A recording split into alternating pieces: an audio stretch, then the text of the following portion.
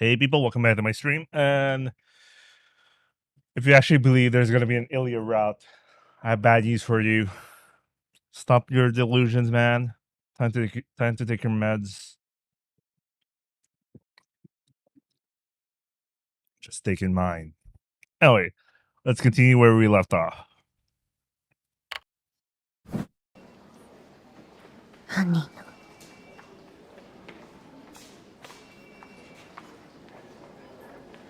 それは教えられないんすよ。捜査上の秘密っす。匠。秘密っす。 The detective smirked. He was attempting to laugh the question away. And yet, something unrefined could be seen through the cracks of that smile. しかし西条くんは不思議な少年っすね。彼を見ていると殺人の容疑者にはとても見えない。もしあれで本当に犯人だったとしたら、まさに人の皮をかぶった悪魔っす。まだ容疑者なの、彼。いや、そういうわけじゃないっすよ。The detective casually denied with a smile, putting IS's persistent questions to rest. ああ、今の話、誰にも言っちゃダメっすからね。What was he trying to do there, Sua?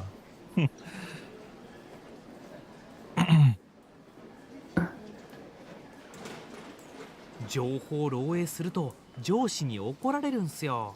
まあ当然なんすけど、この前も先輩のとばっちりで怒られたばっかで、綾瀬ちゃんも一度会ってると思うんすけど、覚えてるかな。バンさんっていう髪がボサボサで武将髭生やしたおっさんでか。Ayase did remember him. When she had been questioned, that older detective had been even more talkative than the younger one she was conversing with now. His way of speaking had been a lot more assertive as well. あの人がすぐこのバカってどうなるんすよ。そのくせ自分は本来の捜査をせずに、なんだかわけのわからないことばっか調べてて、挙句の果てに自分まで無理やり付き合わされて、最近胃が痛いんすよね。いや、まあ根はいい人っすし、勘が異常に鋭い人で、過去にも難事件をいくつか解決に導いたらしいんすけどね。その話をするためここに来たのは。 Ayase interrupted the man, and his smile quickly soured. ああ、いや、申し訳ないっす。つい愚痴入っちゃったっすね。今の話は全面的に内緒にしてほしいっす。諏訪守、一生のお願いっすよ。それで一つ目は、なんであんなことを？ Despite his ambiguous phrasing, Ayase could tell he was referring to her diving off the school rooftop. もう何度も話したわ、他の刑事さんに。邪神王グラジオールの復活を阻止するためですか？死ぬつもりなんてなかった。魂を一つ上のステージに持っていこうとしただけよ。例の若者の間で話題になった君の歌についても似たようなこと言ってたっすよね。And that was the second question he had for her. Ayase let out a faint sigh. ニュージェネのことを歌ったものなんかじゃないわ、あの詩は。グラジオール期目視録詩編のインスピレーションを受けて作った第3章102節よ。 I wonder if it's a real book. I mean, in their universe, I mean. Fictional, a high fantasy novel based on an East European myth of Gladio, the wicked-hearted king, with the saga in its entirety being told over the course of 23 volumes. It depicts the battle between the 7 Black Knights of Gladio. Uh-huh.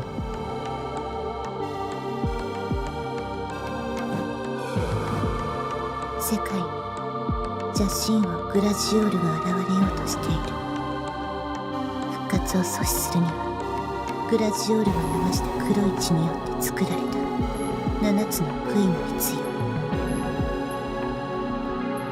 悔いは剣へと形を変え、神罰を乗り越えた7人の黒騎士の手に渡る。目には目、歯には歯、邪神を背負いし人間だけが邪神王を滅ぼせるの。なんか映画みたいっすね。そういう壮大な設定は好きっす。Isaac glared at the detective in response to his comment. 設定じゃないわ、現実よ。じゃあ最後の質問っす。The detective casually brushed away Ayas's objection, though she was all too used to this form of dismissal by now. Not a single person she had told this story to this far had believed it. 君や西条くんの他にも水明の生徒について何人か洗ったんすけどね。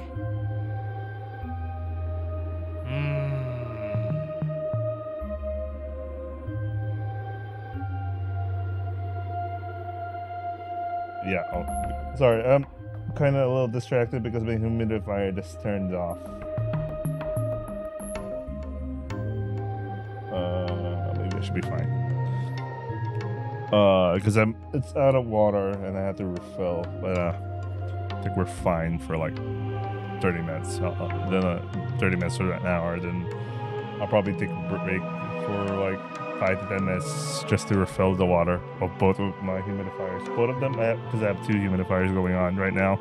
Anyway, did I read it? The detective mumbled to himself as he folded his arms. This was very obviously another act of theatrics, and Ayase had no intention of commenting on it. 何？すごくバカバカしい質問なんすけど、刑事が質問するようなことじゃないんすよね。本当は子供じみてるっていうか。そう、質問する気がないなら出て行って。頭が痛いの。ああ、いや実はね、バンさんが妙なことを言い出してるんですよ。君たちは魔法使いなんじゃないかって。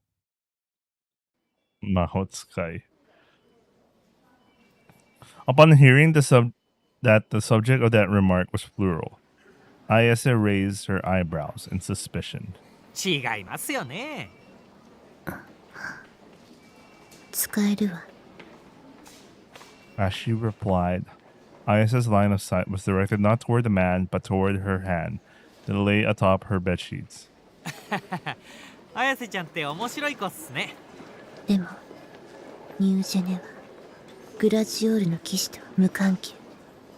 ああ、そうっすか。まあどうでもいいんすけどね。The detective, completely disinterested in what Ayase had just said, brushed off her words once again, then began to stretch. The moment he did so, a digital sound suddenly cut through the silence of the room. The detective, surprised by this interruption, reached into the pocket of his suit and took out his cell phone. まずった。病院って携帯禁止なんですよね。電源オフにしておくの忘れてた。うわっ、しかも女からだし。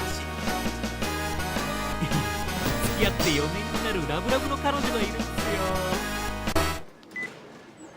He turned his phone off with a grin, forcing the caller to hang up. He then turned to Ayase once more. 綾瀬ちゃんは映画見るっすか？スパークウォーズって知らない？それに出てくるダース・スパイダー伯爵のテーマなんす。今のメロディー。No, no, no, no, no. I did not expect the reveal to be this early on. The foreshadowing. I didn't expect this. This was the first foreshadowing. This was the first scene you'll have a foreshadowing regarding Sua's nature. Ayase had no interest in movies, nor anything of that sort. Having long since decided that she had no obligation to further entertain the detective's questioning, she returned to gazing silently outside the window. 実は自分スパークウォーズオタクなんすよ。No, no, no, no, no, no, no, no. あ、興味ないっすか。そりゃ失礼したっす。じゃ自分はこれで。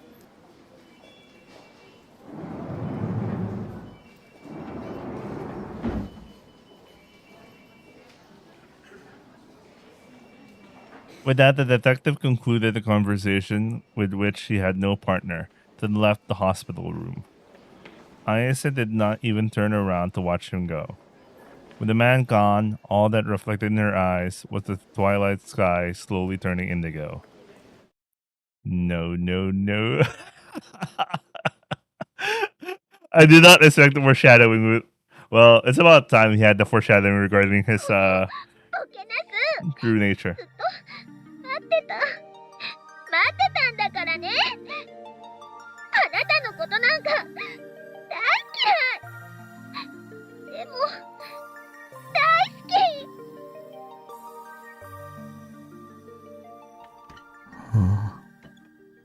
Yo, happy 20th anniversary, Saber and Ryder. Anyway, I stared in a daze at Seiratan as she moved around the monitor. The final episode of Blood Tune had aired deep in last night. The story was gradually getting more and more intense, and the episode had received particularly high praise on that channel. This was the third time I've seen it, but none of it was really sticking with me. I checked the time and saw that it was past 10 p.m. Rumi had left around 8. While she been here, she encouraged my depressed self in many ways, and she said so many nice things to me. Thanks to her being by my side, I felt less lonely today than the entire week prior. That being said, Rumi still wasn't taking the situation all that seriously. It felt almost like she was avoiding talking about New Gen entirely. Maybe she was just done with me. Her friend had been hurt in the earthquake, and it sounded like she already had a lot on her plate with just that. She probably just didn't have any room left to bother with me and my problems. But the issue with that was, well, yes, I was probably way too paranoid. There was no doubt that this was a genuinely dangerous situation. I could be killed today, even. Shogun had been coming after me all this time. Persistent didn't even begin to cover it. If I could just understand what he was doing, or why he was doing it, then I could work out some countermeasures. そういえば、あのおじさん、別れ際にこんなこと言ってたのら。中でも一番特別なのは、その目、誰の目を産み落とした少年。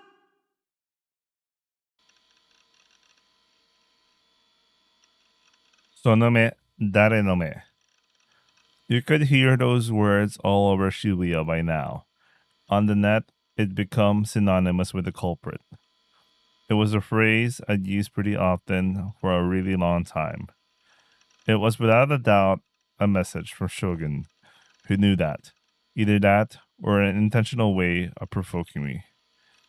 When I had first started using that phrase, oh, okay, that's a question mark.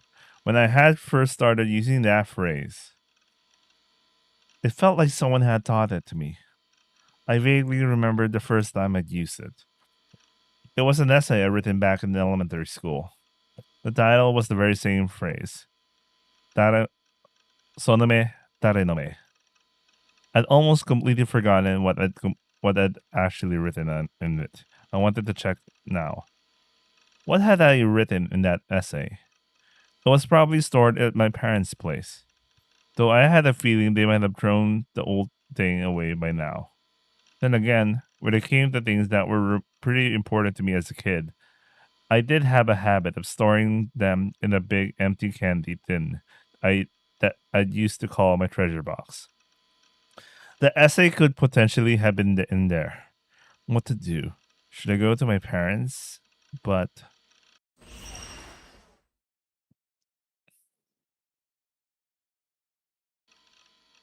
I didn't want to show my face to Nanami. I wouldn't know what to say. はあ、僕はどうしようもなくヘタレだ。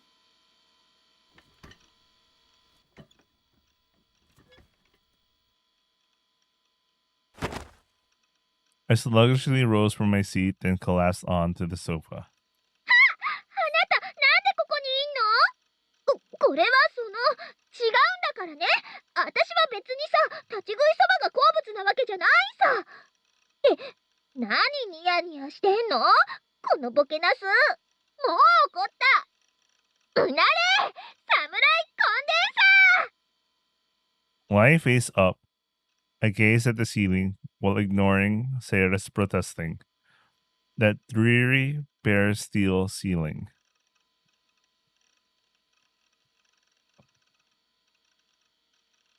Bare steel?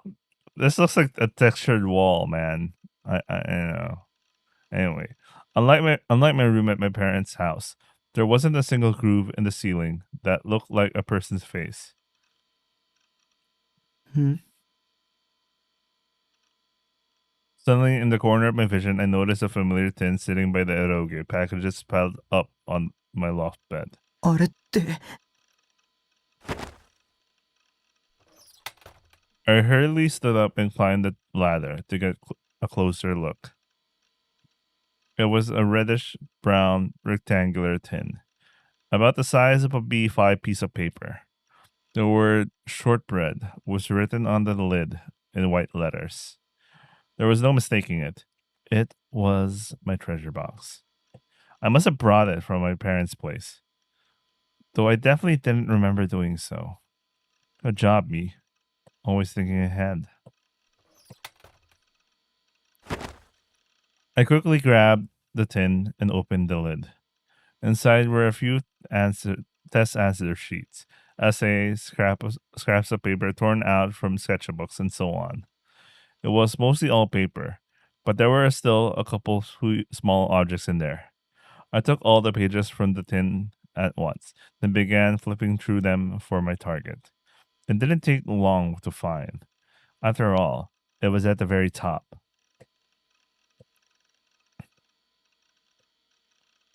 The essay paper had faded in color.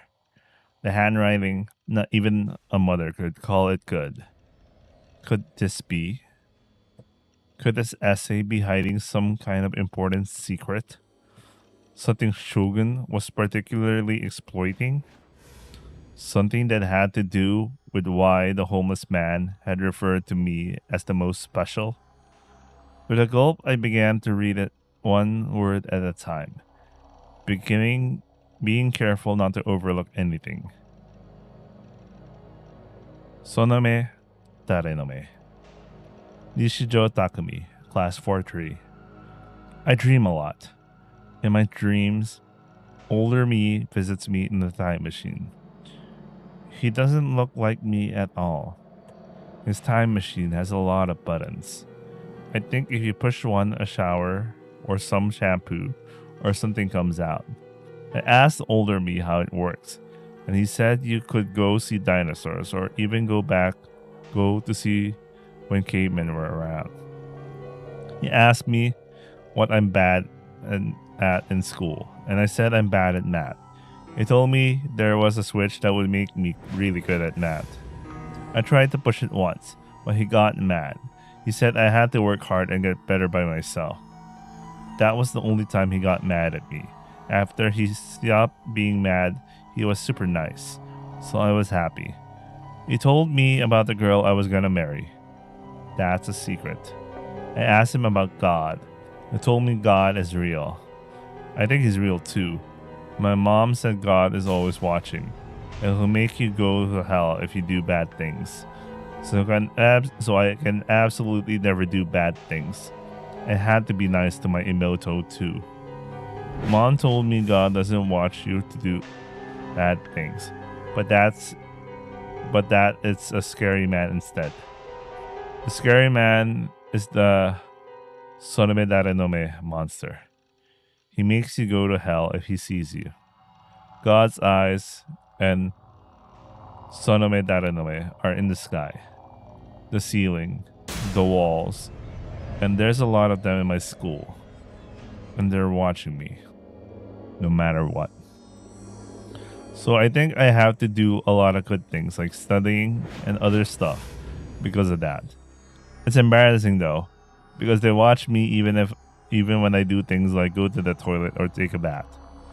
Also, ever since I was little, I could close my eyes and dream sometimes, even though I wasn't sleeping.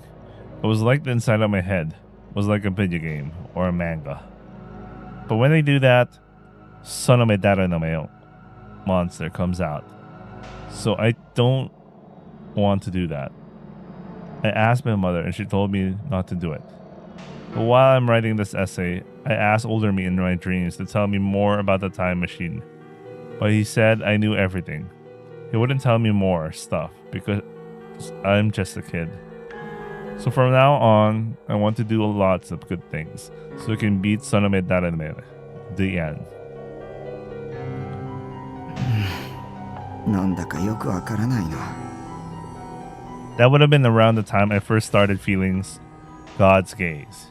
Maybe I was going through some sort of phase back then. Either way, trying to understand anything from this extremely cryptic essay was beyond impossible. It felt like it would be easier to decipher a bunch of hieroglyphics than it would be trying to figure out what the hell I've been talking about. As I thought that, I noticed that something was scribbled on the back of the page. Come to think of it, hadn't I loved doodling back then? Yeah, like in my social studies textbook, the pictures of historic figures would always have mustaches or sunglasses drawn onto them, and my notebooks would always have flipbook animations drawn in the corners. Oh yeah, I used to do that to myself. Back then, I started enjoying drawing more and more, to the point where I'd even gotten my parents to buy me a sketchbook. Although, to clarify, it wasn't like my drawings were anything to write home about. Immersing myself in nostalgia, I turned the essay over to check out what I'd scribbled on it.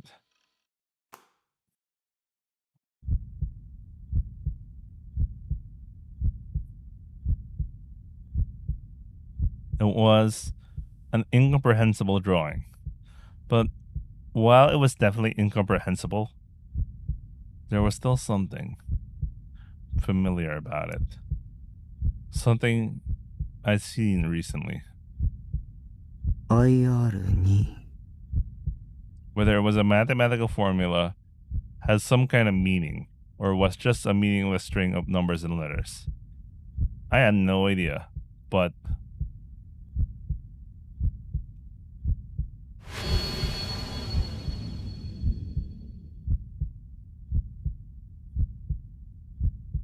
this formula, it was the exact same one Shogun had posted out of nowhere, back when he first came into contact with me in the chat room. I hate you kind of need to worry about TL here. QA. Sonome Daranome and LR2. Two key things that come from the essay I'd written many years ago. Things that even I myself had forgotten.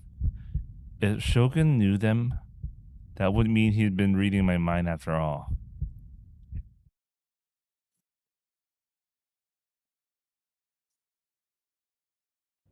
Aww. Within the free shop reception room, or rather, the narrow space partitioned off by a few shelves being used as one, Ban sat deep in concentration, scanning through a number of files. Oh, I've been streaming for 30 minutes. Oh, wait. Oh, no. Technically, I've been on stream. So, yeah. Give me 10 more minutes and I need to take a break to refill my humidifiers. Opposite to him sat Yua, huddled up and making her small. She'd been taking frequent glances at Ban in an attempt to read his expression. From an outsider's perspective, it appeared almost like a child showing the parent their report card. Ban was currently reading the report of everything Yua had investigated concerning the new gen cases in Nishijo Takumi. It also included the chat log between Takumi and Shogun from the day prior to the crucifixion case. As a result of her findings, Yua had concluded that Takumi was undoubtedly the true culprit behind the new gen cases. すごいわね。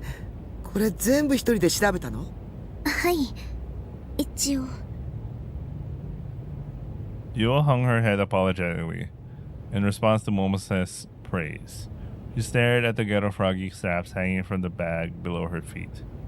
She was speaking with a detective and the boss of an investigation firm. In terms of investigating, they were as professional as one could get. Compared to their frownness, information gathered by the investigation of an ordinary high school girl would be akin to childish scribblings. And yet, despite the supposed gap, Ban and Momose found themselves both impressed by the quality of the report. なかなかいい着眼点だ。よく調べたな。とりわけこの西条匠の多重性ってのが興味深い。西条匠は多重人格であり、オリジナルとなった西条匠の人格が眠っている時、つまり他の人格が活動中に事件を起こしている。本当に面白いわ。まあでもちょっとばかり現実離れしすぎてるかな。刑事さんはその西条くんのこと犯人だって考えてないんですか？はっきり言っていいかい？ Her face stiffened, but after a moment, Yua nodded. 警察じゃ西条匠は容疑者として見ていない。へえ、そうなの。Not just Yua, but Momose gave in amazement as well. A weary smile formed on Ban's lips. He leaned back in his seat and rested the back of his head in his hands. 少なくとも貼り付け事件じゃ西条は白だ。遺体を貼り付けていた杭には指紋がべったり付着しててな。西条の指紋を手に入れて照合してみたんだが全く合致しなかった。そんな。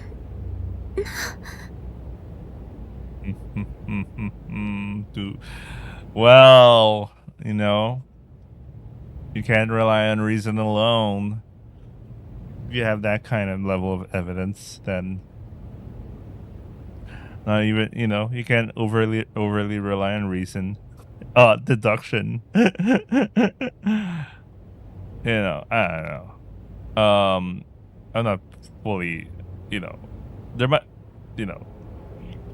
might be huge gaps on like how she ended up with DID. You know, she technically did self-diagnose the entire thing, but it felt reasonable if you try to use deduction, but there's an assumption involved, you know. Anyway, she's not a professional psychiatrist, so, or psychologist or whatever, or mental health professional. Anyway, Yua was turning paler by the second. Her lips trembled.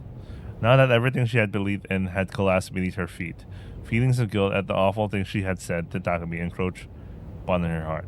杭にあった指紋から容疑者についてはほぼ固まってんだ。まだマスコミにも公表してないけどな。ちなみにそれ諏訪のお手柄だったりする。Oh, Stua. The guy who really loves Spider Thing, whatever you call it. And the only instance we ever saw Spider Thing was with the, you know. スワちゃんは頑張ってるっていうのに、バンちゃんはよくここでのんびりしていられるわね。実はあれ、捜査本部から外されたんだわ。はあ？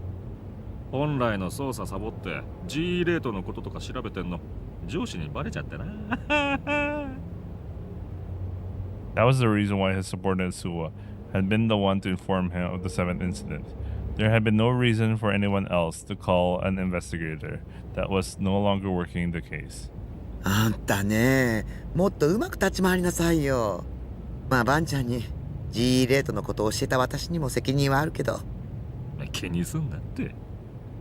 それに GE レートの件は個人的にも気になってたんだ。まあ西条にしても貼り付け以外の事件じゃまだ捜査線上にいる。もしかするとユアちゃんの推理が正しいかもしれん。ニュージェネは同一犯による連続殺人事件じゃないって警察は考えてるの？まだなんとも。ただついさっき第7の事件が起きたようだしな。個人的には犯人は複数いると思ってる。うっと、いろいろ喋っちまった。口外したって知られたらクビになっちまう。今のはオフレコな。Ban playfully placed his forefinger on his lips. You could tell he was like, you know, I don't care, man. I'm just gonna share information to you guys. で、本題なんだが。Having thought that her report had been the reason she had been summoned, Yua tilted her head in puzzlement. 聞きたいことってのは学校のことなんだよ。ユアちゃんは青井瀬名って子知ってるかい？君の同級生のはずなんだが。Oh, you see. After pondering for a moment, Yua shook her head apologetically. 名前は聞いたことがあるような気がしますけど、話したことはありません。ああ、そうか。その人が犯人なんですか？ Why are you always going straight for culprit? You could always just say, you know, do you think she's suspected of something?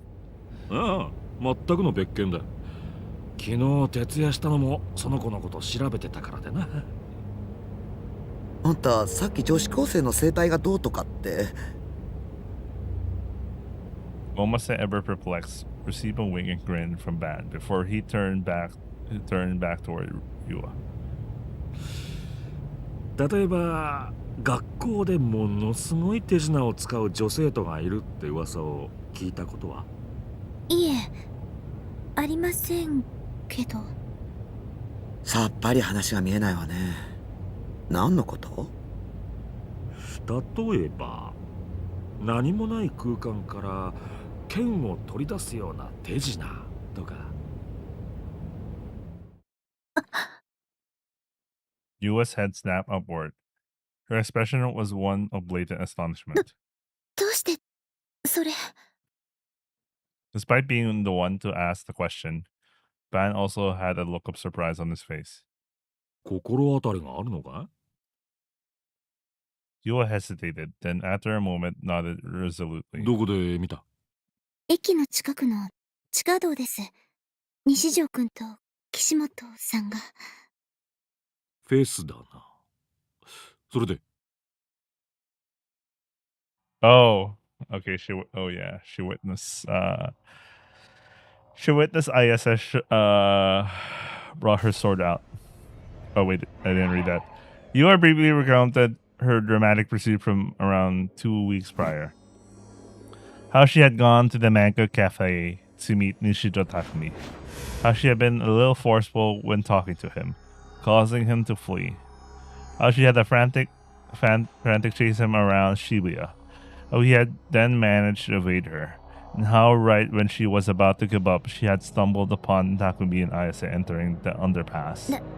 だから私、その階段の上から二人の様子をこっそり伺っていたんです。二人は階段の一番下で何か話していて、どんなことを話していたかは聞き取れなかったんですけど、そしたら突然岸本さんが剣を何もないところから取り出したんです。すごく大きな剣でバッグにも入らないような。By the way, there's something interesting to think about. When Ayase did that, when pulled out her D sword, did she real boot at her sword or not? Anyway. まさか。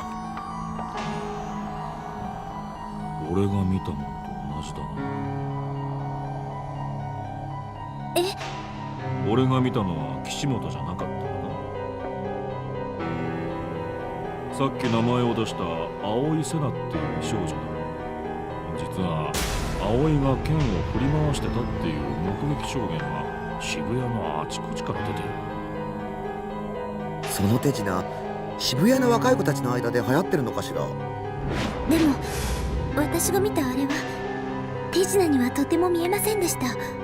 それに他にも何か見たの？信じてもらえるかどうかわからなくて、誰にも話したことはないんですけど、あの時岸本さんは剣を出しただけじゃなくて。Yua's words faltered and slowly licked her lips. She looked lost on whether or not she should continue. Her eyes darted around the room. But eventually she sealed her resolve and fixed her gaze upon the band. 二人に分身したんです。まるで本当にその場に二人いるみたいでした。私、わけがわからなくて。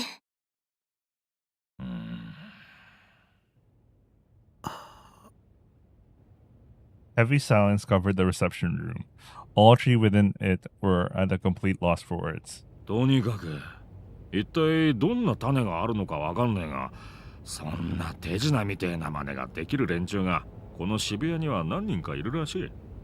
それと岸本綾瀬も青井瀬名も西条匠と接触したことは確認済みだ。これが偶然とは思えねえわけよ。西条くん。あの少年の周囲ではどうも現実離れしたことばかりが起きてるような気がする。And as Ban said that, his words from the call before reappeared in his mind. 怪獣か魔法使いで済ませられるならよっぽどいいけどな。Ban's murmur did not reach the other two. Averse to the gloomy atmosphere, Momose took a breath and sipped on the tea her subordinate had brought over to her. Then, as she brought the cup back down, she put on a smile and unceremoniously made to change the topic. ところで岩ちゃん、そのカバンにぶら下がってるカエル、最近流行ってるんでしょ？はい。Yua gave a sigh of relief, having been saved by the kind company president. なんて言うんだっけ？ゲロカエルンです。いろいろ種類が出てるんじゃなかった？ 10 種類ぐらい。はい。私は友達からもらっただけなので詳しくは知らないんですけど。なんだってこんな手抜き商品が流行るんだろうな。見た目だって俺の方がずっと可愛いぞ。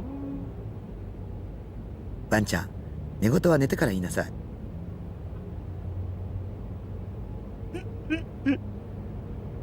冗談だって。Just a little Joden man.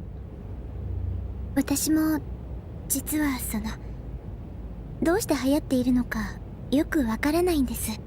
あら、結構可愛いと思うけどね。ももちゃんの見る目も衰えたな。世論は私の方が正しいって証明してるじゃない。バンちゃんも買いに行った方がいいわよ。一体どこへ行けば買えるものなんだ？ゲロカエルンの専門ショップがあちこちにあって。専門ショップだ？そこで金曜日に行列に並べば買えると思います。金曜日？毎週金曜日に新しいデザインのものが発売になるんです。好きな子はコンプリートとか言って全部集めてるみたいで。While Yua was in the midst of speaking, Ban had turned to Momose while scratching the stubble on his chin. 金曜か。流行るとは思えないものが流行ってて GE レートは毎週末に上昇する。まさかバンちゃん。当たってみる価値はあるかもな。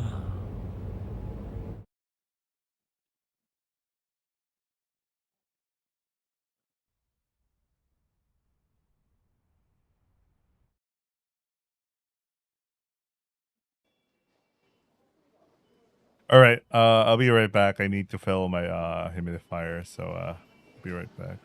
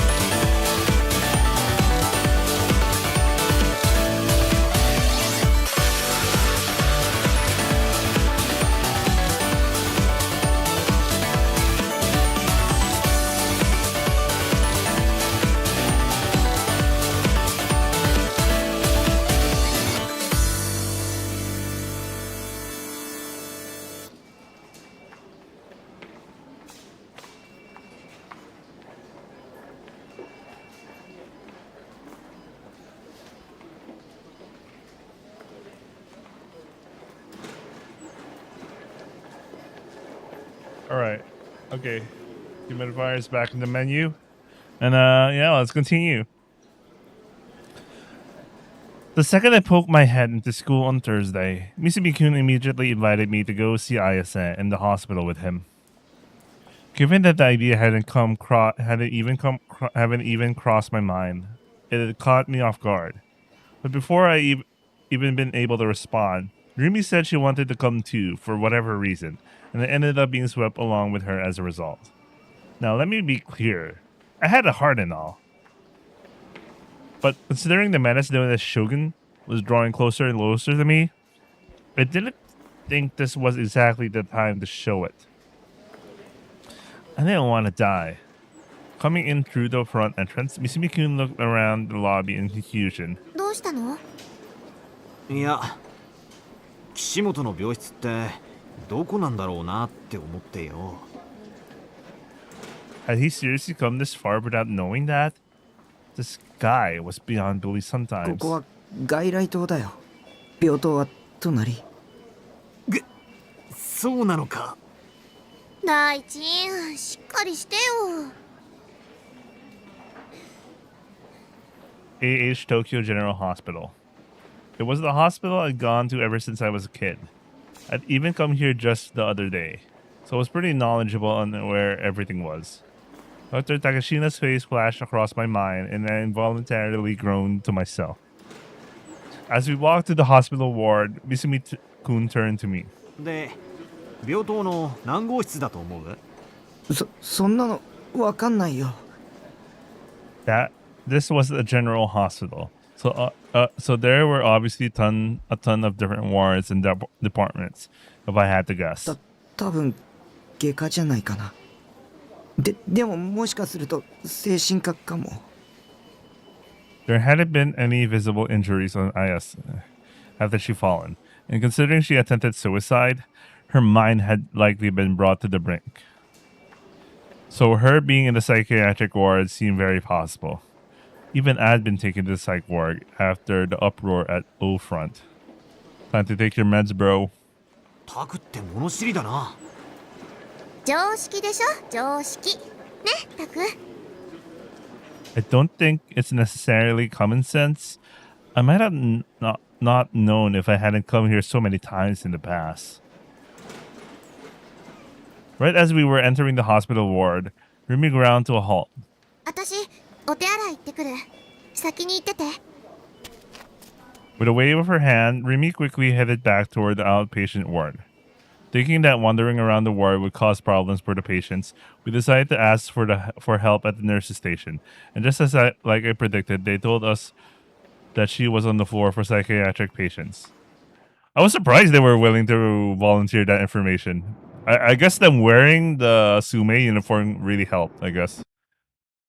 Alright, let's go. Positive delusion. The hospital room had an area of around 10 square meters. There was a toilet to the right of the entrance, and there was a bed near the back. The setting sun shone through the window on the other side of the room. Ayase wasn't in bed. Based on how the sheets were a little messed up, it looked like she had been there until very recently.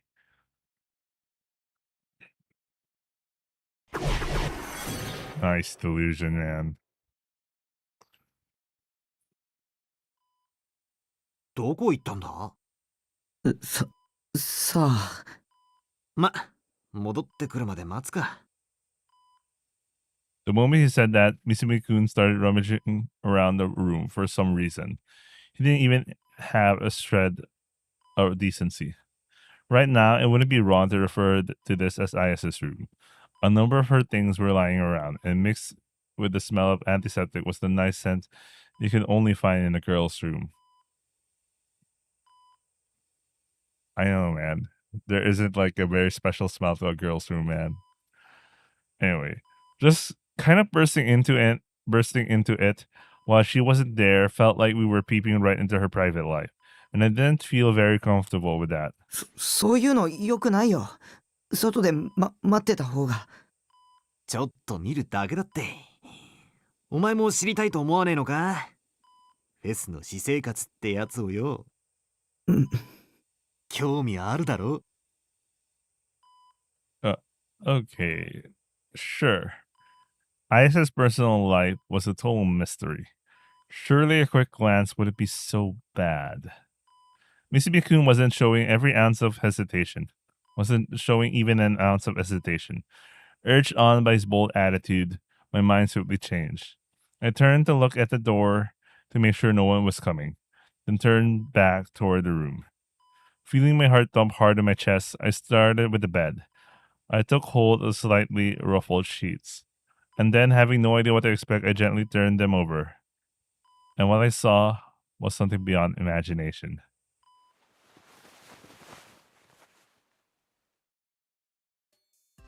Hidden beneath the sheets was lingerie. A full set of lingerie. This guy, man, what the fuck? A pair of purple panties were scrunched up haphazardly. They had been clearly been taken out recently. This wasn't brand new condition. This was wholly entirely used. Fuhi. Sorry, I really get this is kind of disgusting for me, man. And this was a private room.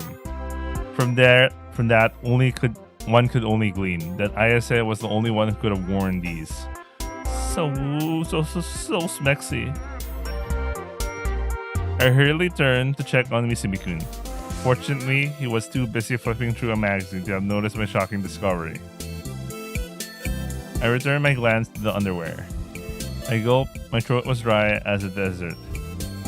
My trembling fingers, almost entirely on their own, reached toward the underwear. Feeling my pulse getting quicker and quicker, I, ever so softly, touched them. For some reason, they felt squishy, physical. Something wasn't quite right about this. それは私のお稲荷さんだ。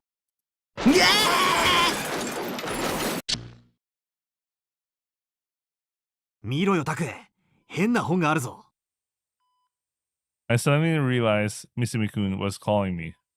I was standing in the corner of the hospital room. The bed sheets were in turn over, and there was obviously no sexy lingerie inside. Phew. It had been just a delusion. I ended up with an extremely horrifying twist, so I made sure that memory remained forever sealed.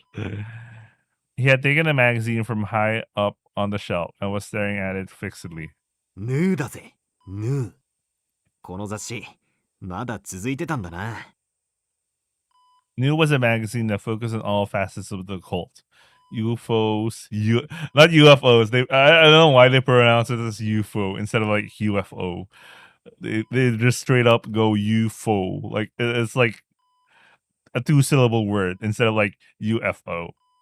Anyway, aliens, ESP, religion, urban legends, mysterious phenomenon, super ancient civilization, op arts. What the fuck is op arts, man? I have no idea, man. It wasn't difficult at all to believe that our very own schizo shit loving ISA would be reading it. こっちの文庫本は、何々グラジオール記黙示録詩編ファンタジー小説っぽいな。I wasn't familiar with that specific book, but the term Gladio did ring a bell. Where had I heard it again? I was pretty sure it had been pretty recent. 岸本と付き合うとなると、この趣味に合わせないといけねえのか。大変そうだぜ、これは。Had he still not given up on dating Ayase, even after being turned down in an instant last time?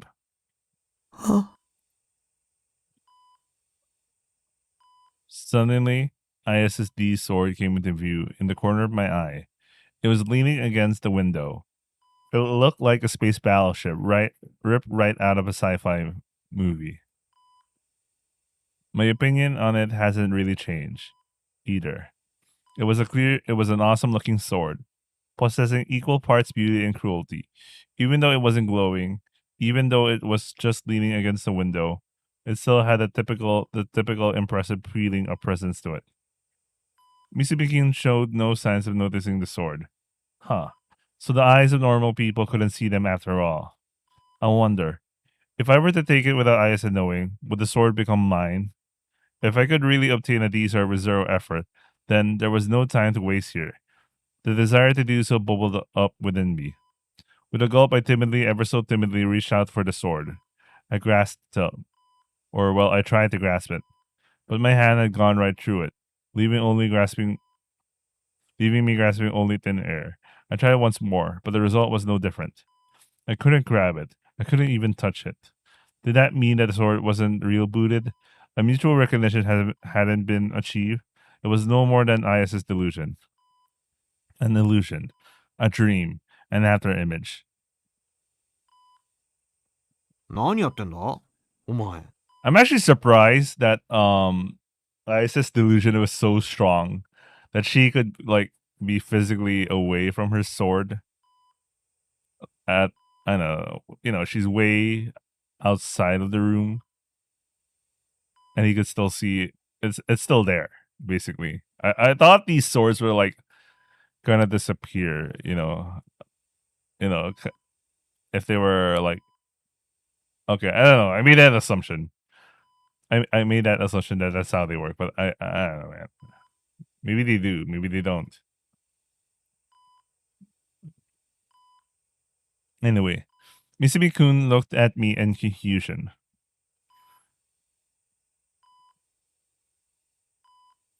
We then waited for around 10 minutes, but Ayase still showed no signs of coming back.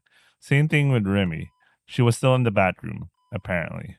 Where could she have actually gone? リミって、この病室の場所知ってたか We asked for the location at the nurse's station after Remy had left. She could very well be wandering all throughout the window as we spoke, not having any idea where we were and where this place was. あいつバカだからな。俺たちみたいに誰かに聞こうって発想がないのかもしんねえぞ。探しに。 I felt uneasy not being with Remy. I couldn't say for sure that this hospital was safe. If Shogun was reading my mind right now, he would have known that I was here. そうだな。待つのも飽きたし、タクもあいつがいないと寂しいだろうからな。なあ、ぶっちゃけ、リミとはどうなんだえ付き合ってんのかって聞いてんだよ。お前ら、最近結構いい感じじゃね付き合ってないよ。 By what I've said, my face was still flush. Me and Remy dating. It was true that I had delusions of that many times. I hadn't been interested in Treaty in the past, but nowadays, Remy was becoming more and more important to me with every passing day. But back when Remy had said she'd stay by my side, she also said the following. そんなの友達だからに決まってるでしょ Oh no, Times Square with seppuku. But to be fair, around the time when she said those lines, and spoiler, she's a mind reader. He was thinking the idea of that if Remy were to say something like she liked him or something like that, he would have gone all 100% suspicious on her. In other words, she only saw me as a friend. There was no way in hell she'd want to start a romantic relationship with an otaku freak like me. Besides, Rumi would probably be a bit slow on the uptake with that kind of thing. Bro, it doesn't matter if that was the case. If that was the case, because, if she liked you, then that should be enough, I guess. I don't know, whatever. Anyway, I split ways with Misumi-kun and went to look for Remy or Ayase. Misumi-kun had gone downstairs, so I decided to take my search above. Amisha! No! Amisha! Oh no, Abby Bros! What did they mean by this? What did they mean by this, Abby Bros? In case you don't know, this is a reference to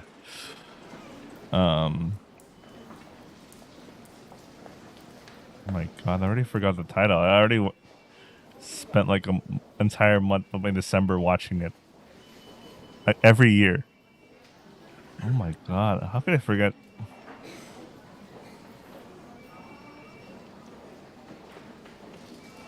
Give me a second. How come my brain is so dead?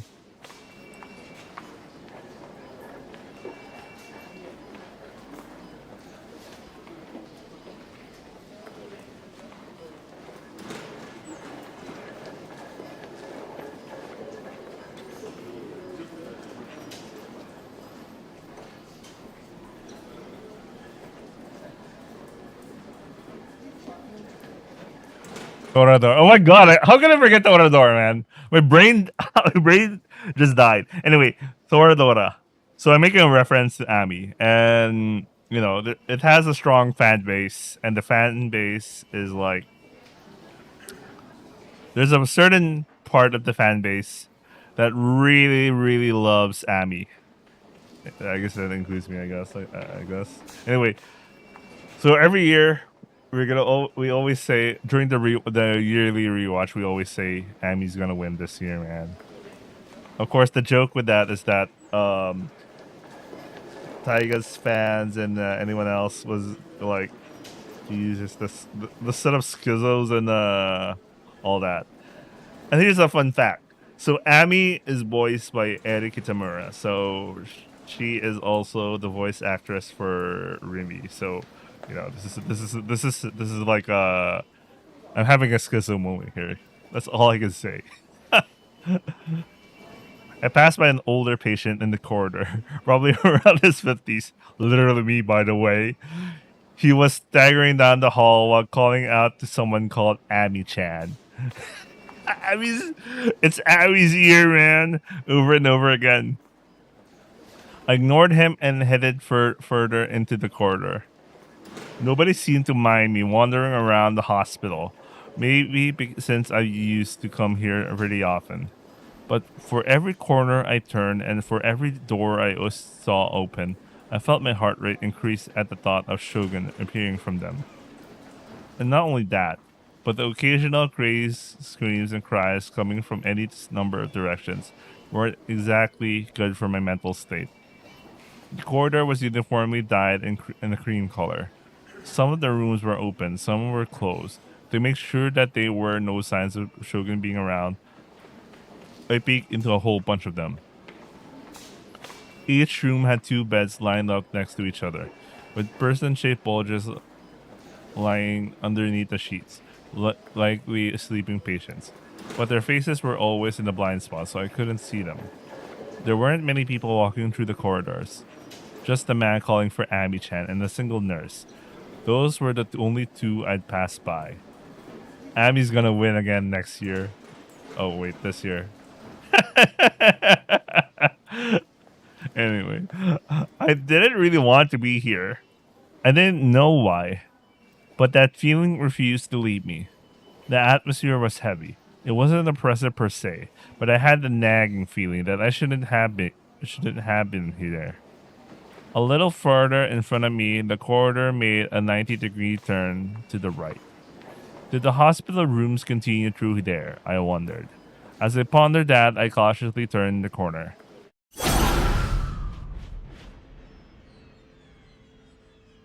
And I was immediately met with a wall.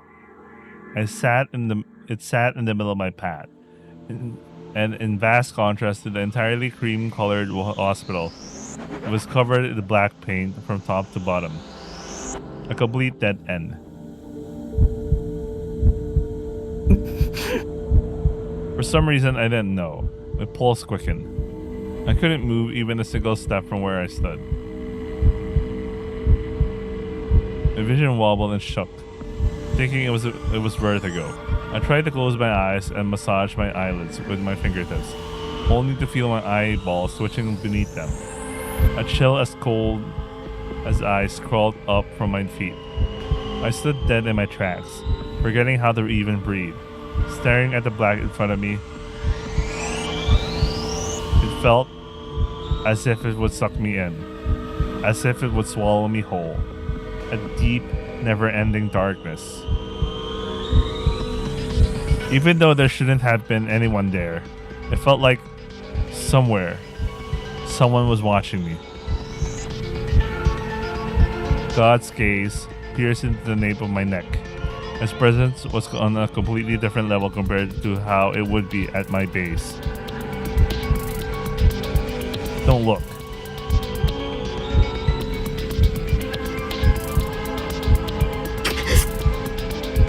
Mustering all my mental strength, I managed to close my eyes. I finally was able to breathe again, and I stepped back while gasping for breath. With my head facing down toward the ground, I fled through the corridor. I sped back to the floor with ISS room, gasping and wheezing all the way. That's a very mysterious room, by the way. I wonder what's special about that wall. Oh, wait, did I say a room? Anyway, let's leave it at that. I touched the nape of my neck and felt sticky sweat oozing from it. But the sweat wasn't just coming from there. My entire body was drenched in it. What the hell was going on? Was Shogun reading my mind? The presence of God's gaze wouldn't go away. My wheezing and shivering refused to calm down. Exhaustion had devoured my motivation in an instant. I wanted to go home. I wanted to have Remy take care of me as we lock ourselves into my base. It wasn't like me visiting Ayase would make her happy, if anything. It would probably do the complete opposite. I was an idiot for coming along with Misumi-kun. The guy clearly had an agenda, and it was a complete odds with me. I had no reason to be here. I should just go home. Before either Shogun or Yuash appeared. They always appear whenever I least expect it. I bet they'd pin down where I was with ease. No matter where I was, I needed to be prepared. Tracing the wall with my hand, I staggered my way to ISS home hospital room. Had Misumi-kun gotten back yet? Hoping he'd found Remy, I dragged my legs forward. 山井さんがまたアミーちゃんっていう名前を呼んでたんですよ。Abby! Abby's gonna win again this year!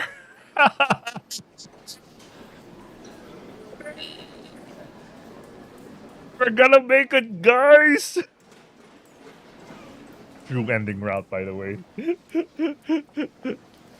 I heard the voice of the nurse coming from ahead. Looking up, I saw the two of them were walking in my direction. One was young, the other was a well-built middle-aged 一 lady. 体誰のことを探してるのか。それこの病院に伝わる怪談よ。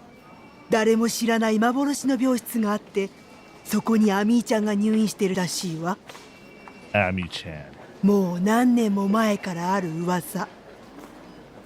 I looked back down and waited for the two to pass by, and held my breath to hide my ragged breathing.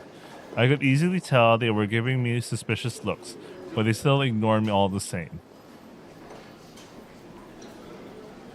After the two nurses passed me, I continued my endeavor and arrived at the nurses' station. I must have missed ISS room, as there should have been a bit before.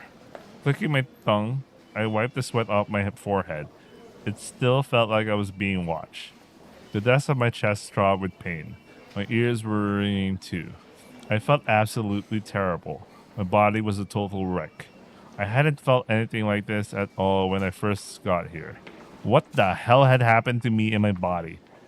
With the pain overwhelming me and becoming too much to bear, I went to ask for help from the nurses at the nurses' station. Yo! Why was she always there, man? Well, this is our hospital, but it seemed like she's a special character. I wonder why.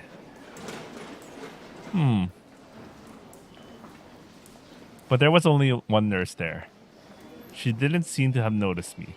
Her back was turned to me, and she was mumbling something while deeply absorbed in whatever she was working on. In her hand was a clipboard. She was writing something on the form stuck to it. 信仰の救いあれ、信仰の救いあれ、信仰の救いあれ。 Oh no, no, no, no, no, no, no, 信仰の救いあれ、信仰の救いあれ、信仰の救いあれ、信仰の救いあれ、信仰の救いあれ、信仰の救いあれ。 Oh no. You encountered another schizo. I've seen this person many times before. She was that one nurse. Sorry. She was that one nurse. Hazuki-san. Oh. This was the AH Tokyo General Hospital Psychiatry Ward. Of course she'd be here. She'd already attended to me twice in the past month alone. Oh man, this was perfect. If I called out to her, she'd surely help me with whatever I... An urgent-sounding ringing noise suddenly rang throughout the room.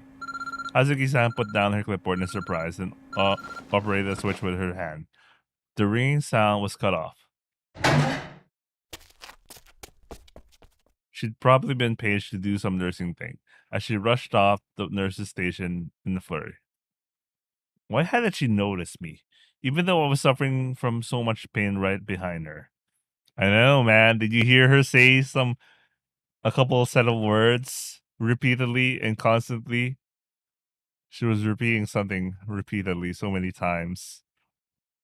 Oh, no, no, no. He doesn't know, man. Oh my god, he doesn't know. I could barely stay standing. The vertigo was awful. With no other choice, I decided to go into the nurse's station to wait for someone to get back. I found a stool around where Hazuki-san had been standing, then sat down. My head ached. It felt like it had back when the earthquake hit a week ago. But this pain was a different nature to it. Or so it felt anyway. I needed something to drink. Just trying to breathe hurt my throat, likely because of all the gasping and wheezing I've been doing. I casually looked around the area. My eyes then landed upon the clipboard Hazuki-san had been folding. At the very next moment, what was scrawled on it entered my field of vision. Where have I seen that picture? Oh my god, where have I seen that picture? Oh my god. Chapter 1, by the way. Whenever I've gone in for a checkup, Hazuki-san has always been writing something on the clipboard of hers, all while having the same gentle smile on her face. I thought that she'd been writing down the prescription she's planned on giving me, my temperature, things like that. That was why what was drawn there was beyond my comprehension. これって I'd seen it before. I've already seen this shitty drawn sketch somewhere before. But where? Where had I seen it?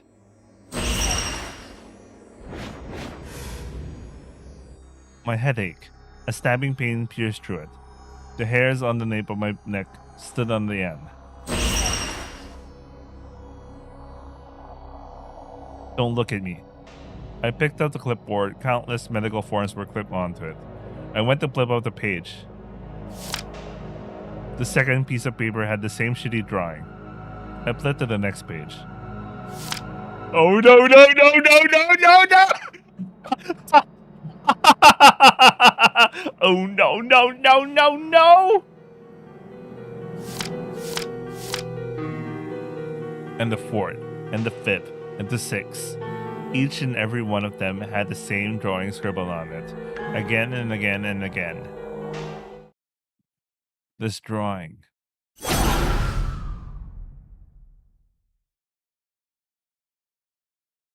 was the crucifixion.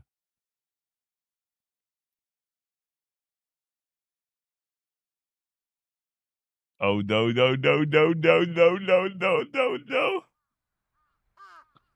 Evening fell on the roof of the old building in Shinsen, the building atop which Nishijo Takumi's container house stood, still as dead. By the way, in the anime, they had a little different thing going on in the hospital thing, because at some point in the anime, Nishijo, Takumi and Misumi were looking from up above. They looked down at the courtyard, or the roof. I can't remember. Anyway, they were looking down from a certain height, from a window, and upon looking down, they noticed that Ayase was talking to Remy. But that was something I was expecting a scene like that here. But apparently I guess maybe that was an anime original scene, but I don't know. Let's continue reading this. It was Aoi Senna's second time visiting it. The first time had been a few days prior. Following her encounter with Kozoe and Takumi and Center Guy, she had gone on to tail the boy in secret. Through this, the location was set in stone in her mind. Oh, okay. It's still possible for the scene to happen, but this is Aoi Senna's. This is Aoi Senna. Okay. セナさん、やめた方がいいと思うのだ。泥棒さんはね、クドピ嫌いなの。にゃー。それならどうしてついてきた？ Tenet regarded Kozoe in a cold manner, refusing to even turn around to view her sagging shoulders, not her long face. Tenet had come here to infiltrate Takumi's room. Nishija Takumi is not normal. That was the conclusion she had come to after speaking to him many times. There was no doubt in her mind he was distinctly different to normal gigolomaniacs like Kozoe and herself. Did he possess delusional abilities so abnormal it proved terrifying, or could he perhaps be receiving some form of artificial support? Regardless of which it may be, the uncertain nature of Takumi greatly bothered Senna. As of the current moment, she was searching for a man known as Hatano. There was a real possibility that Nishida Takumi had some kind of connection to him. She had no conclusive evidence of this.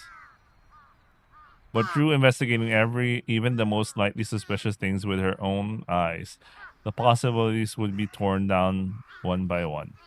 And with such methodology, she would find her target with absolute certainty. That was Senna's creed. The door had a padlock attached to it. With a slight scoff, she swung down her D-sword that she preemptively rebooted. The padlock was effortlessly smashed to pieces. たくみさんが帰ってきたら怒られちゃうよ。 She had already confirmed that Takumi had been heading from school toward the station with two of his friends. However, even if he were to find out, it would make no difference to her when it came to attaining her goal. Senna had no qualms with others coming to detest her, or even being reported to the police. She opened the door and stepped into the room. Senna could only grimace at the disastrous cesspool of her room. The endless piles of trash forced a groan from her mouth. 汚いね。なんで楽しそうなんだ小杖。靴は脱いだ方がいいのかな。 With a sigh, Senna ventured deeper into the room, shoes still adorning her feet. How disrespectful! お人形さんいっぱいなのら。うぷー。たくみさんって変態さんだったんだ。すごいな。 Paying no heed to Kozoe, who seemed oddly impressed, Senna stood before the PC. She turned the power on without hesitation, scoured the desk with her eyes as she waited. Furrowing her brow, she picked up a sheet of paper that had been left on the desk, an essay.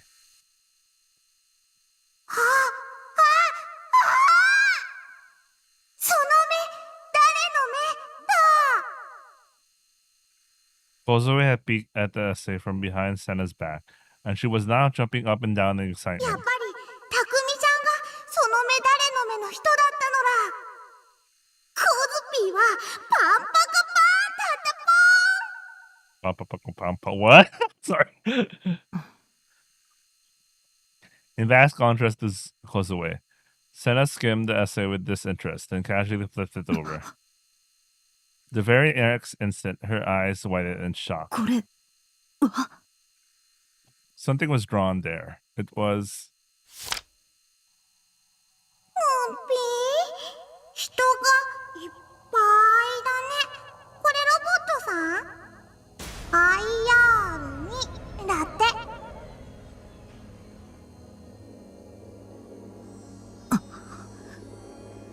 セナさん？ The sound of gritting teeth escaped from Senna's lips. Her expression was far more grim than usual, and the hand holding the essay trembled with anger. そうか、西条が IR2 を生み出した張本人か。 Her voice forcefully stifled. She crushed the sheet of paper in her fists.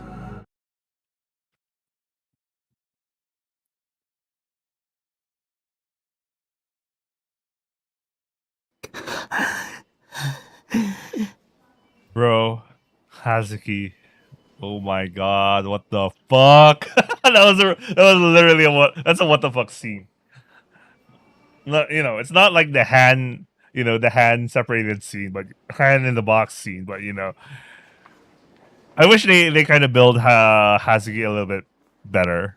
And the moment you decide to like look into her clipboard, your brain will be like, all this time when you thought she was taking care of you and all that, she was drawing the fucking.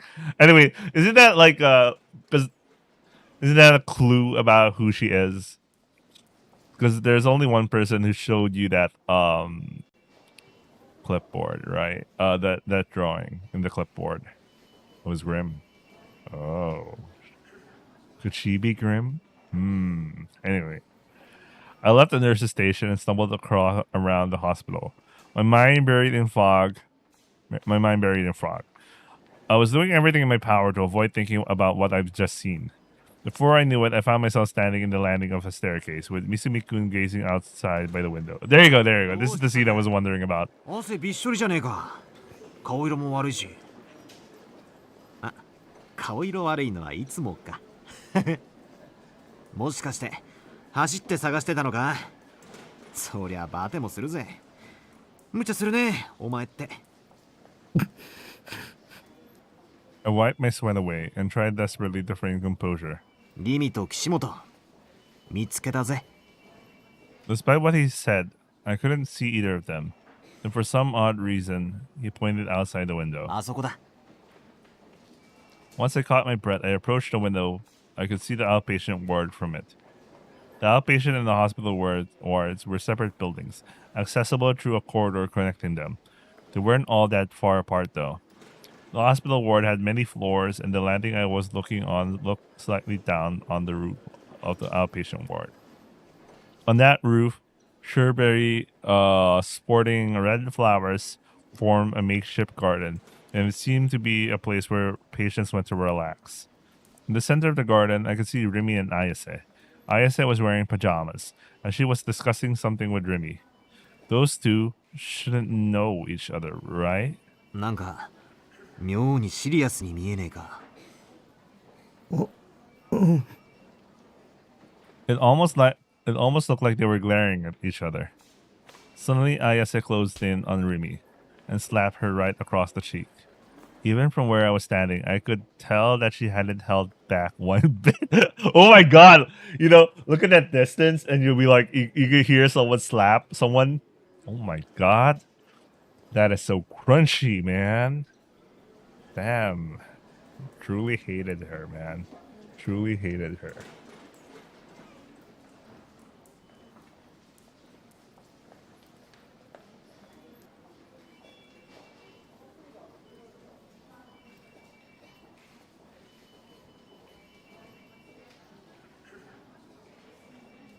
Ayase then walked away from Rimi.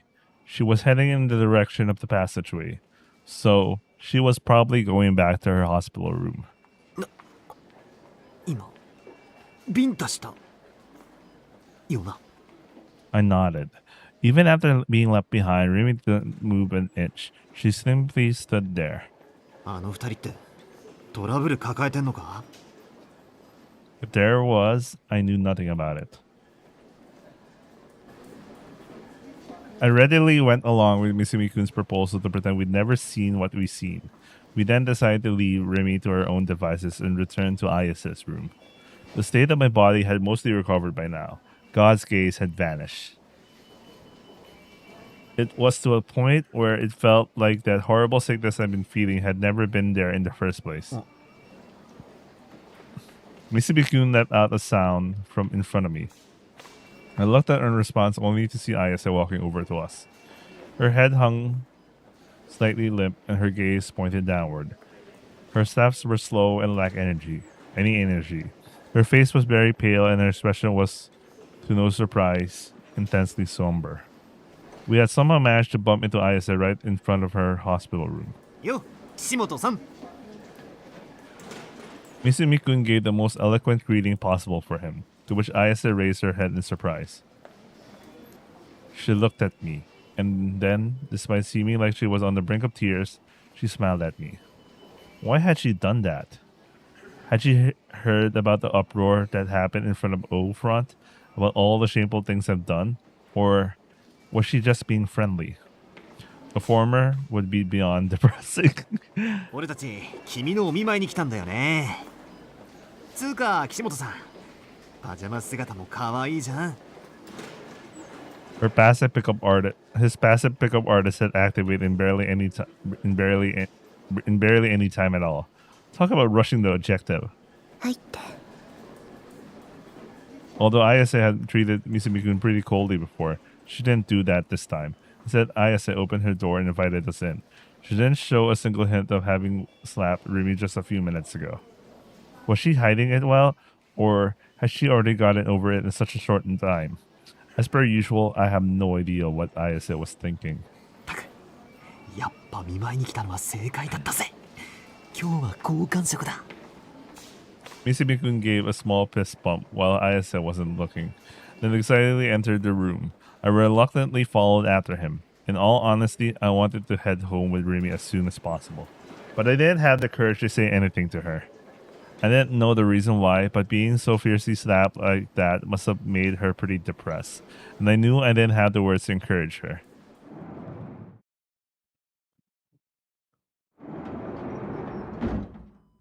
Ayase sat down on the bed, and Misumi-kun very casually sat beside her. Talk about daring. I couldn't help but be taken aback by Misumi-kun's mode of attack. Ayase gave Misumi-kun a single glare before fixing her gaze upon me. Being stared at so blatantly put me at a loss at how exactly I was supposed to respond.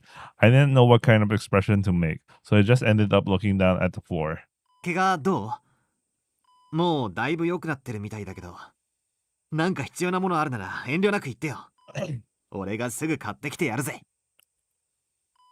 He focused intently on Ayase's hand. If I had to guess, he was scheming on how to best grab it. That refined, slender hand. Should I just go? あ、小説とか読む？俺さ、グラジオール記黙示録詩編ってのが好きなんだけど。岸本さん、知ってる？ 匠。 Leaving Misumi-kun's question unanswered, Ayase called my name. 君はグラジオールの7騎士の一人よ。え？ Right in the schizo shit, huh? Even the mayhem surrounding her attempted suicide hadn't been enough to change her at her core. やっぱり導きだったんだわ。君と私が出会ったのは。 Quietly, dispassionately, Ayase narrated about what I could only call a Tola Chuni storyline. 君の邪神はとても強大。だからこそ言うことなしなのよ。黒騎士としての素質は。君が今経験している苦しみはすべて神罰。大いなる意志による試練なの。それを乗り越えた時に理想度は召喚されるわ。君の手に必ず。そして現れるのよ。邪神の黒き大蛇。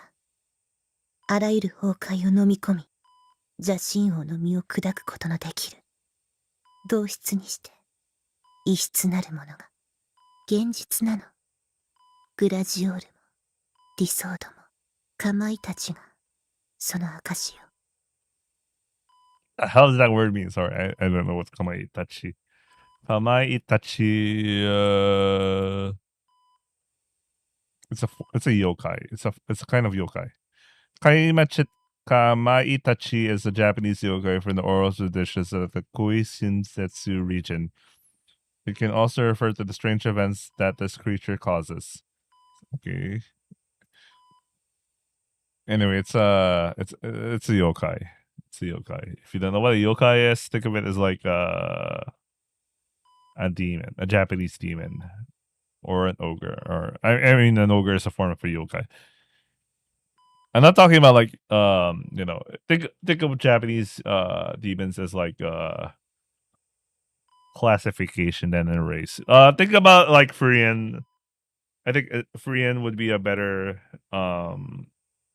example on like there are demons that are sentient and there are some demons who aren't and whatever. Anyway, let's not you could just Google that stuff.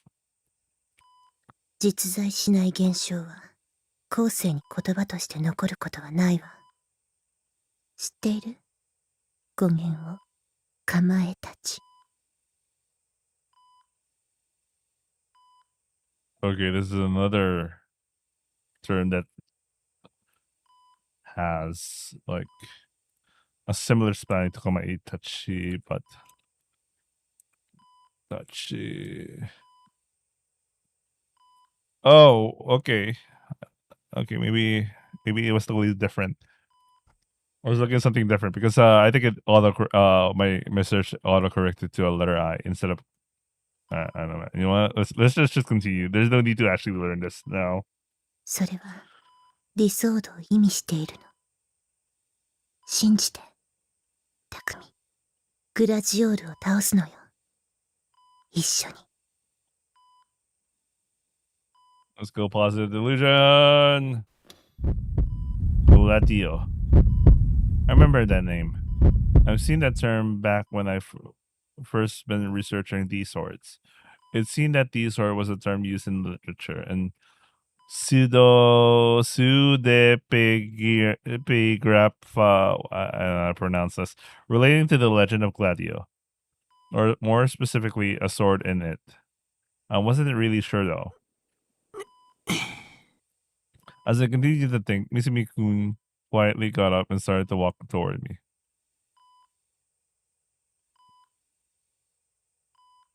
He went to go right past me, but just before he did, he put his hand on my shoulder. 俺、外に出てるわ。ダグ、押し倒しちまえよ。俺の読みじゃ、岸本はお前に脈ありだぜ。I like how he knows his place. He's like, this guy can do it. I'm just gonna concede here, man. I love how he smiled before he left. Flashing me a mischievous smile. He left the room. What a bro, man. That's a bro. He graciously accepted his defeat there and just that was graceful, man. That was a graceful concession, man. He left the room. And of course, that meant that the only ones left in the room were me and Isaac. By the way, in the anime, it was he was like he ended up panicking, and he's just like, "Oh, I can't take this anymore." But here he was graceful.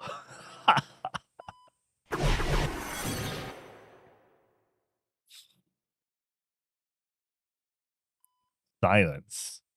Despite having been going on and on about all that Skizzle shit mere seconds ago, Ayase now hung her head in complete silence. Her hands gripped the hem of her shirt as she rolled it up toward her. Then straightened it back out again. Then toward her. Then back again. I guess I had to say something. But I had literally no idea what the hell she'd been talking about. Oh, here's an idea. As I come here to visit her in the hospital, I could give her a few words of sympathy about her condition and call it good. But considering she'd been put in the psych ward, I couldn't exactly just ask her about her condition. What was I supposed to do? If I knew it was going to be like this, I would have just left with Misumi-kun. 匠、 Hearing my name made me jump. Ayase raised her head, then held out both hands to me. 来て。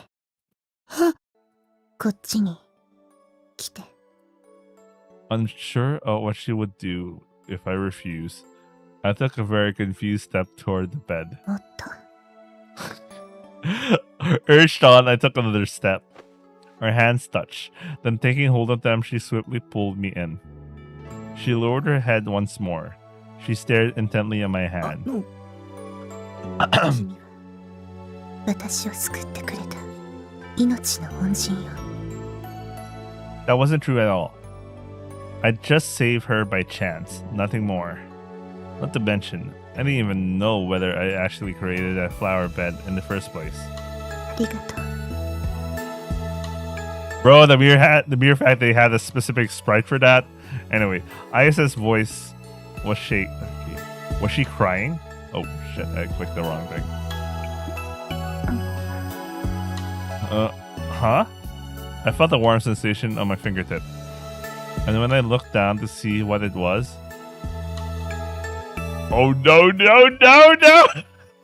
For some reason I couldn't comprehend. My index finger was inside Ayasa's mouth.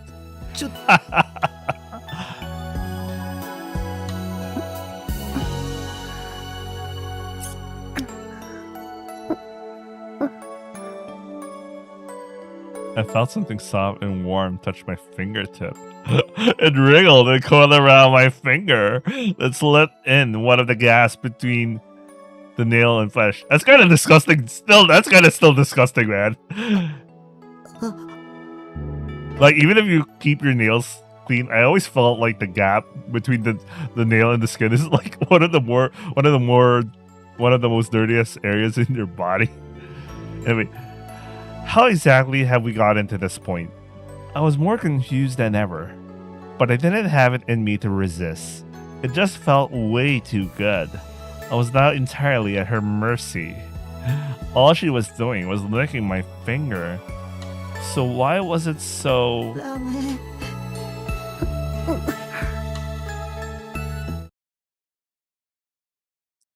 The pleasure suddenly switched into sharp pain. Ayase had bitten my finger hard.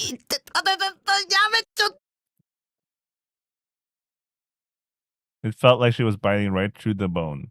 That was how painful it was. I frantically tore my hand away and eventually to free it from Ayase's mouth.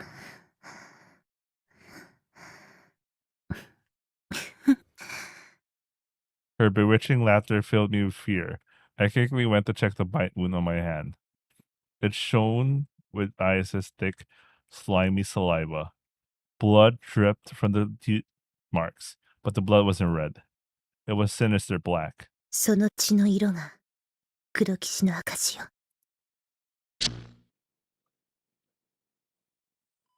By having a delusion like that, I was somehow able to endure Ayase's insane psychobabble. I hadn't paid attention to a single word, but Ayase didn't seem to notice. She simply continued to talk about how Gladio did this and Wicked Hearts did that, all while having a very serious expression glued to her face. すべてはお告げよ。すでに渋谷に集っているはずなの。7人の黒騎士は。あとは全員が覚醒するだけ。急がないと世界は滅びるわ。グラジオールの手によって。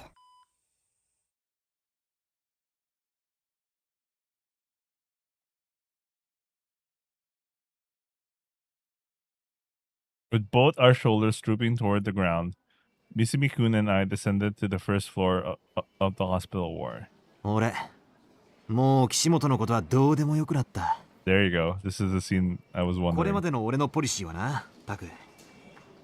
可愛ければ何でも許してやるだった。けどそりゃ間違ってたよ。あんな強烈なテンパ、俺には受け止めらんねえよ。Denpa. 素直に梢ちゃんだけ狙うことにするぜ。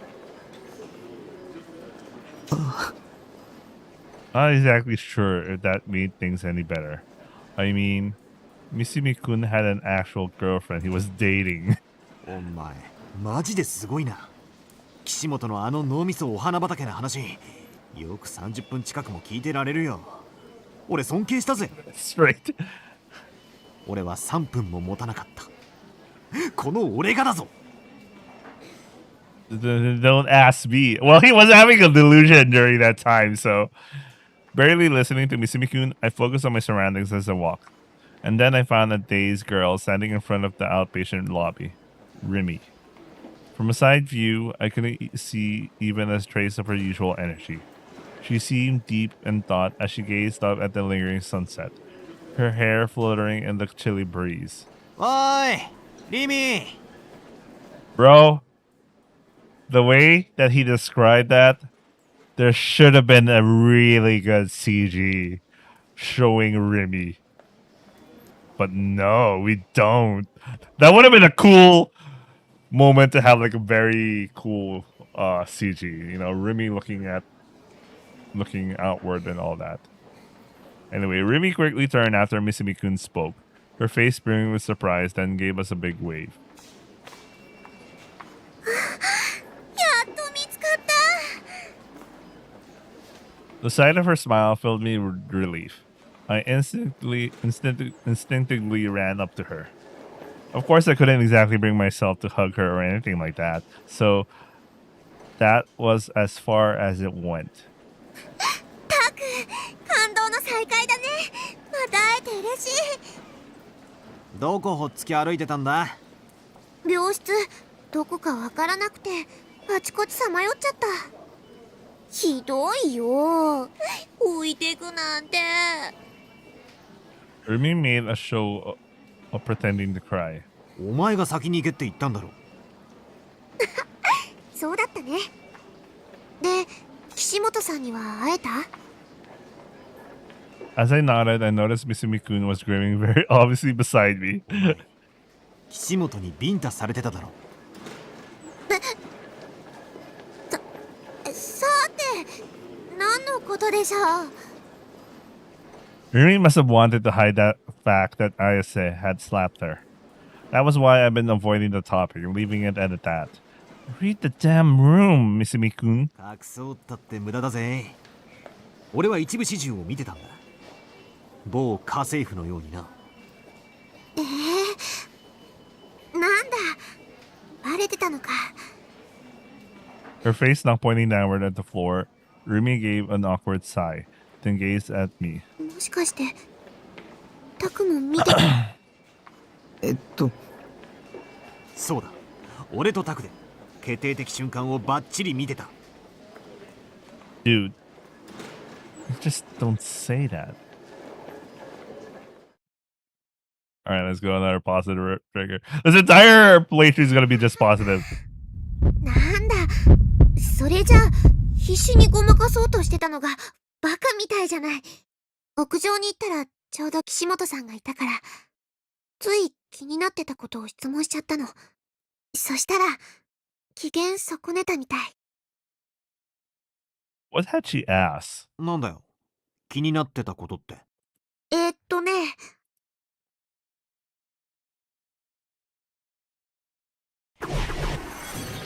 I really have a delusion just before she was about to explain what she was thinking. あなたはタクの何なのって。What had she meant by that? マジで？宣戦布告ってやつか。まあそんなとこかな。 Remy looked bashful.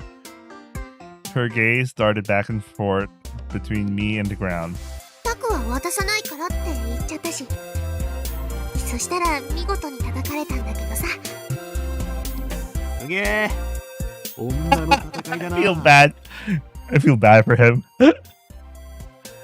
Misumi-kun rustled my hair. おいタク、どうすんだ？どうすんだよ。What was he getting at here? I didn't really understand. Actually, it was more like my mind had gone completely blank. 告られてんだぞお前。もう付き合っちまえよ。Grinning, Misumi-kun suddenly shoved me forward. Caught off guard, I stumbled, and Rumi was right in the line of fire.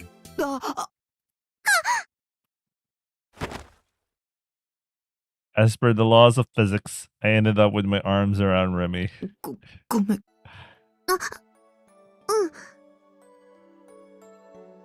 My heart was pounding. Remy's body was so soft and warm. タク、私、 When I tried to hurry up and get off of her, Remy wrapped her arms around my back. She nervously brought Miklin close, hugging me. Electricity ran through me at Remy's surprise attack. In our moment of intimacy, her tender warmth transferred straight over to my body. I wanted to keep feeling that warmth. I wanted Remy to be mine, and mine alone. Taken over by those feelings, I hugged her supple body back. Right as I did, a silhouette standing beyond Remy's shoulder entered my field of vision.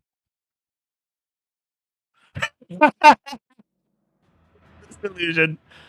It was Ayase, D sword at hand, looking at me with an expression of bitter hatred. Well, I couldn't hear what it was. I could tell she was mumbling something. I gulped.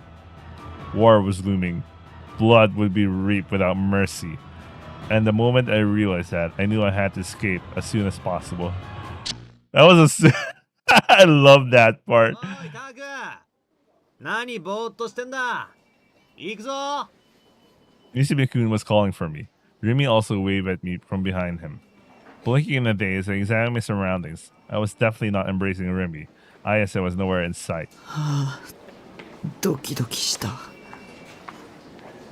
Yeah, I could do without the cat fights. Yandere should just stay in the realm of 2D.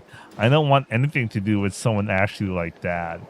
Actually, in real life, yeah, I kind of like Menhara and Yandere, but only in 2D. Because in real life, a real life Yandere is like fucking gonna kill you, man. I've heard stories, man. I was like, nah, man. I want to live long.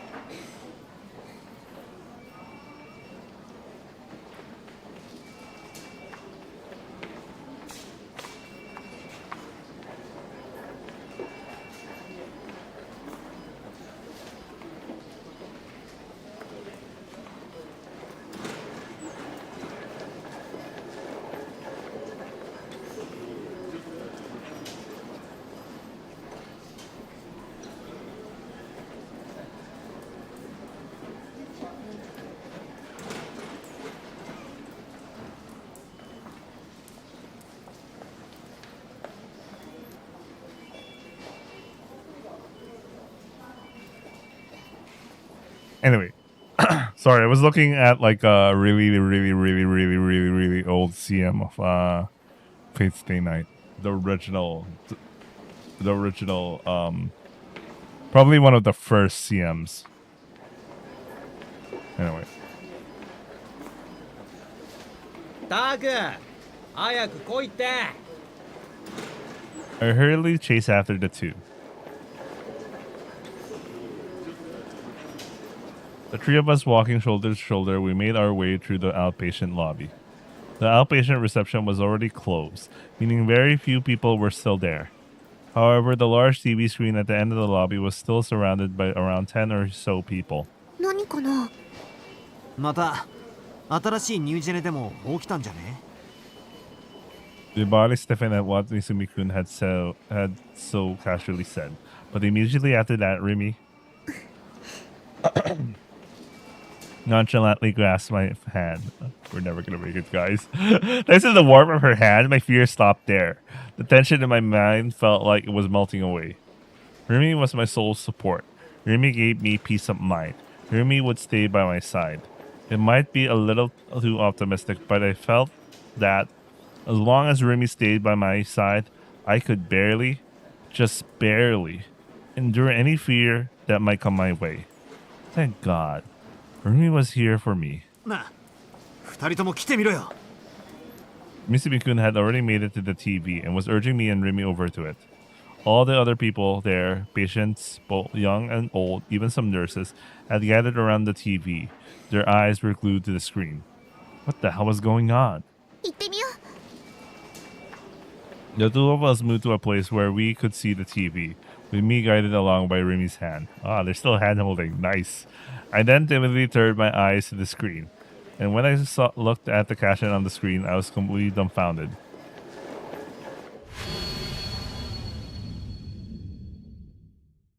It was a news report announcing the arrest of the Nugent 繰 culprit. り返しお伝えします。 Oh, look, it's Ban. 今日午後3時半ごろ、警視庁渋谷署はいわゆるニュージェネレーションの凶器と呼ばれる渋谷で発生した一連の殺人事件のうち、9月29日に起きた通称貼り付け殺人事件の容疑者を逮捕しました。殺人容疑で逮捕されたのは無職狛江田慎吾容疑者25歳です。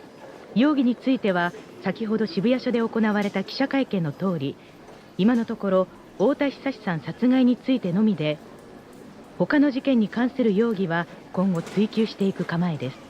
狛江田容疑者は太田さん殺害については容疑を認めており、交際している女性が太田さんにしつこくつけ回され、カッとなって首を絞めた。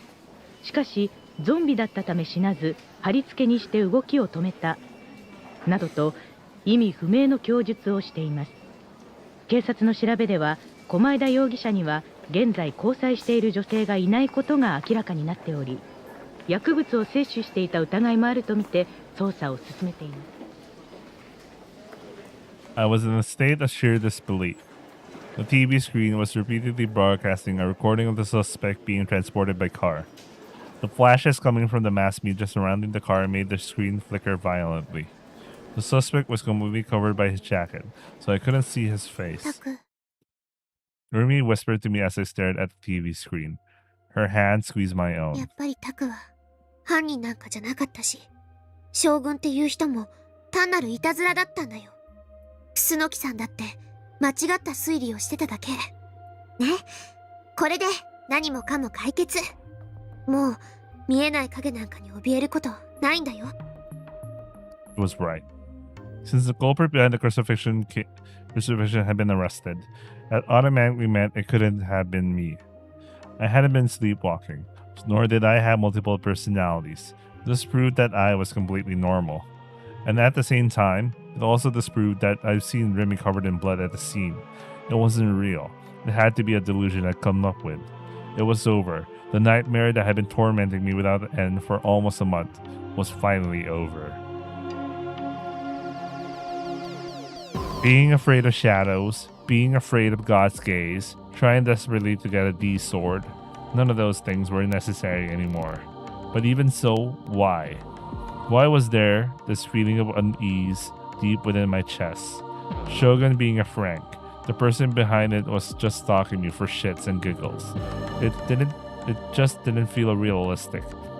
And maybe I was only thinking like that because I pretty much forgotten all normal logic and reasoning over the last month. My phone vibrated in my pocket. It was on vibrate, but phones still weren't allowed in the hospital. I let go of Remy, exited through the front entrance, then pulled out my phone. はい。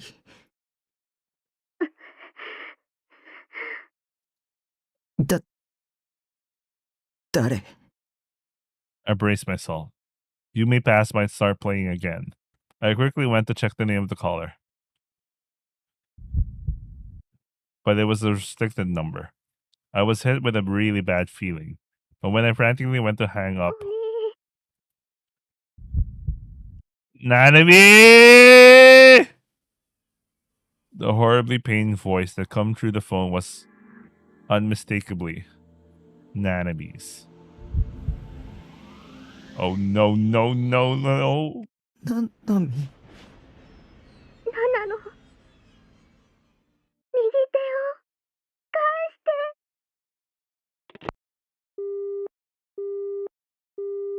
I Oh shit. Oh shit.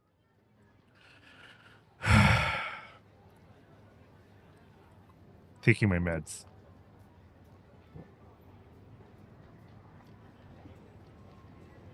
Oh, yeah, don't forget to hydrate yourself. Anyway, the shop specializing Daguerreopragi merchandise was also known Top Frog. The pun was likely an attempt to leave a good impression on its customer base, but Ban could only sigh at what he felt akin to a dad joke. Maybe there was like a Japanese thing going on here, but I don't know. Wordplay thing, Japanese wordplay thing. At present, Top Frog had about 20 branches established around the capital region, and was showing no signs of slowing down in its expansion. Ban was currently visiting the very first branch situated in Harajuku, a place often cited as paradise by the biggest Garo Froggy fans. Ban, however, quickly came to regret this decision. なあ、ゆあちゃん。帰っていいか He spoke in a low voice to Yua, the girl that had guided him to the shop.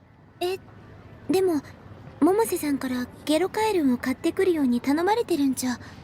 だってよ、おじさんだけ明らかに向いてるからさ。Scores of young people happily trotted along Takeshita Dori. Oh man, Takeshita Dori. That's a good memory. Anyway, but the vast majority have passed by without even so much as glancing at the shop. Only a few people were standing inside the actual store. In fact, aside from Ban and Yua, there were only 3 customers in total, all of which were high school girls. Due to Ban's unkempt appearance, walking along Takeshita Dori with Yua inevitably served to portray him as a man of obscene intentions. He was just going to buy one of the plushies that was so popular nowadays, but that was what any stereotypical old pervert would say, a notion that brought down bad spirits considerably. Oji-san. On top of that, なんか誰かに見られてるような気がするんだよな。いい年して自意識過剰かもしんねえが。あ、それ私もです。最近誰かの視線を感じて、たまにすごく怖くなるんですよ。なんで俺だけじゃなかったか。ゆあちゃんの場合は心配だな。ストーカーに付け狙われてたりしたら。そんな怖いこと言わないでください。安心しな。そんな奴がいたら俺が逮捕してやるから。resolving the topic with a grin, Ban stared fixedly at the various frog characters lined up along the shelves. ところで、ゆあちゃんはここに来るのは何度目だ？私も初めてです。あんまり客がいねえようだが。静かなブームってやつなのか？金曜日から日曜日にかけてはすごく混んでるらしいです。あ、つまり新作が発売されて週末の間だけですね。特に金曜日はものすごく並ぶらしくて、学生のために18時に販売開始なんですけど、噂だとその行列だけで竹下通りが埋め尽くされるとか。Bro, do you know how long Takeshita Dori is? It is a very long street. So for it to cover Takeshita Dori, you know? Jesus Christ. Well, yeah, Japan is into lines, man. It's into lines. And this shit, I could actually imagine it. Anyway. 週末だけねえ。ますます怪しいな。Ban went to pick up 2 of the Terry Guerrero Proggies that had been released last week, then headed to the register. Yua, not buying anything herself, followed behind him.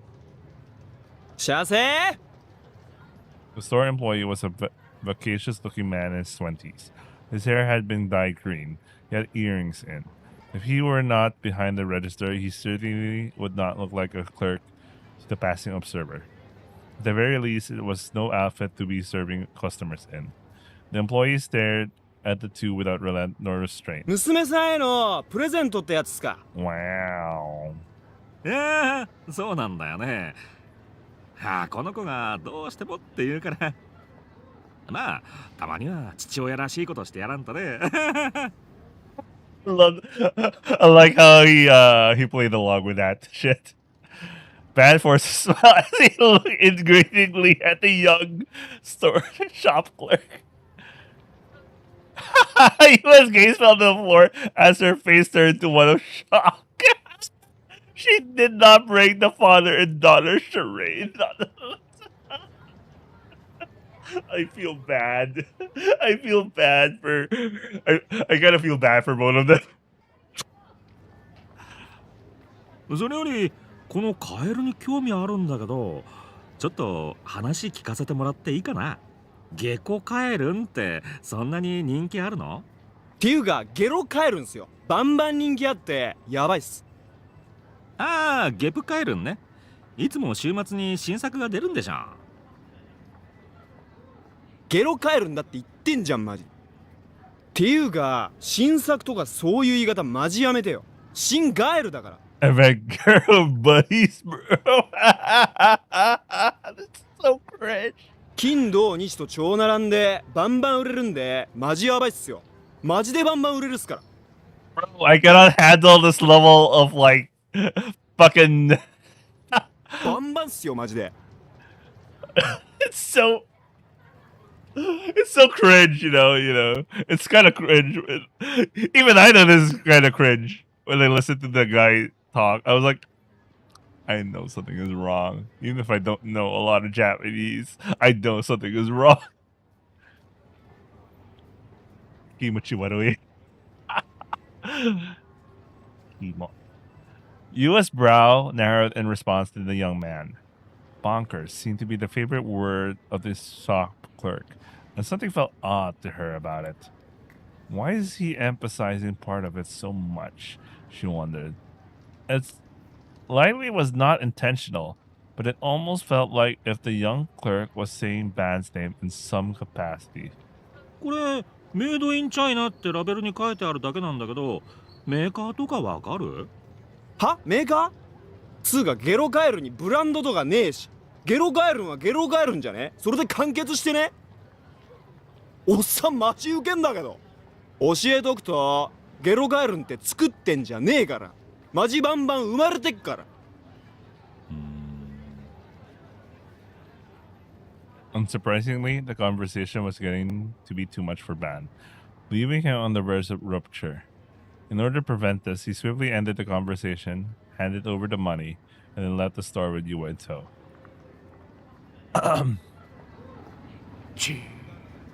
店員の教育がなってねえな。今時の若い連中ときたらもうろくに会話もできやしねえ。大体なんだあの格好は。もうそうですね。あ。Yua came to an abrupt halt. She grabbed Ban's shirt collar and pulled him to a stop as well. 見てください、バンさん。どうした？ Yua was pointing to the direction of the white 2-ton truck. It was pulled over on the side of the road, and a number of cardboard boxes were being unloaded from the cargo bed. The boxes were carried one after the other into the back of the Karo Froggy shop. 明日発売になるゲジカエルの新作か。Froggy PDs coming out tomorrow. ゲロカエルンです。I really like she still attempted to correct him. ゆあちゃん、よく見つけたな。偉いぞ。いえ、そんな。Usually, the cargo bed of a truck would have a company name or logo emblazoned on it somewhere. But the one before Ban and Yua was completely blank. However, the cardboard boxes being carried inside was something resembling a company name written beside a few Karo Froggy illustrations. 有限会社振興。聞いたことあるかい？ Fate Works Limited. Anyway, ありません。となれば困った時のももちゃん頼みだな。 by the way, in the anime, I think they straight up said, they straight up see a box that straight up says Nozumi instead of the Fate Works thing. But it's much more realistic if it was like a different name, because you know, Nozumi is like a conglomerate of companies. Anyway, parted ways with Mizumi-kun at the station, then headed straight back to my base. The whole way there, it felt like I was stumbling my way through a nightmare. Nanami's face kept popping into my mind, and each time it did, her expression was different. Nanami had always been the type to wear her heart on her sleeve.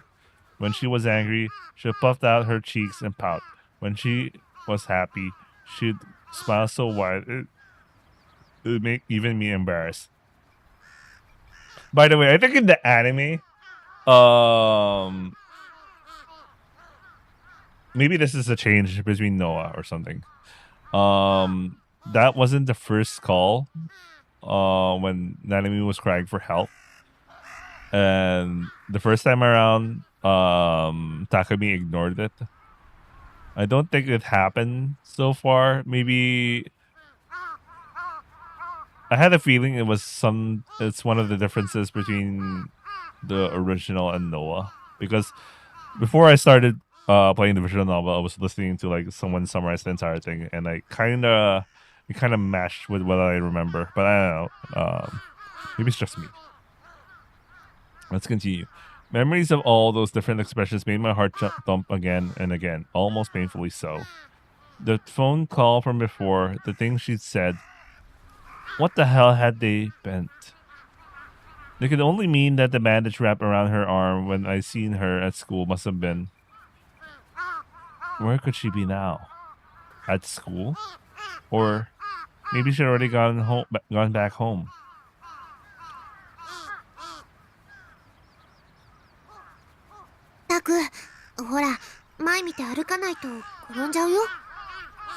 Supported by Remy, the two of us came out on the roof. Let's go. Delusion. どうしたの？これから実家に帰ってみようと思うんだ。これから急だね。歩いても30分もかからないところなんだ。それでOn foot? Well, it was going somewhere to it was going to Shimokitazawa. And well, Shimokitazawa is kind of walking distance anyway from Shibuya. No, when I take the Inokashiri line from the scramble, it was like 3 stations away, I think. Yeah, I think it's 3 stations, but I think he's. I don't know, man. But I know it's kind of close, relatively close to Shibuya. Anyway. 一緒についてきてほしい。As I made that request, I was so nervous. My heart felt like it would burst out of my chest. I was even somewhat surprised that those words had managed to come out of my mouth at all. Asking someone for something, it was something I'd never been able to do before now. Really? You have an illusion in the middle of that kind of conversation? わかった。ねえ、私のことをご家族に紹介してくれる？え？ Remy peered at my face with a somewhat mischievous look. タクのお家にお邪魔することになれば、顔を合わせることになるでしょ？タクはどうするつもりなのかなって思って。ねえ、どう？Isn't that an event that only came after you started dating? Remy and I weren't a couple. At least, for now anyway. Hold on. What had I just said? For now. Was I seriously thinking we had a chance at ending up together? Yes, Remy was really nice to me, but at the end of the day, I was an otaku freak. There was no getting away from that. No chance in hell was it ever happening. No point in even hoping for it to. Quit being such a conceited loser, Takumi. タク、教えてってば。その How was I supposed to answer that? Telling Remy that I introduced her would be expecting way too much. By saying I wouldn't introduce her would probably hurt her. ああ、もう、ちれったいな。こうなったら、はっきり言わせてもらっちゃおうかな。紹介して。はい Base? I like this delusion. Caught off guard by her, I nodded in spite of myself. But Remy seemed perfectly satisfied with my answer. 計算通り。 A familiar voice reached my ears. Surprised, I turned to where the voice had come from, only to find Nanami hiding in the shadow of the container house, smiling. ななみ Oh, this is the best Emoto BGM. Why was Nanami here? And that happy smile on her face? It was worlds away from what she seemed like over the phone. Almost like she was a completely different person. Bewildered, my mind went completely blank. And yet, despite my confusion, Nanami trotted over to me with a spring in her step. イエーイ。 Oh, this is a really cute delusion, man. This is a really cute delusion. イエーイ。 And gave Remy a high five. But why? It was acting almost like they knew each other. I never heard anything about the two of them being お friends. に、びっくりした？実は、全部ナナとリミさんの作戦だったんだよ。作 That's 戦そう、名付けてお兄とリミさんの仲を既成事実にしちゃおう作戦。お兄があんまりにも奥手で全然リミさんの気持ちに気づこうとしないからナナが協力したの。 You're kidding. じゃあお前手首の包帯とかさっきの電話とかは全部作戦のうち。お兄ったら本気でナナの心配してるからちょっと笑いそうになっちゃった。 Nanami laughed without even a hint of guilt. My anger flared. This fucking bitch! ごめんね、タク。騙すようなことしちゃって。リミさんも謝らなくてもいいの。お兄が超鈍感なのが悪いんだから。 I felt on my knees, crestfallen. I was filled with anger and frustration. Anger at being deceived. Anger at being treated like an idiot for actually worrying about Nanami. I couldn't stand it. I couldn't stand how Nanami had decided to do things. But rising above all that anger came a certain feeling. One about all my worries being unfounded. One about Nanami being safe. Not only safe, but more lively than ever. My feelings of ease and relief toward those things were far stronger than any anger I could have had. And the suffocating threads of tension coiled around my body was cut away in an instant. タク、大丈夫？お兄、落ち込んでないで。ほら、だってこれからお父さんとお母さんにリミさんを紹介しに行かなくちゃいけないんだから。3人で一緒に帰ろう。 I couldn't believe how much of a brat my sister was, making a fool of me, her own brother, time and time again. Although sulking somewhat, I reluctantly rose to my feet. Remy and Annie both smiled joyfully, then grabbed one of my hands each. Pulled along by them, I set off. I had a hunch that things would get pretty fun from now on.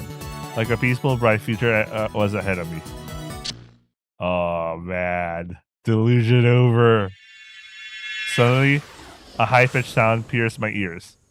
One that sounded almost like a woman's scream. It brought me back to my senses and forced me to realize that Nanami showing up her strategy, they were all just a convenient delusion for me.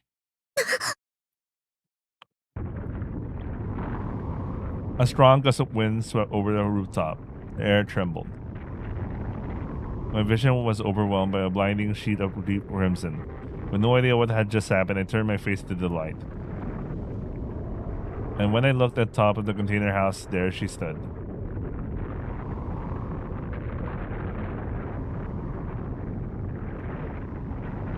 Aoi Senna, D-sword in hand. The source of the light was her D-sword, glimmering against the sky, but something was strange. Where had I seen it before? Senna's D sword had emitted a blue glow. The sword vanished, the sound vanished, and the wind stopped. 答える。 Her voice was sharp. Her glare cold. Her eyes glistened with unmistakable animosity. これを書いたのはお前か？ As she spoke, she thrust out a piece of paper with the L2 scribbled on it. My essay. For some reason, it was all scrunched up. Why did Senna have that? Why was Senna here? Illegal trespassing. Those words immediately popped into my head, immediately followed by a realization that she searched my room. But what for? 答えろと言っている。そうだけどだから匠さん Next came the sound of Kozubi's inner voice. She was behind Senna. She was clinging to Senna's legs, and her face was peeking out from behind them. She had an urgent look at her face as she looked at me. 逃げるの Right as Kozubi screamed, Senna leaped from the roof. She held the sword high and...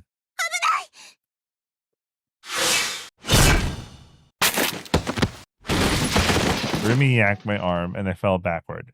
Why could Remy see that what she was planning to do? Anyway, I quickly looked back up, then I saw the place I had been standing only moments prior.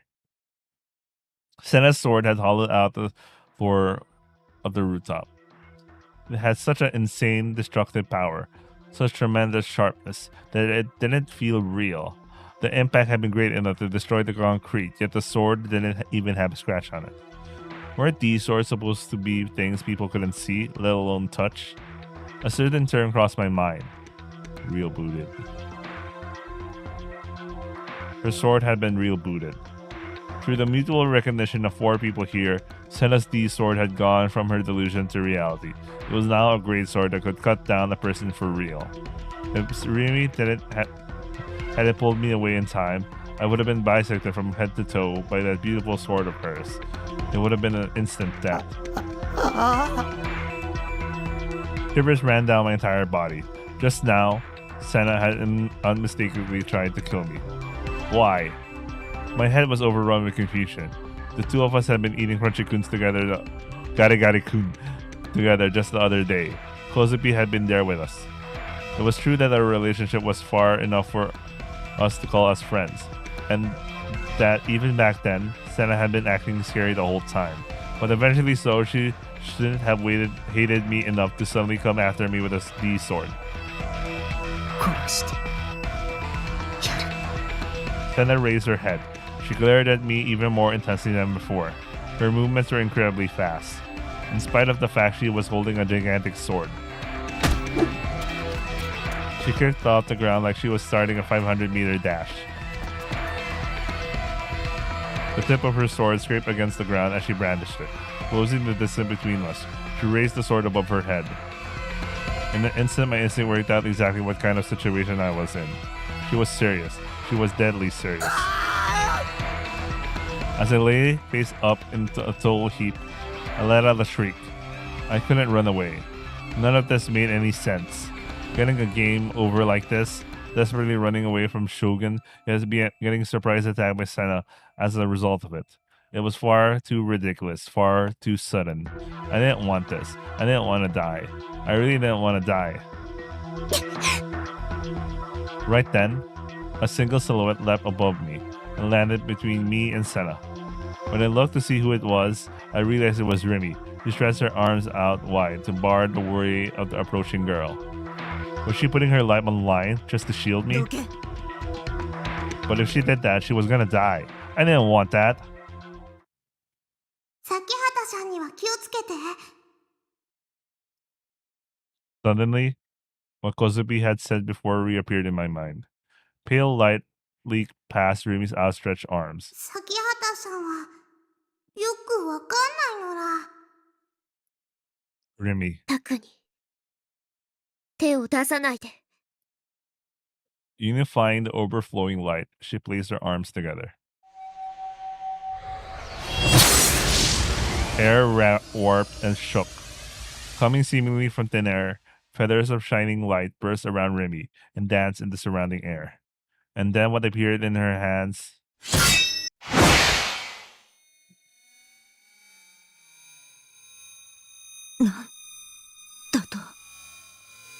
Effortlessly blocked the fierce downward swing of Senna's gigantic sword.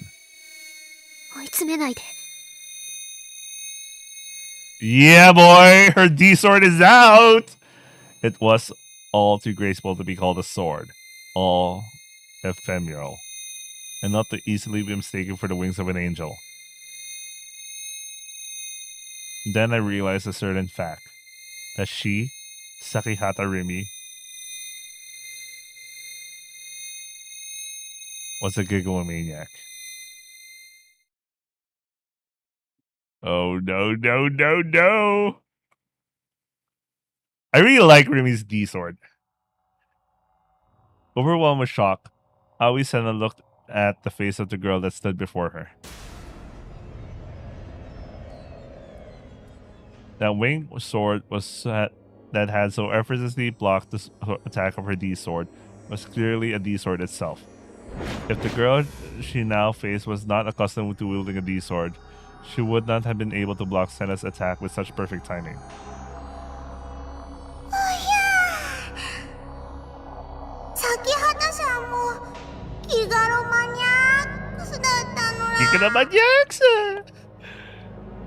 Kozoe stared down at the three people from atop the container house, as if she was a spectator.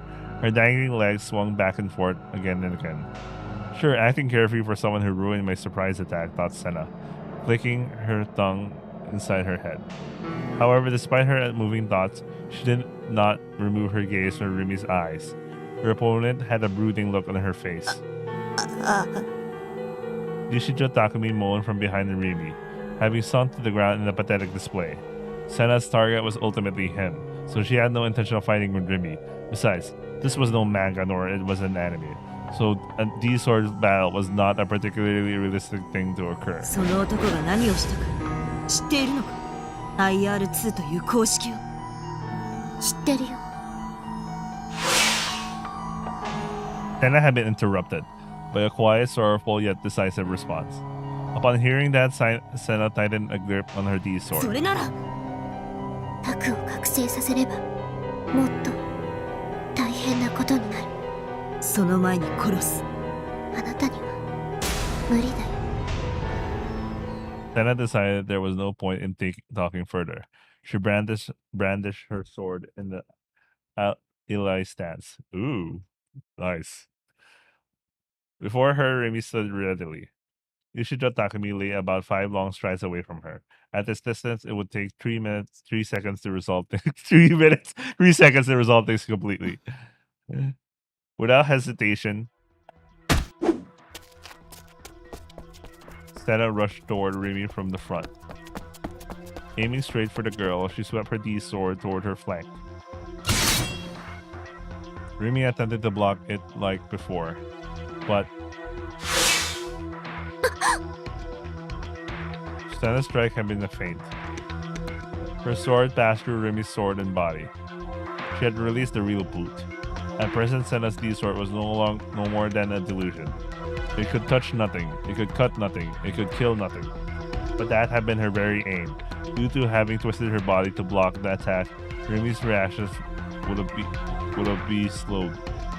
During that time frame, Senna had already slipped past her, made it 2 steps closer to Takumi. She rebooted the sword once again in an instant. This is it. Takumi faced Senna with the eyes of fear as she effortlessly rebooted the sword. With her D-sword that once again become real, she moved to pierce Takumi's heart. Senna. A figure flew past the corner of her vision. The instant she heard its voice, the girl, fiercely shaken by it, missed her target. The tip of the sword grazed Takumi's leg, stabbed into the concrete. Senna slowly raised her head, then let out an angry growl.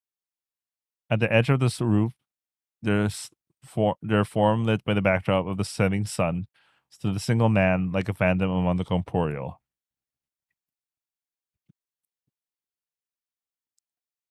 His face was pale, deadly so. The pupils that resided within his sunken eyes were surrounded by bloodshot whites. His head hung toward the concrete, his face without expression. The instant Senna saw the man, neither Takumi nor anything else mattered to her anymore. The man Senna had chased after without end, her sole objective of hatred. The man that had abandoned her and betrayed his family entirely. That very man now stood right before her very eyes. ようやく見つけた。 Senna took a step toward the man, gritting her teeth to hold back her overflowing hatred. She once again brandished her D-sword. Another step forward. どうしようもなかった。私はお前の母さんを生贄に捧げるしかなかったんだ。黙れ。母さんの罪、とても安らかなものだった。だからセナ、安心してほしい。母さんのおかげで素晴らしい実験結果が出た。母さんは世界のために役立ったんだ。お前も母さんの功績を誇っていい。黙れよ。 Blood rushed through Senna's head, rendering her no longer able to see anything other than the man that stood before her. She dashed.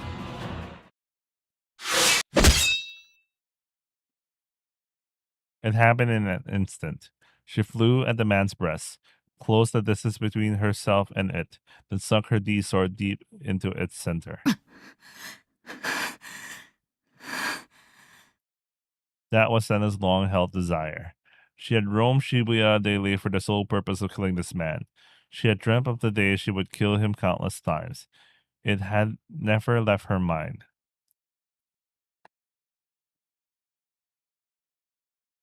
やっと母さんの仇を。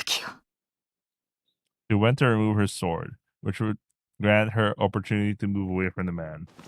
But before her sword could come free, the man wrapped her arms around Senna, and Grace gently embraced her. ヨゼ、気安く触るな。 Oh, this is so Kazusa-like, man. She would do something like this. Her entire body stood on end. Him doing this now, after everything that had happened, only served to nauseate her. Long ago, in a distant past, the bond of family between Senna and the man had been severed. Even so, for some reason, she was unable to comprehend. Senna could not bring herself to throw off the man, an inability that deeply surprised her. His warmth, his large chest, the deeply real presence of her father. Her hands dyed and red. 私はこんなの。あおなた前が望んだ妄想だ。望んだ妄想だよ。 When she heard that whisper, Senna immediately understood. Errors slip into dead spots, psychological attacks, enchantment, seeing someone's delusions. When Senna realized her mistake, it was already too late. She lost her balance, and together with the man, her body was cast off the roof. To Senna, the ground lay 8 stories below, looked oh so far away.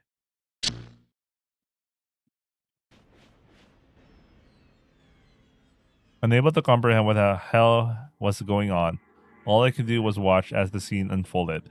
Senna had suddenly run to the edge of the roof, lost her balance for no reason I could see, and was about to plunge to the ground right this very second. Her body was about to disappear beyond the edge. 落ちる。 I could only let out a whisper. I tightly closed my eyes. She had committed suicide. Senna had intentionally drove to her death. I didn't understand why. As if I could understand. She assaulted me out of nowhere. Serves her right. That girl had just been yet another enemy.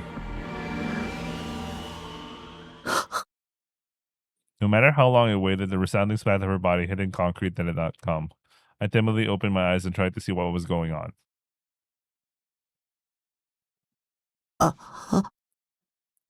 Senna wasn't falling. Instead, she was on her knees. Remy stood right beside her. She was holding Senna's arm. Had Remy saved her? Senna threw her D sword away, started crying like a child. What the hell was even going on anymore? From my perspective, it looked like Senna had tried to die of her own volition. 辛い思いさせてごめんね。でもしょうがなかったの。 Rumi had done something to Senna. The usual bright and happy girl I was used to, felt like an entirely different person now. A brooding face, sorrowful whispers, quivering eyes. The girl standing over there wasn't the Rumi I knew. A voice reverberated in my mind. Kozupi hadn't moved from her position on top of the container house, meaning she was still staring down at us. 終了だよね。もしもセナさんのことぐしゃばきってしようとしてるなら家族許さないぽん。崎畑さんのことバラバラにしちゃうよ。 A chill ran down my spine. Kozupi was speaking with her usual airheaded anime-esque tone of voice, but the things she was saying was deadly serious.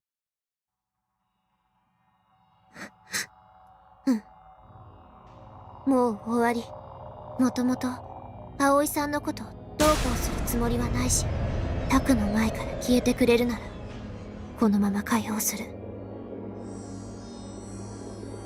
それは無理。だってコズピーとセナちゃんとタクミちゃんはお友達だもん。ねそうでしょタクミちゃん。 You know, Senna tried to kill Takumi. The gears in my head refused to move. If someone told me that everything that just happened was a dream, I'd probably believe them just like that. Come to think of it, why had Senna attacked me so suddenly? Was Senna my enemy after all? お前のせいだ。 Senna raised her head as she sobbed. She made no attempt to wipe away her tears, and stayed on the ground where she had fallen to her knees. Her gaze was fixed on me. お前のせいで私の家族は。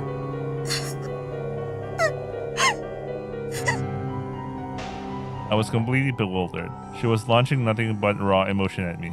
What the hell did she think I'd done? I hadn't done anything. I hadn't screwed with anyone's lives, and I certainly didn't know a damn thing about Senna's family. I was harmless as could be. 無害だと。 She read my mind. お前が生み出したものが世界を滅ぼすかもしれないっていうのに。 Destroy? The entire world? More Chudy shit again? I turned my gaze to Rumi for help, but she had her back to us. She stared vacantly at the darkening sky. 無駄だ。 Her figure, her voice, was the sheer loneliness that gave off merely in my imagination. 何も知らないから。 With that statement, Rumi spoke as if she knew everything there was to know. ふざけるな。今渋谷を襲っている混乱は全部あの公式が発端なんだぞ。 Formula? それ以上言わないで。タクは本当に何も知らないの。 From the sounds of it, she was talking about me, but I couldn't follow the conversation at all. 公式ってこれのこと？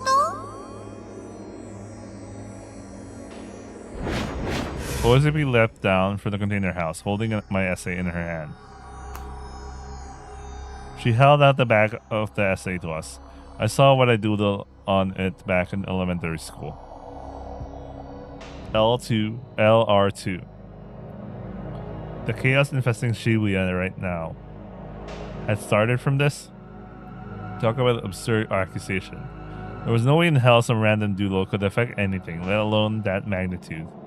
I just doodled the thing on a complete whim when I was bored or something. Probably. It was a long time ago, so I didn't remember it all that well. But I did know there was no real meaning behind it. I just copied down the numbers I'd seen in a dream. It was a dream related to Sonome Darenome, which I'd written about on the front. I used those words all the time since ever before I'd written it, and whenever I had it would all take shape in my dreams more and more. Within one of those dreams were those numbers. FUN の10乗かける INT の40乗イコール IR2。 After a while, Senna wiped the tears from her eyes. Now they were a deep scarlet. While still on the ground, while still hanging her head down in regret, she formed a sentence. この公式をお前が生み出した瞬間、世界は分岐したんだ。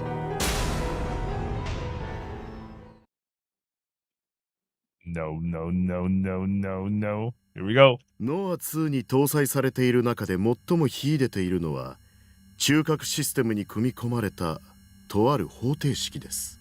I always wondered if this kind of info dump when we see the perspective of the bad guys. Or are they the bad guys? The bad guys. Go bad guy. Anyway. You're gonna have a random cutaway scene like this. You know, you were in the middle of like a shocking dramatic scene, then suddenly you're in this perspective. Oh my god! Sorry, I opened up Ami Ami just now, and they just released the pre-order of a new figure for Makise Kurisu, December 2024. It's a long time for now. I can accept this. I'm gonna pre-order it now. This is a figure I've been waiting, but I can't believe it's December 2024. Nice, nice, nice, nice. Wait, I already have an order at that time. Let's see what is competing for the order there. Ooh. Okay, I'll place order. Or maybe I could just buy it while I'm actually in Japan at the time. As I plan to go in Japan like end of year this year, so there might be a chance I could buy it on the spot itself and bring it home. Would save me a lot of like... No, actually it wouldn't save me. Oh my god! Modernia also has a figure. Oh my god. It was also December 2024. I'm losing a lot of money when I decided to travel. Holy shit! I guess I'll stop spending from henceforth just so I could bring this baby home. I cannot take this in. So many things showing up at December 2024. I have to cancel something earlier than that. Anyway, sorry, I got distracted. I really got distracted. I randomly opened Ami Ami and I was like, oh, there's a lot of good pre-orders right now. Anyway, let's go back to this. I'm sorry. I'm really sorry. Well, it's also a side bid thing, but then there was the Modernia thing. But anyway, let's continue. これは人類史上未だ回答が見つかっていないとされているもの。ミレニアム7のうちの一つかね。億単位の懸賞金がかけられているという数学界で未だ未解決の7つの問題か。いいえ、その7つの中には入っていません。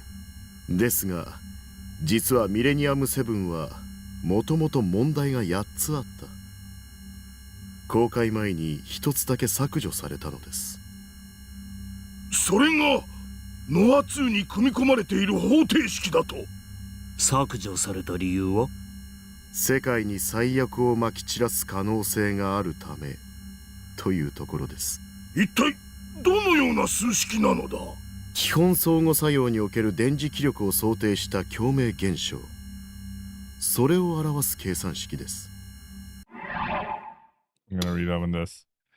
In physics, this refers to any of the four basic forces that interact between elementary particles.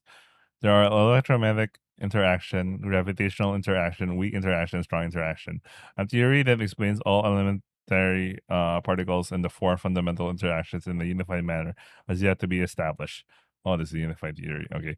If such a theory were ever finalized, and it is predicted that it would be able to consistently explain everything from the subatomic scale to the far corners of the universe. Oh yeah, that's a really huge thing. Anyway.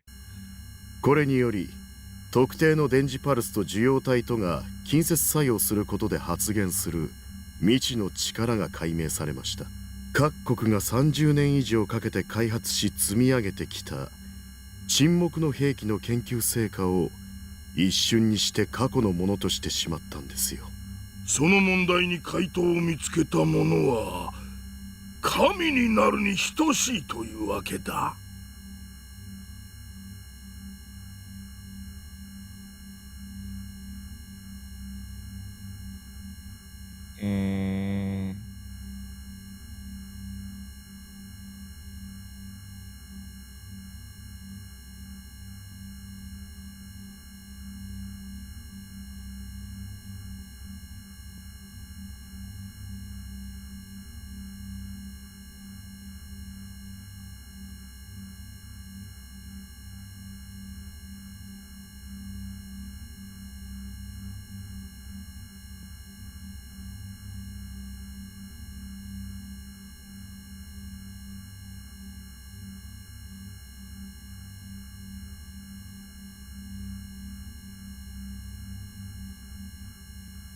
Wait, I need to handle something.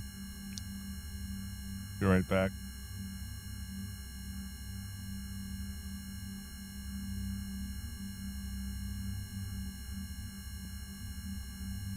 Soname, dare dame.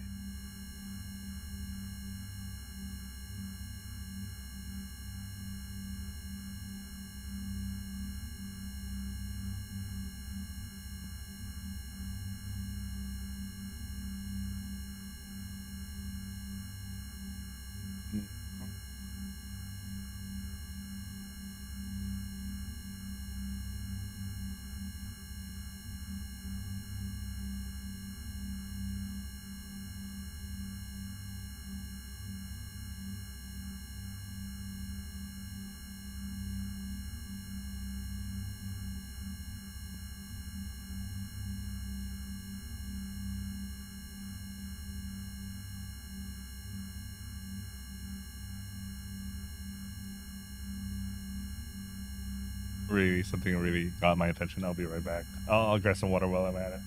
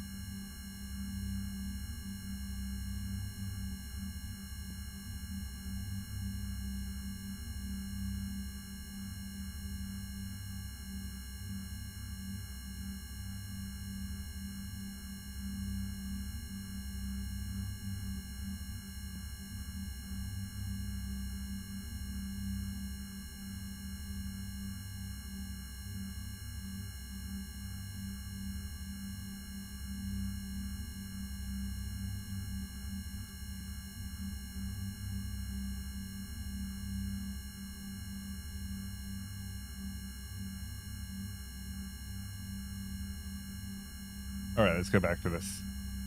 I had to deal with something.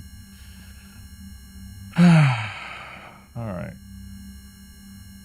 それを君が果たしたというわけかね。それはとても不思議な場所から見つかりました。子供の落書きというね、 IR2 ノア2のいわゆるハードウェア部分はこの公式によって神に匹敵する能力を手に入れました。あとはソフトウェア部分に相当するギガロマニアックスのコードサンプルを集めれば。 This is so technobabble, you know? I mean, considering I code for a living, this is so technobabble bullshit. Code samples.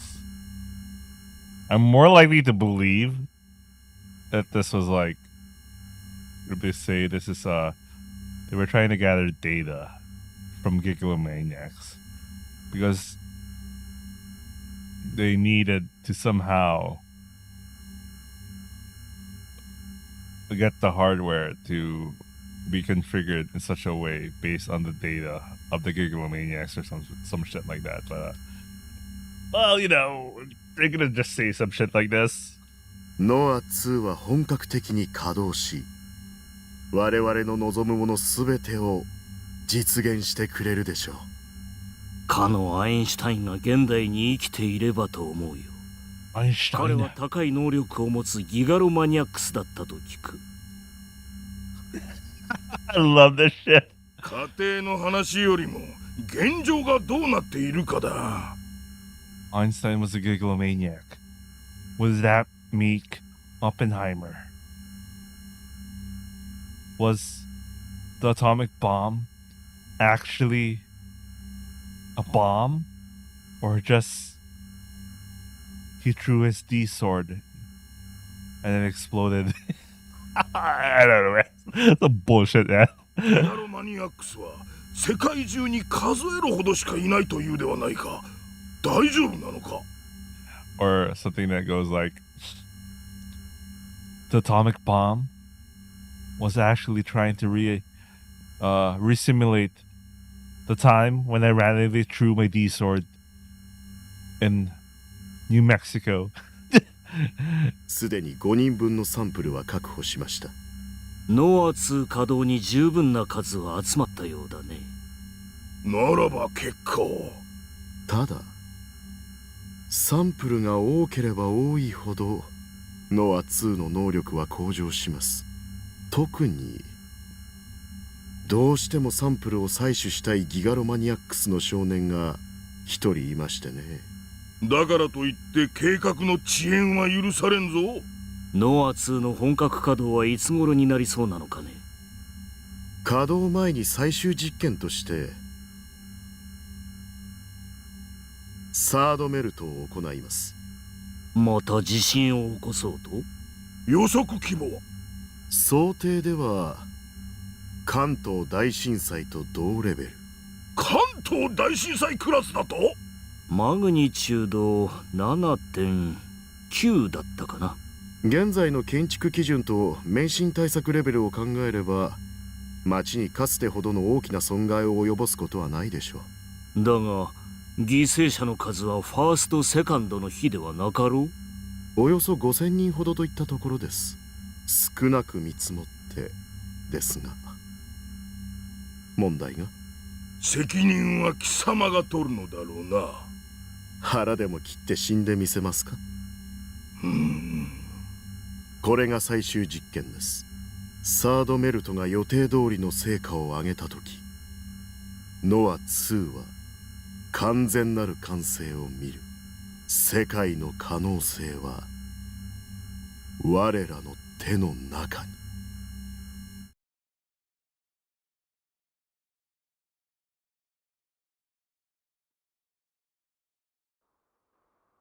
この公式をお前が生み出した瞬間、世界は分岐したんだ。Then maybe the world lines in Steins Gate. Never mind. 分岐って。What? Like with routes? This wasn't an eroge. タク、もう行こう。話聞く必要なんてないよ。 Rumi pulled on my hand, pleading me to go inside my room. Her demeanor oozed feelings of desperation. Rumi was afraid of something. 葵さんが言ってることは全部嘘っぱちだし。嘘はそっちだろ。葵さん、もう帰って。タクの前から消えてよ。 Who should I believe? たかが数式になんでそんなに目くじら立てるんだよ。本当に何も分かってないのか。アインシュタインが唱えた E=MC の事情、これが発表されたことで核兵器が開発されるという未来が生まれたように。I actually don't even know if that actually led to that or it was just like, you know. I know, man. I actually kind of, you know what? I don't know enough physics about to say that, you know, that actually led to something like that. But I'm feeling a little doubtful about it. But let me actually do a research tonight. Let me do some research on that.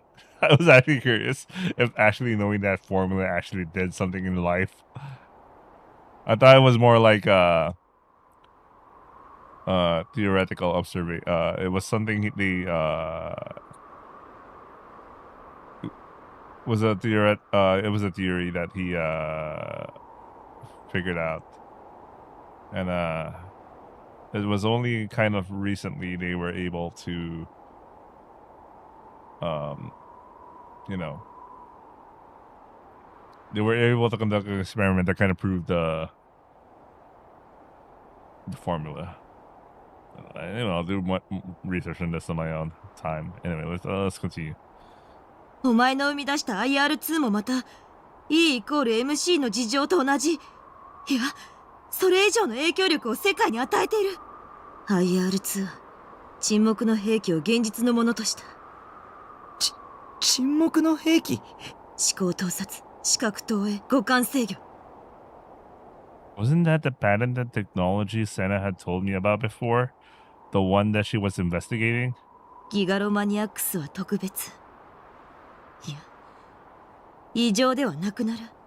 これからはこの忌々しい力を誰もが自由に使えるようになるんだ。IR2 を元に作られた装置によってな。もっとも、その前に一握りの腐った連中に独占され、人々は気づかないうちに家畜同然の立場になるよう洗脳されてしまうだろうが。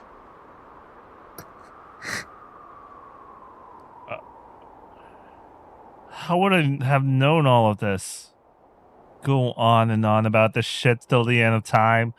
It still wouldn't change that I didn't know anything. Even if Senna was speaking the truth, I would never have intentionally tried to make something so horrifying. Not in a million years. It was just a doodle made by a kid. I hadn't done anything wrong. Wowie zowie. The translation, man. それならそのアイアーム2は I am too. IR2。それはギガロマニアックスの力のことをキュッピーンって説明したものなんだ。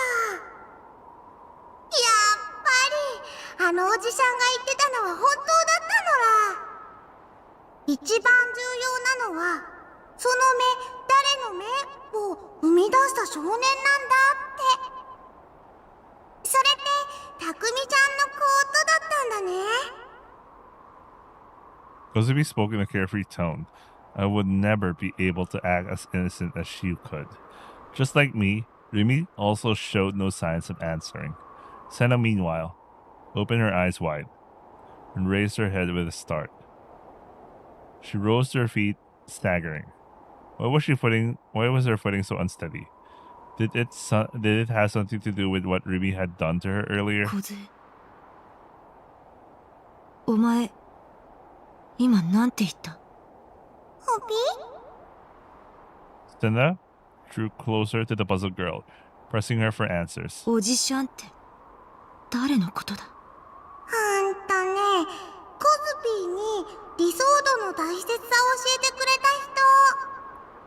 東京に来て初めて話した人なの。なんかね、ふぎゅーって鼻つまみたくなっちゃう格好してて、へんてこなこと書いた板持ってたの。世界は終わるとかとか。なんでそれを早く言わなかった。そんなこと言われても。あいつだ。やっと見つけた。Me, Remy, and Kozupi, the three of us, unable to understand what Senna meant, could only watch with confusion as Senna's blood-curdling demeanor boiled and bubbled. 私はやっとあいつを殺せる。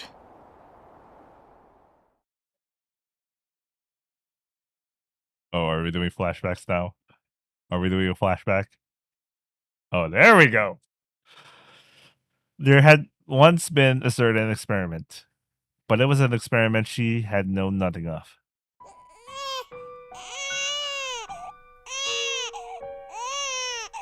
She was a perfectly ordinary housewife and had been blessed with a second child in her womb before turning 40. No, perhaps perfectly ordinary might not have fit her quite so well.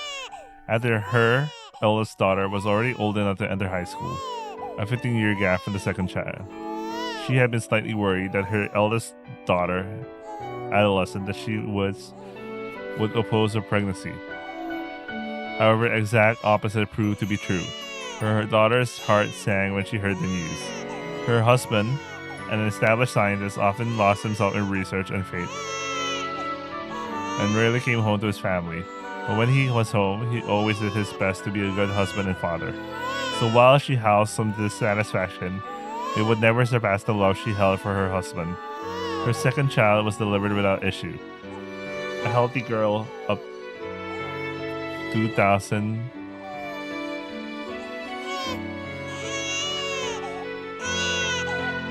I actually have no idea how heavy an actual baby is, so I don't know if this number is correct. So it might be correct. I don't know how heavy a baby could get. You know what? Let's not think about this. I'm just gonna 2,579 grams. She named the child Mana. Soon after, her husband was unfortunately made to transfer far away. Her husband held no capacity to support himself with even the most basic life skills, forcing her to ask her stable daughter to go with him and tend to her father's needs. Since she was now living alone with the newborn Mana, they then opted to move to an affordable company housing as per her husband's plan. She had initially been living in an apartment within the suburbs, but this made transport inconvenient. The new company house, however, was in the best area in Shibuya, and many of her husband's colleagues' families lived close by. Her considerate husband claimed that because of this, there would be nothing to worry about in her times of need, including when she needed help with the baby. Isn't Shibuya like a very high cost of living area in Tokyo? Anyway, wouldn't that offset them living in like moving from the suburbs to Shibuya? Anyway, every room in the company house was spacious, and she particularly favored the bedroom. One wall was home to a large mirror. The opposite wall had an even larger window. From there, she could view the luscious greenery of Yoyogi Park. Like, think about it. It's like saying your affordable, the company's affordable housing plan was located right in front of Central Park. And I'm like, what the fuck? Isn't that very expensive? That's practically the same shit here. So my brain can't accept this logic right now. But and then again, Yoyogi Park isn't like the isn't equivalent to Central Park in Tokyo.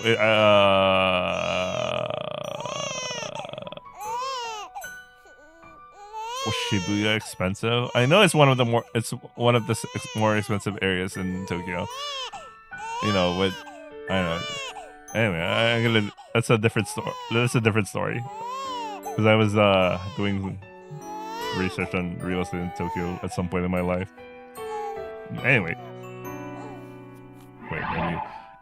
She then went on to quickly befriend a housewife living close by and received extraordinary treatment from the company, namely being provided a housekeeper.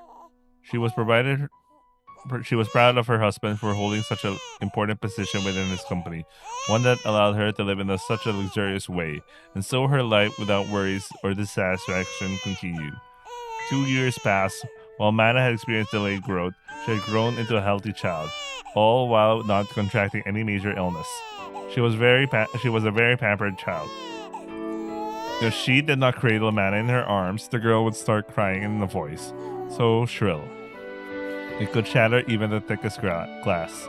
Regrettably, she had fallen ill about a month prior, a particularly grave symptom with a fierce tetanus, something she suffered from throughout most hours of the day. Fortunately for her, the housekeeper and the housewife next door were more than willing to assist her in taking care of Mana. Regardless of the help she received, she was essentially joined at the hip with Mana and was never able to part from her even for a moment, even when going to the bathroom, even when taking a bath. If a thought that even crossed her about having the housekeeper cradle the baby for a short time, Mana would detect these intentions and immediately burst into tears. Contrary to what one might surmise, she actually found endearment in how much Mana clung to her. But due to the inseparability of the two, she continued to live a life where she could never take even a single step out of her own home. Her lifestyle was entirely supported by the housekeeper and housewife. For her, meeting the two had become her true saving grace. However, over time, something odd began to happen with the two helpers. During a friendly chat in the living room that occurred a week prior, the housewife had spontaneously vomited without warning. Paying no heed to the confusion she showed, the housewife then rushed outside. She had not seen her since, leaving her to worry that she had perhaps fallen ill. Concerned, she decided to ask the housekeeper if she could check on her. As the housekeeper left the day, she made a request, concluding with an "I'd love you to help tomorrow as well, dear." Yet, when the housekeeper heard these words, she suddenly burst into tears and could only nod again and again as she departed. I wonder why. The tetanus had been tormenting her, so became fiercer at night, to the point where it felt as if her head might split apart. She tried calling an ambulance, but the line refused to connect. She then tried going outside to ask the neighboring housewife for help, but even that proved too much for her. Throughout all of this, her daughter had continued to cry incessantly, further agitating her pain. In order to endure this terrible pain, she embraced her beloved Mana. And as she did so, both the tetanus and crying abruptly stopped. The pain in her head vanished just as suddenly, almost as if it never been there to begin with. She then looked down only to see that the child she had been holding was now a mummified corpse. In spite of how heavily it had been crying until that very moment, the body that suddenly become this desiccated, rotting mound of flesh, one that gave out the most repulsive stench. And so before she could ever realize it was all an experiment, her mind broke. Oh man, that is so fucked up. There was once been a certain experiment. Damn, they did. I wish they made a CG where they showed you the mummified kid, but I'm kind of edgy for that. I'm really edgy. I'm really edgy because I mean you already had like the hand in the box scene. Why didn't they go full edge and like had them show the mummified corpse? They did that in the anime, and I was like, oh shit! But maybe they'll do it. Maybe they'll still do it. Maybe they'll still do it. I don't know. Let's see. But it was an experiment that ran different to how he had hypothesized. He was a scientist at Nozomi Technology, a follower of the Cosmic Church of Divine Light, the man at the center of Nozomi's strictly confidential Project Noah, and the man that deciphered the fun raised to 10 times int raised to 40 equals LR2. I'm too lazy to read it. He had offered his wife on the verge of childbirth as the test subject for the experiment. While that had been an instruction from the founder that he revered, it had been just as much as his own suggestion, all to ensure the success of the experiment. It was christened the Mana Experiment, after the codename given to their second daughter. His eldest daughter, 15, was placed in the Cosmic Church of Divine Light institution, all while he observed his confined wife and infant child for 24 hours a day. His wife had been led to believe the place she resided was a company house, but in reality it was a test site that the Nozomi technology had prepared, a site containing the Nova 2 prototype he was developing. Wait, it was kind of weird. In the anime, they said that Nova 1 was the being tested here, and because of how the experiment went, that's why they ended up with reiterating to the second version of Nova. But I don't know. Let's continue. Mind reading, visual projection, and control over the 5 senses. In order to research the effect of such practices, he locked his wife and daughter, Mana, in the site as test subjects. Not much was known about the effects of electromagnetic radiation on the human body, so he was very intended to halt the experiment immediately if his wife or child showed any strange abnormalities. The experiment was then met with an unfortunate accident soon after it began. Mana passed away at 1 month of age. The cause of death unknown. It was an accident nobody could have prevented. He was overcome with sorrow and attempted to bring the experiment to a close, yet such a thing was not permitted to him. 実に興味深いではないですか。 Those were the words of his employer.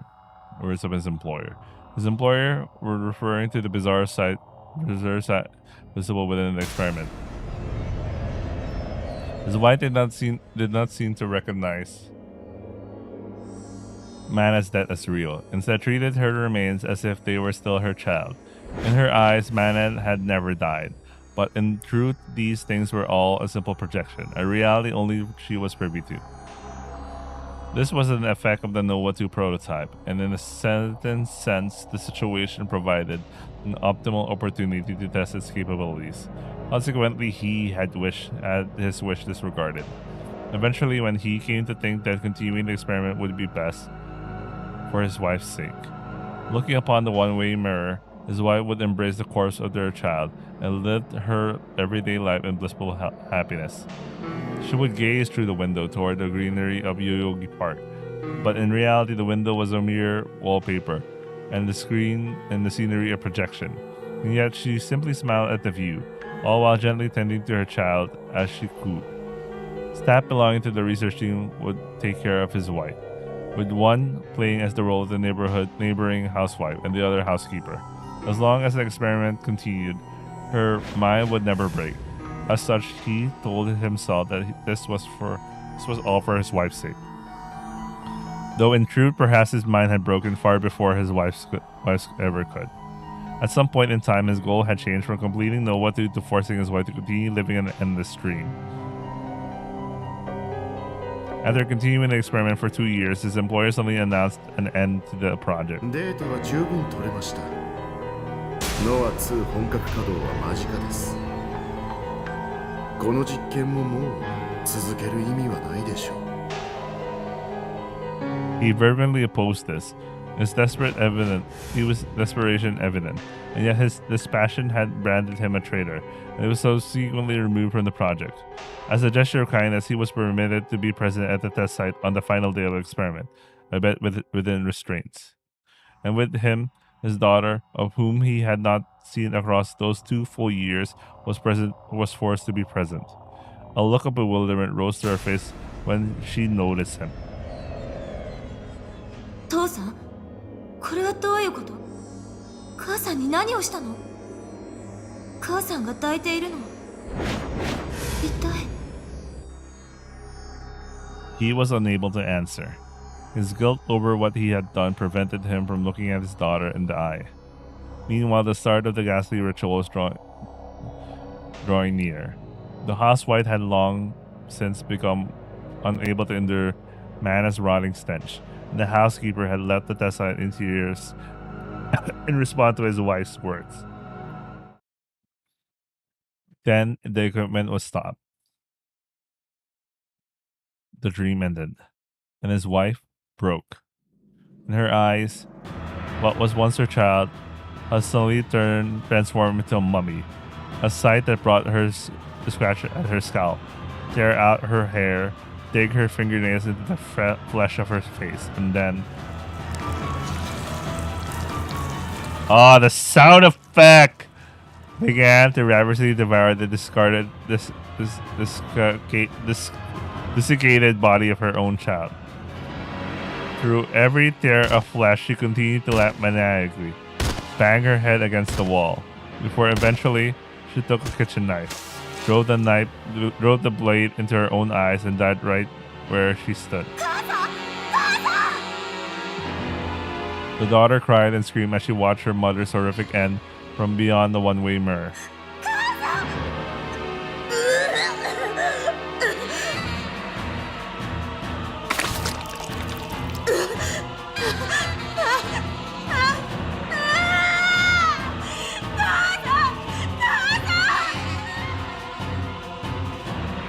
I still don't get why they had to do a very edgy way of killing, a very edgy way of ending the experiment. Well, you know, the dude was granted a traitor, and I'm guessing, you know, they kind of forced them to watch, and I don't know what they were going for there. I don't know what they were going for there. His daughter was taken away by two researchers, with one taking hold of each arm. He was not even granted the opportunity to pursue his only remaining relative.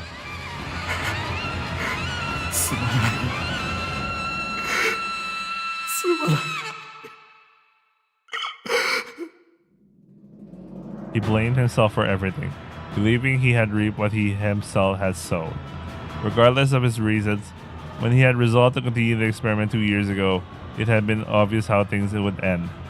Mere days after bearing witness to his wife's death, he vanished, and now nary a soul knew of his current whereabouts.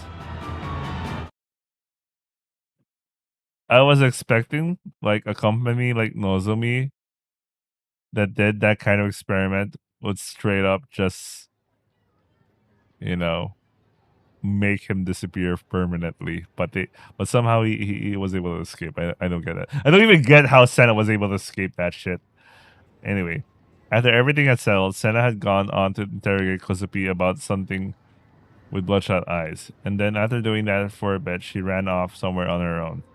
Kozupi had chased after her, but I, meanwhile, had just been staying put, still incredibly confused as to why Senna had become so obsessive all of a sudden. And now I was struggling to Shimokitazawa. Yeah, this area does look like Shimokitazawa. This is how. Oh, I thought this was like a Mr. Donut, because in Shimokitazawa there is a Mr. Donut. So I thought it rang bells in my brain. But this is McDonald's, whatever. It's supposed to be McDonald's or whatever. Anyway, now I was trudging to Shimokitazawa. My parents' house was only a short distance away. Walking from my base to it took less than half an hour. Could Nanami be there? Though not as busy as Shibuya itself, the roads of Shimokitazawa were fairly crowded. I was still being hit by the aftermath of that Asper debacle. Namely, some passerbyers looked at me with mocking sneers, whilst others even took pictures of me on their phones. Overwhelmed by embarrassment and humiliation, I hurried along the road to home. Rumi's eyes were pointed to the ground as she said that. She was walking a bit behind me, and in the time we spent moving along, she'd always repeated those words over 10 times. No matter how much she apologized, I had no way of answering. I didn't know anything about Rumi. Nothing had changed ever since we first met. And yet, she supported me, stayed by my side. But at the end of the day, there was still so much I didn't know about her. Even so, I always brushed the issue out of my mind. Perhaps it was because something in me knew she wouldn't stay with me if I knew the truth. And that terrified me. どうして僕と一緒にいてくれるの? I worked up the courage and asked her what was on my mind. I asked her the reason why she would stay with a guy like me. Was it because she was trying to lure me into a trap the entire time, just like you had? And yet, despite my suspicion, the answer she gave was nothing of the sort. あなたに目覚めてほしくないの。普通の生活を送ってほしかった。Didn't want me to awaken? Like as a gigolomaniac? Gigolomaniac? Really knew more about me than I did. 一体君は何者なの？私は Rumi hesitated a little. 私はタクの友達だって思ってる。友達でいたいな。In other words, she was telling me to stop pushing. But there was no way I could stop there. 僕はギガロマニアックスなの。そうとも言えるし、違うとも言える。Which was it? Was she trying to dodge the question? 君は IR2 のこと知ってたの？聞いたことがあるだけ。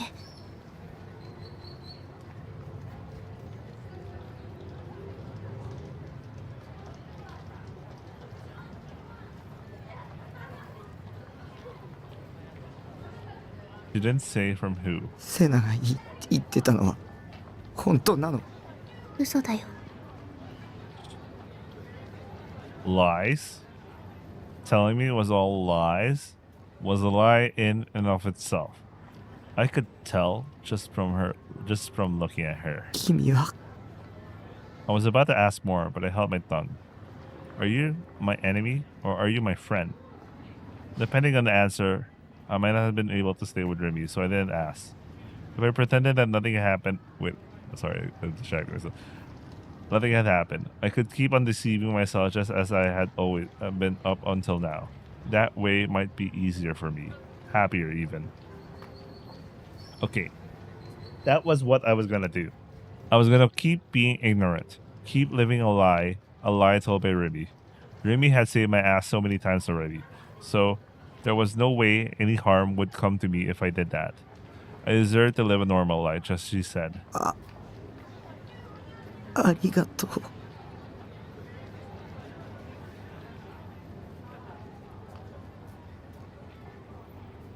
I averted my eyes from her, swapped out my question for a few words of gratitude. 守ってくれて。タク。I couldn't think of anything else to say, so I continued walking toward my parents' house in silence. Oh yeah, I remember this part of Shimokitazawa. This was legit. I mean, you could say that this looks like your typical Japanese neighborhood thing, but I could specifically know. I specifically remember a specific area that specifically looks like this. You know what? I'm gonna look for this area in IRL next time we come back. Anyway, my eyes were eventually met with a familiar alleyway. It was quiet. It was a quiet, secluded residential area. Every now and then, I could hear the faint sound of a train in the distance. This is the west side. When you come from the Inokashira line, when you go to, maybe it's just me. Anyway, I know this specific chunk of scenery ever since I was a little kid. This was where I'd grown up. I walked to both elementary school and middle school using this alleyway. Oh, so he could have probably met give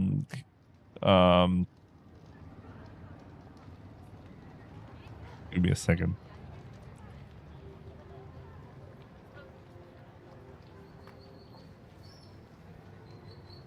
Nijika's sister. Yeah, he could have met Nijika's sister. Because Nijika attends high school in Shimokitazawa. And naturally she lives in Shimokitazawa. And considering the age of her sister, it's around the same age of what Takumi is at, the time, timeline wise of things. Anyway, if I headed through the narrow alleyway in front of me, My house would be right there. I was scared of seeing Nanami again, but I had to know for certain whether her arm was still there. I stopped and took a deep breath to calm myself, and then right when I was about to start walking again, 待って。 I turned around to see Rumi on the verge of どう tears. しても行くの？ねえ、行かないで。もう普通じゃいられなくなるよ。私そんなの嫌だな。 What was that supposed to? 帰ろう。あのコンテナハウスに帰ろう。私タクが望む限りずっと一緒にいるから。それで一緒に学校に行って大臣と3人で他愛もない話をして、帰りに立ち食いそば屋さんとか CD ショップとかに寄って、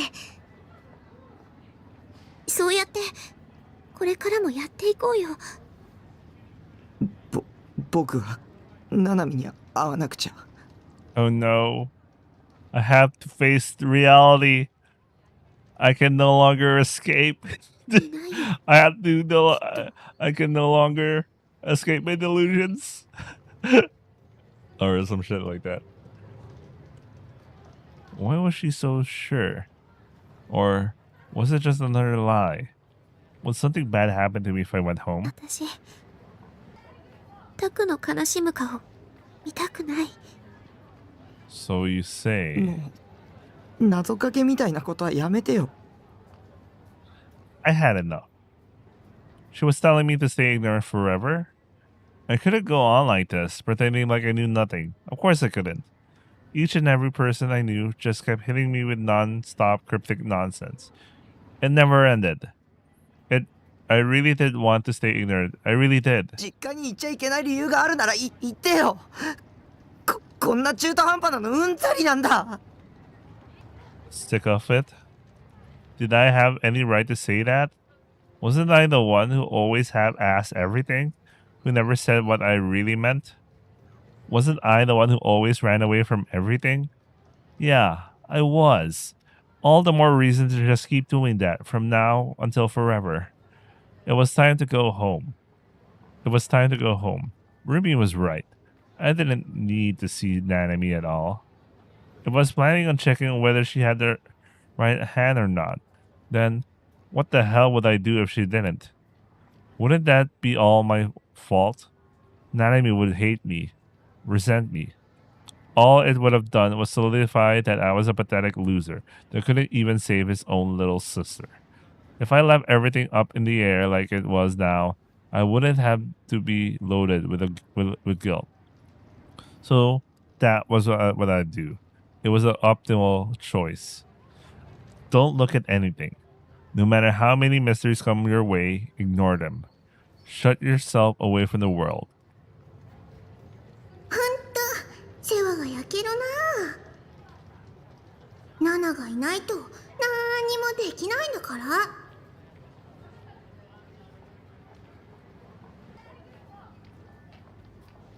ダメだ。 Nanami's cheerful voice popped into my head. It's good to know he actually loves his Emoto. ダメだよ。 If I ran away now, I wouldn't be able to face Nanami for the rest of my life. I wouldn't be able to go back home for the rest of my life. It's time to take my meds. I clenched my fists and stepped forward into the narrow alleyway that led to my parents' house. I was less than 50 meters away now. At first, I just speed walked. Then I started running toward the house I'd been raised in. 30 meters to go. 20 meters. 10. 0 meters. And when I looked, the house I knew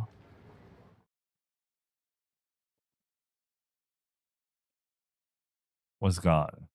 あれ The name on the door plate was wrong. It wasn't Nishijo. Actually, in the anime, it was worse. It was literally, it was a vacant lot in the anime. At least this one is still a house. In fact, The entire shape of the house was wrong. It was far newer and nicer than the house I lived in. I looked around and wondered if I had mistaken one of the neighboring houses for mine. But I hadn't. Actually, none of the surrounding scenery lined up with my memories. I considered that maybe I gotten lost or taken the wrong alley, but there was no way that could have happened. I recognized the entire route until now. I knew for a fact I remembered the route, but my home wasn't at the end of it. After taking the path from my memories, the scenery should have been there. Hadn't appeared, and a completely unfamiliar one had instead. Chami's Fu. What should have been a familiar place felt like I was setting foot in it for the first time. Chami View だ。 Chami View. 違うよ。 Remy stood right behind me. She had denied my words immediately. この世界に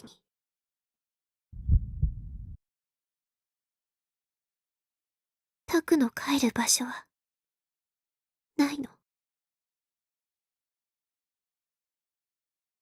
What the fuck? I was ready for some super heebie bullshit there. No, I already watched the anime, but yeah, that would have really fucked my mind if this was my first time seeing it. Anyway, maybe, I don't know. The sunset illuminated the lone corridor of the hospital. The lights were not turned on in this short period before night fell, rendering it fairly dim. The clamor of dinner time from before had calmed, and the eerie descended in its place. Oh, it's 11:59 anyway. Shogun was slowly traveling down the corridor in his wheelchair. The creaking of the wheels echoed throughout the empty hall. Many nurses passed him by, but none spoke to him, not even so much as glanced his way. Acting as though this was perfectly normal, Shogun continued to spin the wheels with his hand, emaciated skin and bones as they were. Oh, it's Abby! Abby's here! When he passed by in front of one of the rooms, a patient known as Yamai called out to him. He pointed at him with his index finger, sounding a frantic cry. Together with Yamai, the nurse had a face of complete befuddlement. ほら、アミちゃんが帰ってきたよ。またお外に出かけてたんだ。いけないんだ。誰もいませんよ。 The nurse looked around, then looked at the man with a forced smile on her face. Despite the fact that Shogun was passing through the corridor right before her very eyes, the nurse spoke as if there was no one there at all. また山井さんは私のことからかってるんでしょう。でも今日は騙されませんからね。 アミちゃん、ラウミちゃん、タウミちゃん。 Yamai became increasingly worked up as he continued to cry out. Shogun simply ignored him and silently turned right at the end of the hallway. Ooh. Anyway. The wall, which had been cream-colored up until that very moment, suddenly changed to black. And yet, even though the wall stood right in front of him, Shogun did not halt in his wheelchair. Right before he was about to collide with it, the black wall suddenly vanished. It quite literally had vanished. After the wall disappeared, a hidden corridor appeared from beyond its past reign. Oh, it's like Dark Souls all over again. Anyway, Shogun continued straight through it. He traveled another 20 meters before finally reaching the true dead end. At the dead end was a lone door to a hospital room. Shogun opened the door and headed inside. It was a phantom hospital room. The ghost story was spread about for many years, the tale of a room nobody knew of. The person hospitalized within it, the nameplate written upon the nameplate was Nishido Takumi. Oh! Then Shogun was Takumi all this time? Oh my god! Okay. I was wondering if that would have really broken in my mind if I went through this visual novel blind. I actually don't know. Maybe I made a mistake watching the anime before this. Anyway, from the train windows, an indigo blue could be seen permeating the sky. The trains of the Yamanote line grew chaotic as businessmen and students alike made their way back to their homes. Yeah, Yamanote at 5 p.m. is an ass experience. Anyway. And it's so long, man. It's so fucking long. The whole experience of going through like one, half circle, going a half circle distance is already like a whole ass experience. It's so long. And, usually when I ride the Yamanote line, it's like a fucking, I'm fucking tired. And trains in Japan, compared to like me riding a subway here, like the subway here, you're kind of used to like there's some little turbulence here and there. But in Japan, it's like you're floating, almost like you're floating. Like if you're so used to the subway here in New York, going to Japan, riding the subway. Riding a light rail in Japan is like it's like you're floating. It's so smooth, so quiet. I mean, relatively quiet compared to some random ass guy having a schizo episode in the subway, or some dry who's like another lack of never mind. Let's continue reading. This is just making me think about the good times. Anyway, two of its passengers, Kusunoki Yua and Yasuji Ban, stood shoulder to shoulder as they shook along with the commuting train, holding on to the hanging straps for stability. I actually never saw anyone hold the straps. No, I know there are people holding the straps. Actually, I do. I think I was holding the bar instead of the strap, because the strap kept moving, right? I actually hate holding the strap because it's, when you move, you move as well, you move, right? Instead of like, so I prefer holding the bar. Anyway, they were admittedly an odd pair. I was about to say odd couple, but I was like, wait a second, I was about to say something wrong there. People have their own weird ships, right? Anyway, an odd pair. And perhaps due to how much they stood out, Yua had been feeling constant gazes coming from all around her. It would stand to reason that this was why she was repeatedly fidgeting with her hair and glasses. Well, there's a story called Runaway, fuck, I forgot. Anyway, you know what I'm talking about. Runaway high school girl, fuck, anyways,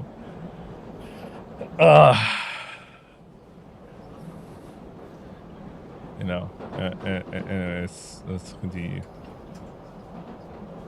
She still was not yet acquainted enough with the detective Ban to strike up a casual conversation with him. She had only met him a few days prior, after all.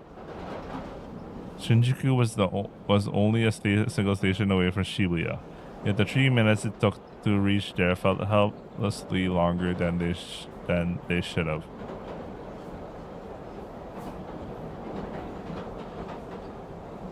Sorry, I was looking at my I have a sign, Yamanote sign on my wall, and I was looking if the next station. No, sorry, it was a totally different station. Anyway, Ban simply stood silently, gazing out the window. He made no attempt to speak with Yua. Yua's current impression of Ban was that he did not seem to be a bad person, but that he was still somewhat frightening. She had met other detectives that were on the case involving her sister, but none of them left an especially good impression. Perhaps that they had left her with an unconscious prejudice against the detectives. left her with an unconscious prejudice against detectives, and by extension, bad. Or so she had concluded in her introspection. だから地下15階の番人倒せば隠しダンジョン行けるだろ、常識的に考えて。番人どこにいるかわからんなり。Ever since the two of them had boarded the train at Shinjuku Station, two men standing near the door had been talking in an excessively loud manner. Regardless of her desires, Yua was forced to listen to those two talking loud as could be, all without an ounce of consideration for those around them. Yeah, that's very annoying.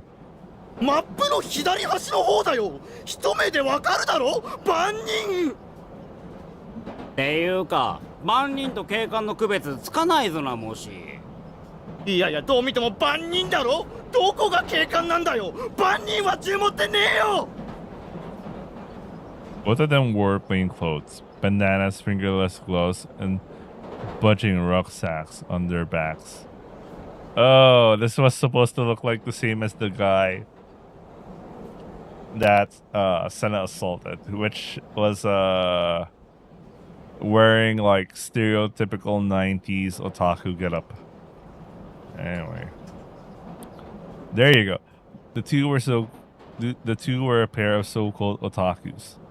Yua herself was interested in and thus consumed both anime and manga, so it was not their appearances that left her surprised. She had simply never been to Akihabara before, so it was her first time seeing the stereotypical otaku, complete with the clothes and everything. Yeah, you know what?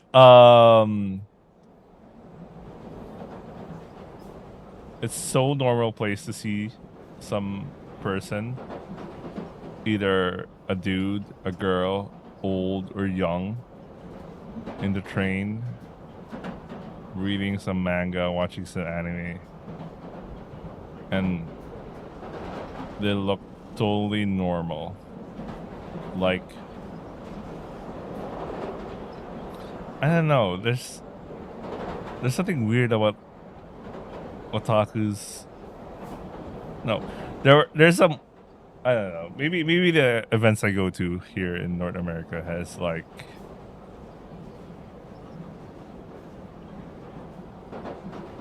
doesn't bring out like the more normie otaku. There's like the touristy there's the tourists that you can tell that they are actually just ryajus with like fucking, I guess they had some interest of anime at some point, but it was like the most touristy kind of anime. And there is the other spectrum, which is like the full-blown, they need a shower otaku. And for some reason, I'm more likely to encounter the latter one. And there's the guys in between, which are normal people, you know? When you see them in public, you wouldn't think they watch anime or whatever. They talk normally. They're a normal functioning part of society. And maybe on their own free time they watch, you know, otaku content or read or whatever. But like, yeah, I kind of remembered like someone like that in the workplace. Should look perfectly normal. Her getup during like summer was almost kind of reminded me like as if she was almost like she was into Jiraiya fashion. But I saw her phone, she's reading manga, so, but she looked totally normal and spoke normally. Why am I rambling? Maybe I should take some time to take a break, because I've been heavily distracted. I don't know why I'm heavily distracted in this scene. Maybe I should take a break. I'll take a quick break, man. I'll take a quick break. I plan to continue. Don't worry. We're playing a lot tonight. It's already 12 a.m. But maybe I'm ending at 2 or 1. So, yeah, we're doing this today. We're doing this tonight.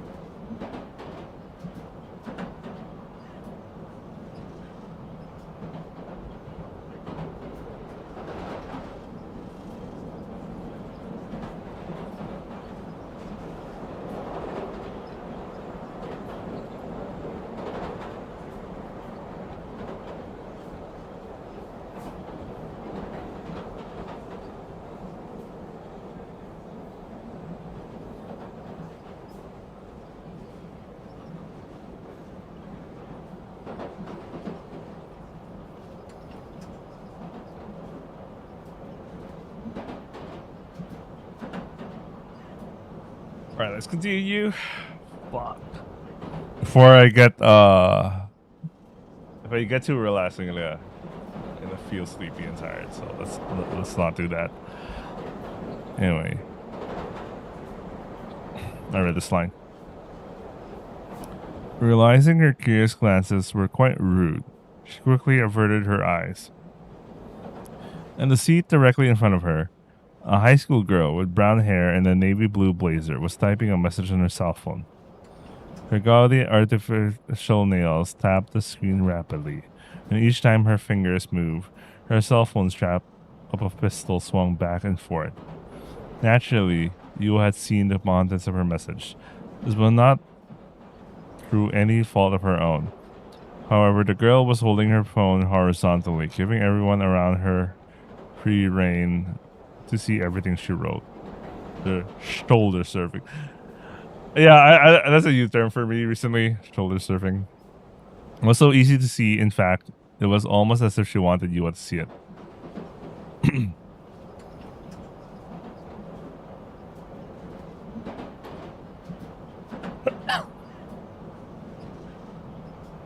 I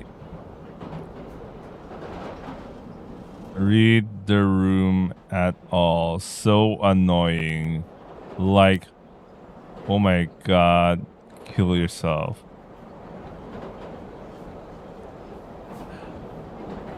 I can't fully understand this, but I only understand anything after the star.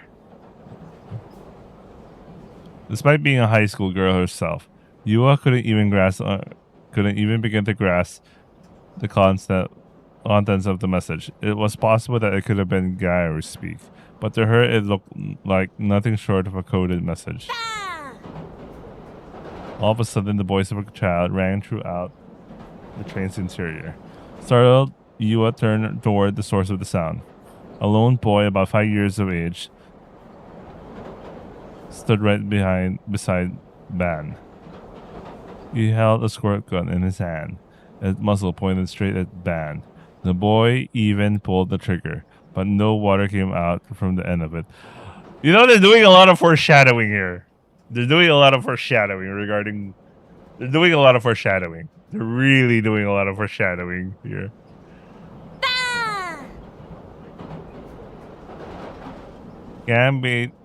Man gave the child a big smile.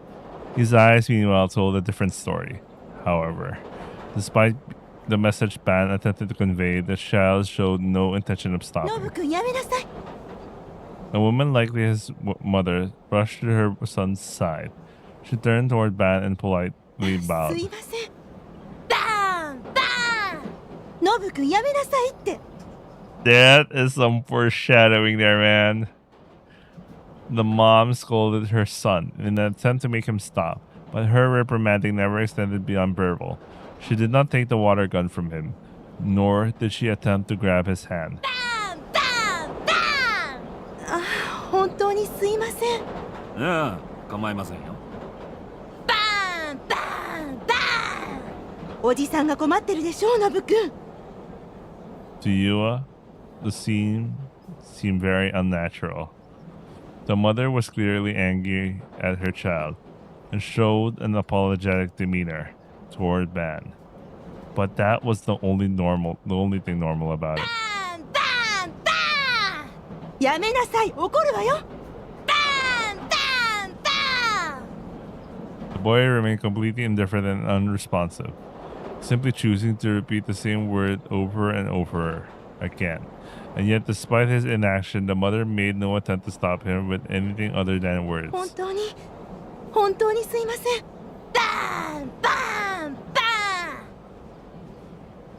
And for some reason, Ban simply sat there and let the boy do as he pleased. In the end, the scene continued until they arrived at Shibuya Station. Ah, this foreshadowing, man.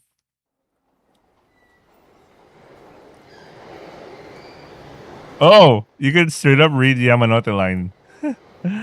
And it literally said Shibuya. Well, I mean, they are in Shibuya, but this is literally the JR signs. Anyway, upon coming to a full stop at the station, the train doors opened, but the mother and son showed no signs that they intended to disembark. Relief, Yua exited onto the platform along with Ban. Taking a peek at his expression, she saw a clearly forced smile upon his face. お急ぎ中のお客様にお知らせいたします。地下鉄番号門線。失礼しました。半蔵門線は人身事故の影響でただいま振り替え運転を行っております。 Oh my god, this is paranoia inducing shit, man. How many times did they hear something like I don't know. This is like straight up. お客様には大変ご迷惑をおかけして申し訳ございません。最近よく感じるんだ。 A crowd of people came and went through the platform. As Ban walked through along with that crowd toward Hachiko Gate, he began whispering to Yua. まるで不特定多数の人間にストーカーされてるような気がするんだよな。どういうことですか？さっきみたいなことがよくあるって話さ。周囲の人間の何気ない行動がまるで自分への嫌がらせじゃねえかって思えてくるわけ。 This was the reason why Ban had showed no reaction to the boy's mischief. Events such as those, the one that did not present much trouble, were becoming an everyday occurrence for him. Once he had begun picking up on it, he made him behold for him to stay of sound mind. 考えすぎだろうが、俺みたいな地味なおっさんに興味があるやつなんてそうそういねえだろうし。ただ集団ストーカーってのは確かに存在するんだよな。普通のストーカー行為とは何が違うんですか？被害を受けてる側からすると相手の意図や目的、正体すら全くわかんねえんだ。ただ誰かに行く先々で毎日のように様々な嫌がらせを受けていると感じる。集団ストーカーってのはそういうもんだ。ただの考えすぎっていう可能性は十分にあり得るだろうな。脅迫観念と紙一重だ。俺の場合はそうでもなさそうなんだけどな。ここ数日は相手もかなり直接的な手段に出てきてやがる。ますと。手を引けって脅迫する匿名の電話が何度かかかってきてな。For some reason, Ban laughed as he told her that. Yua, however, was frightened and wrapped her arms around herself in an attempt to bring her comfort. それ大丈夫なんですか？まあ、デカにはよくあることさ。Upon saying that, Ban immediately stiffened his expression and looked at ユ Yua. アちゃんは最近そんなようなことはないかい？はい、ないと思います。身の回りでちょっとでも違和感を覚えることがあったらすぐにおじさんに言ってくれ。ユアちゃんの身の安全を守るのは警察の仕事だからな。はい。Not only are they like super foreshadowing what's gonna happen to him, but right now they're setting up the death flag. Having listened to his words, Yua realized she was involved in something far more dangerous than she could ever imagine. Well, you know, if your sister. 妄想の存在なんだよ。Oh, you know what? Let's go back to Takumi. You are a delusionary existence. Oh my god. I was a tulpa all this time. Her voice, a whisper. Rumi said something nonsensical. Ignoring what she said, I glanced at the various houses around me. This place, well rooted in my memories, and this place I couldn't seem to recognize. Houses that should have been there were nowhere to be seen. Houses that should have been there were all I could see. Shouldn't have been there, all I could see. The gap, the disparity between what I knew in my memories and the real scenery surrounding me was getting wider and wider. Yelling those thoughts aloud, I desperately denied the despair welling up in my heart. Yeah, there wasn't any gap, not in the slightest. I'd just taken the wrong turn. This wasn't the right street. It was just a misunderstanding on my part. There was nothing wrong with the world. To think otherwise would be ridiculous. Stumbling my way back down the street I'd come from, I burst into the neighboring alleyway. But just as I feared, between my memories and what I actually saw, something fell out of place. I realized that my entire body was soaked in sweat. My eyes refused to focus, and my feet didn't feel well secured to the ground. All those feelings together hit me with an intense wave of nausea. なんでだよ。ここに僕の家があるのは間違いないんだ。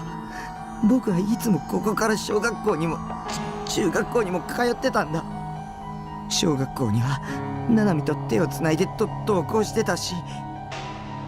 So cute. 中学は自転車で。どこの中学校？ Rumi, who had been following me, quietly asked a simple question. どこって？なんていう学校？そんなの決まってるじゃないか。地元の。It's I couldn't remember. I'd gone to middle school. I had clear memories of it, but I couldn't remember any of the finer details. It was as if some intense haze was covering my mind. The name of my middle school, which class I'd been part of, or even the name of my homeroom teacher. No specific names came to me. そんなはずないんだ。ただ忘れてるだけで。タク、聞いて。あなたの記憶にあるのはこの場所に家があるじゃなくて、この場所に家があるはずっていう思い込み。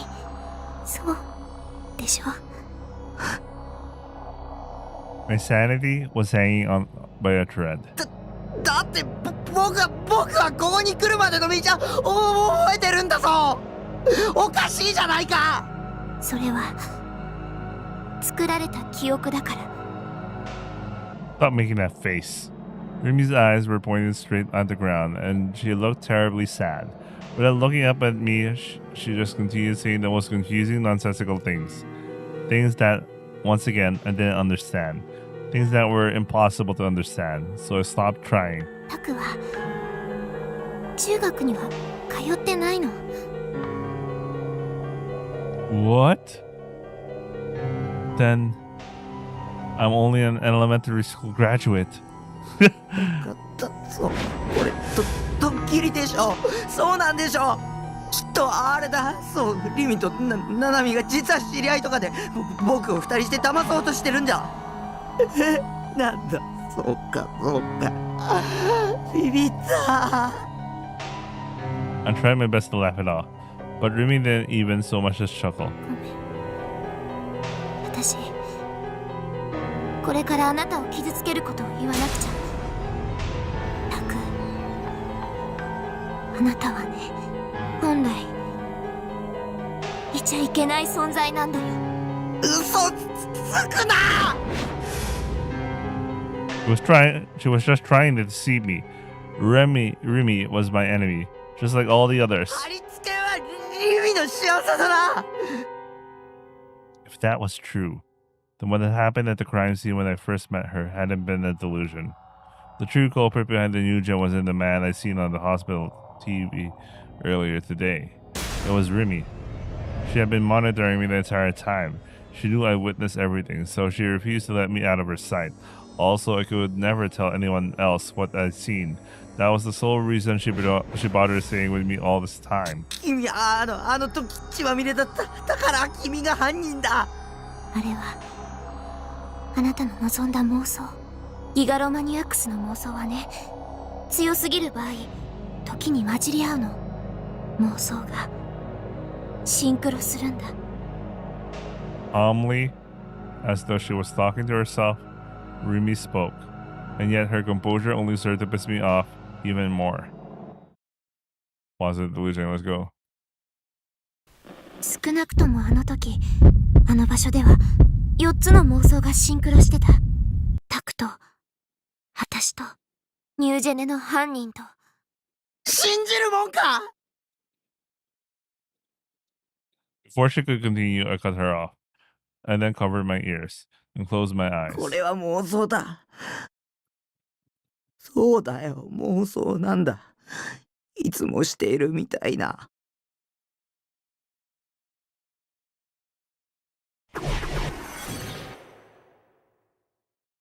I totally understand why you got the delusion here. 妄想しちゃダメ。 Oh no! I can't rely on escapism anymore! My mind, still trying to delude itself, was forcibly ripped back to reality by Rumi's words. 出ないと私、タクを消さなくちゃいけなくなる。殺すの？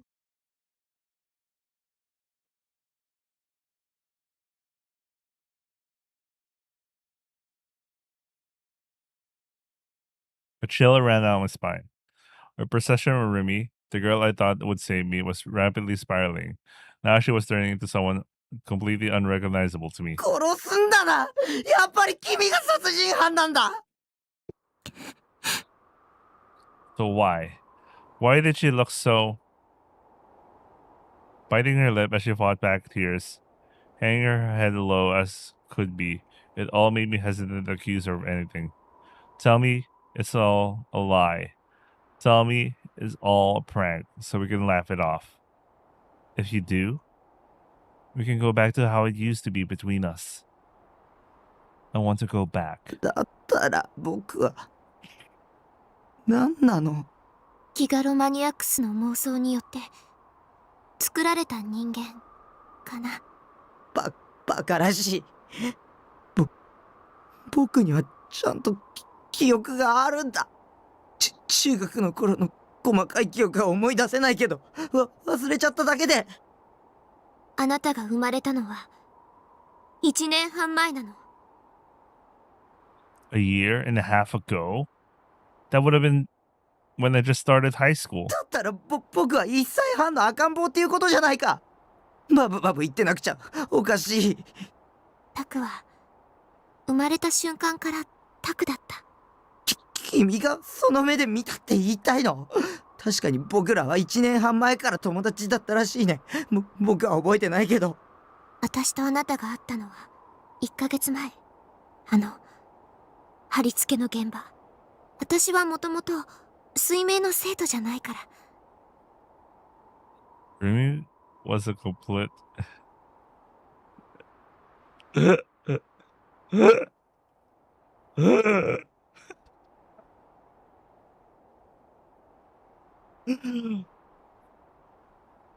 Oh man. Ruby as a complete schizo. A complete and utter schizo. Just like all the others. Not just a schizo.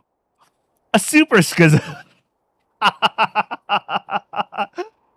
She was not a deer, not even Senna or Ayase could hope to match. 誰が僕を妄想したの？言ってみてよ。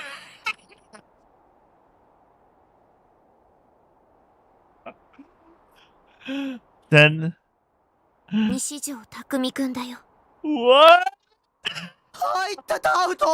僕が妄想なんでしょ。その僕が妄想して僕を作ったって矛盾してるじゃないか。はい論破終了。それとも君の妄想、君が勝手に作り出した君だけの脳内設定なんでしょ。僕をそれに巻き込まないでよ。私だってタクには知ってほしくなかった。ここにも来てほしくなかった。もっと強く引き止めればよかったね。 Then gathering her resolve, Rumi raised her head and looked straight at me. Her eyes glimmered with sincerity. It didn't seem like she was lying. She felt entirely genuine. でもここまで来たら本当のことを知ってもらった方がいいと思う。 It wasn't the truth. It was all a lie. It had to be. Otherwise, my last shred of sanity would snap. Besides, who would you ever believe? Someone who suddenly decided to hit them with, "Oh yeah, buds, you're a delusion." あなたの行動が他の人の命を削っていくんだって知ってもらった方が。そうだ。ナナミは僕が妄想だったら僕と血が繋がってるナナミも両親も妄想ってこと？そんなの無茶苦茶。ナナちゃんはいるよ。 And the way Rimi talked about her, it was almost as if she knew her. ナナミを誘拐したのは君なの。似たようなものかもね。私はタクを守ることに気を取られすぎてナナちゃんが狙われる可能性を考えてなかった。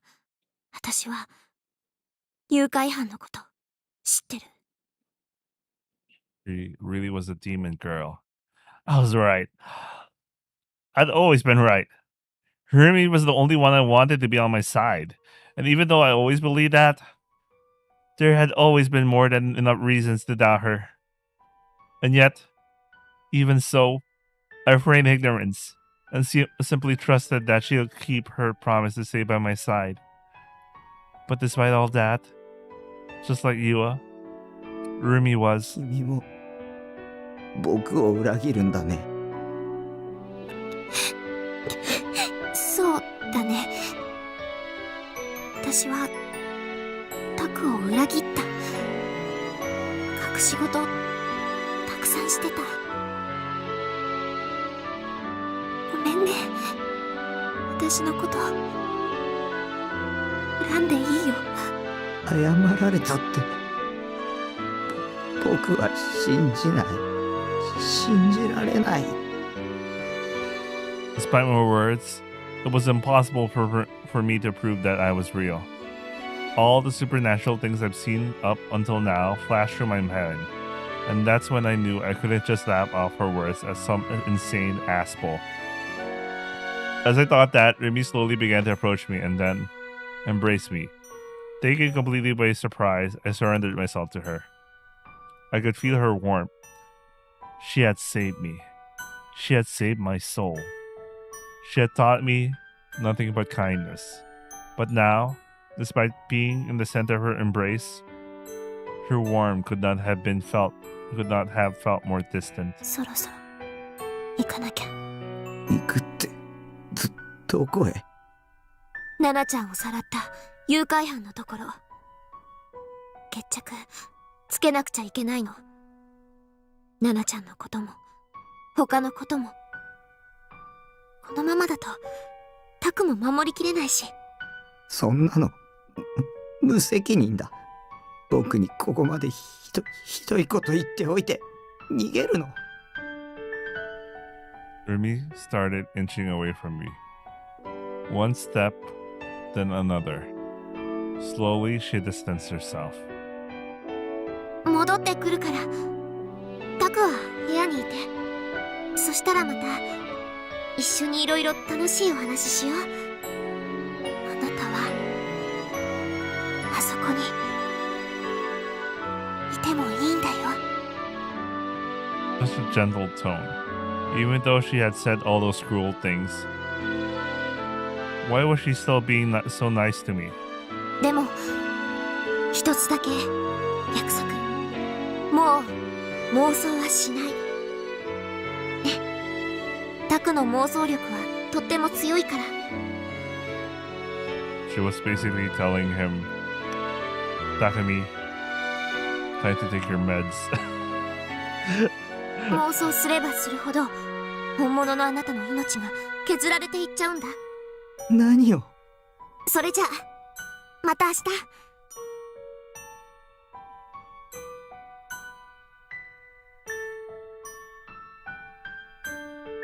石。 Rumi struck a pose, saluting me with the most unnatural smile on her face. It could not have been more forced. And only a moment later, from her eyes, quiet tears began to fall. Rumi frantically turned her back to me, and as her shoulders started to tremble, she ran away. And I, having been left behind in a stupor, sank helplessly to my knees. 本物の僕ってなんだよ。僕は偽物じゃない。 All colors vanished from the world. All hope I once had was gone. My very existence had been denied. There was no meaning in me being here. Not even my death held any meaning. Rumi had left me, leaving behind a meaningless husk. She was my enemy. She had deceived me. And now, having said her piece, she had probably lost her final remaining reason to be with me. 戻ってくるはずない。 Rumi had abandoned me. But of course she had. I was a delusionary existence according to her. A monster. Forget it. I didn't care anymore.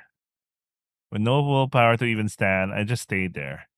Still unable to organize my thoughts, incapable of crying due to the sheer shock. The twilight wind robbed me of all warmth, and the very little that remained of Rumi's faded completely. As I looked up at the sky for no particular reason, I gazed at the sunset. A sunset that had almost been completely eroded by the dark of night.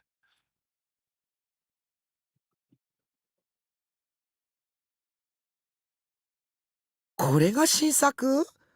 またへんてこね。 Momisa smiled as she stared fixedly at the Garo Froggy keychain band I had just purchased. でも可愛いじゃない？そりゃ新作じゃねえよ。先週出たなんだっけ。Anne glanced over Yua as if pleading for help. 涙目ゲロカエルンです。ああ、そう。それ。ごめんね、ゆあちゃん。こんなむさ苦しいおじさんに付き合わされて大変だったでしょう。ひでえな、ももちゃん。こんなダンディーな中年はなかなかいねえぜ。With Man's half-joking protest fell on deaf ears, the president of Frisha served Yua with some tea. Having a deep sigh, Ban sat down on the chair and glanced around the office. The employees of Frisha, who usually work well into the night, had actually returned home on time today. Each worker's schedule was arranged to tell this exact tale on the whiteboard. Thanks to their departures, despite the sun having only just set, the office was completely silent, as if it was the dead of night. で、ももちゃん、進行のこと調べてくれたかい？ Before riding the train for Shinjuku, Ban had called Momose in advance and asked her to look into Fate Works. その前に Smile still on her face, Momose glanced over at Yua, who was still sipping from her teacup. ゆあちゃん、お茶を飲んだら帰った方がいいわ。日も暮れたし、ご両親が心配するでしょ。Yua realized what the intent behind Momose's words were. Whatever the conversation that would soon take place was, it was not meant for Yua's ears. 私のこと心配してくれているんですか？え、そうよ。Momose nodded with a serious look on her face. Although thankful for her consideration, Yua shook her head indefinitely in response. 私帰りません。みやちゃんの死の真相に近づくためなら何だってするつもりです。あなたはこれ以上関わるべきじゃないわ。私もとっくに当事者の一人です。An imposing, unwavering resolve dwelled within Yua's words. Momose was perplexed at the unexpected opposition. 意外と頑固ね。ま、ここでのけ者にするのも酷ってもんだろ。いざとなったら警察で保護するさ。Momose was forced to sigh in response to Ban's nonchalant attitude. バンちゃんにそんな権力があるのかしらね。ま、こう見えても一応天下の警視庁捜査一課所属だからな。あら、そう。When pacifying Ban to a suitable degree, Momose stared intently at Yua. これから聞くことは絶対に口外しちゃダメよ。これはあなたの命にも関わることだから、それを肝に銘じてね。はい。Yua nodded, her expression far stiffer than before. Upon seeing that, Momose sighed once more, then proceeded to take a seat. Momose hunched her already rotund body forward, operating the mouse connected to her laptop. で、進行から何が出たんだい？バンちゃんの予感的中って感じね。Both Ban and Yua appeared at the monitor from behind Momose. 有限会社新興の親会社はのぞみテクノロジーよ。のぞみテクノロジー？のぞみグループか。こいつは驚きだな。新興は5年前にのぞみグループに吸収合併されたんだけど、それ以降発売した商品が次々と大ヒットしてるのよ。Shipping 525 yen nationwide. Almost $4 something. Anyway. ゲロカイルンだけじゃないの。中国製バッグとかタイ製のエコバッグとか美脚パンツとかで、この会社は商品の売り出し方が独特なの。いつも週末に新製品を一斉に投入するのよ。 Weekends. The words struck out especially to Ban. G レートと関係は？必然にしろ偶然にしろ、新興の商品がヒットしているのは G レートの変動の影響ね。それは確かよ。前に見せた G レートのグラフ覚えてる？ 5年ぐらい前からずっと毎週末に値が上がってるって言ったわよね。新興がのぞみグループに合併された時期とぴったり一致するわ。新興がレートを操作してると思うか？新興自体はそんなに大きな会社じゃないからそれは無理よ。となると親会社のぞみが怪しいな。グループ総出で取り組めばレート操作だってできそうじゃねえか。待って、のぞみの方はもちろんだけど、新興が興味深いのはそこだけじゃないの。設立当初の資料にまで遡ってみたら、すごい大物が出てきたのよ。井ノ原幸三。はは明和党の重鎮じゃねえの。新興設立当時はまだ民自党在籍時代だけどね。つながってきたな。太田教授の時、それとこの前の地震の時、明和党は G レートに関係ありそうな件について報道規制の圧力をかけてきてる。 G レートのグラフのことだけど、いろいろ調べてたら他にも面白いパターンを見つけたわ。As of now, there were two aspects about GA rates that Momose had her attention on. First, the fact that it consistently rose each and every weekend. The maximum values themselves was not particularly notable, but aside from New Year, Golden Week, Golden Guy's a place anyway. Golden Week and Obon, they always went up without fail. The second, the drastic rise following earthquakes. For both the quakes 2 months ago, in which there were 8 fatalities, and the quake 1 week ago, in which there were more than 100 fatalities, the GE rate had shown an extreme upsurge for a short period of time. で、3つ目のパターン。この5年で4回だけ起きてるわ。時期はどれもまちまち。上昇値は地震の時ほどじゃないけど、結構高いの。最初はこれが何を意味してるのかわからなかったんだけど、調べていくうちにこの5年で4回と符合するイベントに行き着いた。イベント。イベント。もったいぶらずに教えろよ。選挙よ。衆参合わせて4度行われた選挙日と、その4回の GE レート上昇の日は完全に同じだったわ。Man stroked his unshaven chin with a stern look on his face. 野党だった明和党が大躍進を遂げて与党になった選挙は4年前ですね。そして井ノ原幸三が民自党を電撃的に離党して明和党に移ったのは5年前。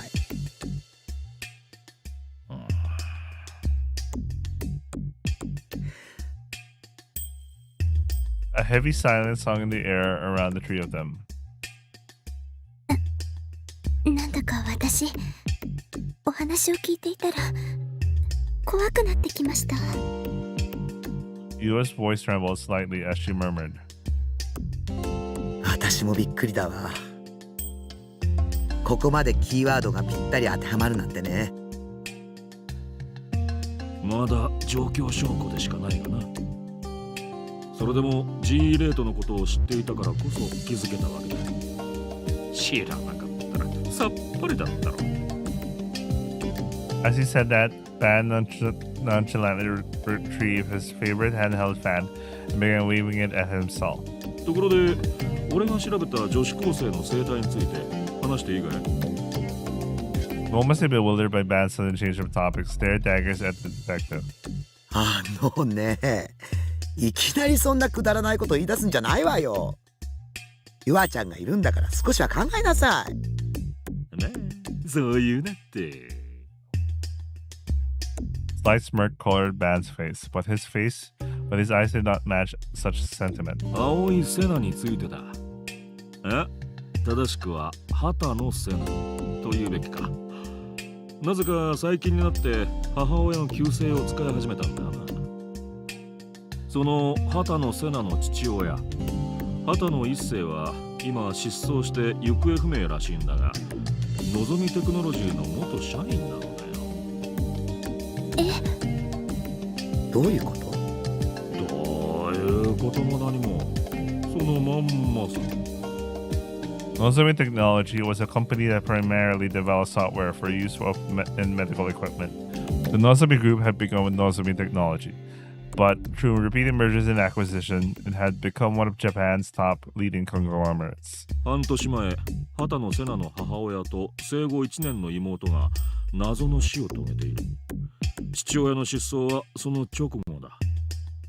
畑野セナ本人もそれと前後して当時預けられていたとある施設を脱走するって騒ぎを起こした。施設ですか？天神寮っていう非営利の自立更生支援施設だ。表向きはな。表向きってじゃあ裏があるの？スポンサーがいるのさ。これが天聖振興会だったりする。天聖振興会。Momo said grim and sensitive words. She then spoke once more, her tone now clearly exasperated. また面倒な名前が出てきたわね。ちなみにその天神寮は2年前まで別の名前だった。アークハートメディカル会。どんな偶然か今や渋谷の若者のカリスマ的存在であるフェス岸本綾瀬もここに入れられていたんだな。畑野瀬名とは入れ違いだったみてえだが。Dan then leaned forward toward Momose and Yua. でだ、ここからが興味深いんだな。アークハートメディカル会は天神寮と違ってメンタルケア施設だった。精神病患者を治療してたんだ。ところが2年前、アークハートメディカル会は突然非営利団体の自立更生支援施設天神寮へと姿を変えた。それによって精神科医が一斉に解雇されたんだが、その医師たちを丸ごと雇い入れたのが代々木にある AH 東京総合病院だった。ノータリン事件で殺された人が勤めていたのってそこの病院でしたよね。ああ、高階文夫。確かに AH 東京総合病院の精神科医だ。ついでに言うとそこの病院長は井ノ原とコニーらしいぜ。また井ノ原議員ね。ゆあちゃん、君が追ってた西条匠も実は AH 東京総合病院をこの1ヶ月で3回訪れてる。そうなんですか？警察がずっと尾行してたんだね。確かだ。しかも西条には数年前にその病院に入院した記録まであった。彼の主治医は高階文夫だ。不思議なのは西条の入院記録なんだよな。彼は10歳で入院して約2年後にその記録が途切れてるんだが、退院した記録はなかった。誰かが改ざんしたのかしら。どうだかな。そこまでは調べが回らなくてね。ああ、それと畑野瀬名に関してもう一つ。最近彼女がよく行動を共にしている折原梢って生徒がいる。1ヶ月ほど前に転校してきた西条のクラスメートなんだが、この子も結構ないわくつきなんだ。折原の父親がのぞみグループの系列会社社員なわけ。元は広島の方に住んでてな。折原梢の同級生3人が何者かに襲われて重傷を負うって事件が起きてる。3人ともが右腕を鋭利な刃物で切断されて、ひどいありさまだったらしい。折原もその場に居合わせていた。彼女が犯人じゃねえかって疑いがかかったんだが、凶器が存在しないって理由で逮捕はされてない。それで地元に居づらくなって引っ越したって噂もある。凶器が存在しない？見つからないじゃなくて？ああ、存在しないだ。何で切られたのかさえ分かってない。犯行は折原以外には実行できない状況だった。だがたとえ折原が犯人だとしても、凶器をどこからか取り出すこともどこかに隠すことも不可能だった。かまいたち現象じゃないかなんて本気で議論されたぐらいだ。何もないところから剣を取り出す手品かもしれねえな。君が悪いです。Yua, as if trying to stop herself from trembling, hunched down toward her knees, then began to stroke both her arms with her hands. 何かとても大きな意志が働いているような。職業柄俺は陰謀論なんざ信じちゃいねえんだが、今回ばかりはその存在を信じそうになるね。明和とそしてのぞみグループ、 G レートに関係してると思われるのはその2つか。天聖振興会も叩けば埃が出てきそうね。もともとあまりいい噂は聞かないし。 Based on her tea, Momose shrugged her shoulders. ばんちゃんには呆れるわ。本来の仕事をほったらかしにしてこんなことを調べてたなんて。元はといえばももちゃんが G レートのことを教えてくれたのがいけない。そうだけど、それで捜査本部から外されちゃったら世話ないわ。本当に不器用なんだから、あんたって人は。Those words were neither those of astonishment nor condemnation, but rather a fairly roundabout way of praising him. Momose, despite her words, acknowledged Ban in his pursuits. おっと電話だ。 Ban's cell phone let out an electronic tune. Looking at the display, he saw that the caller was a restricted number. もしもし。 Loud static could be heard from the other end of the call. Ban took the phone away from his ear and looked at the display once more. His connection was good, so he was likely not the issue. It might have been the caller causing the problem. Ban brought his ear close to the phone, believing that the call was coming from someplace far away. 誰だ? This was one of the anonymous, threatening phone calls he had been receiving recently. The mechanical sounding voice was likely due to the use of the voice changer. Ban let out an audible laugh before proceeding to answer. あんたか。いい加減名乗ってくんねえかな。手を引けって言われてもな。そもそも何から手を引きゃいいんだ。そこを具体的に言ってもらわねえと。 Oh, that's the voice of Shogun, quote unquote. They always hung up there. Always after saying back out twice. The pattern repeated itself so often it was practically routine. No matter how much Ban tried to speak to them, there was never an answer. But on this day, that would finally change. ああ?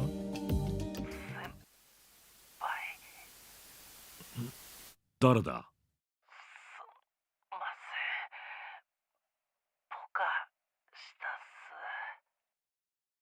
Upon hearing that, Ban finally understood whose distressed voice it was on the other end of the call. 諏訪か?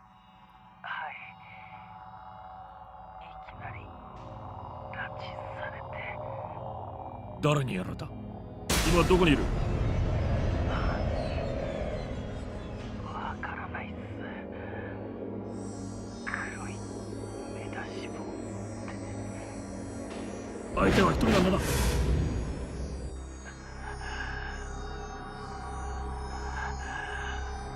おい、大丈夫なのか?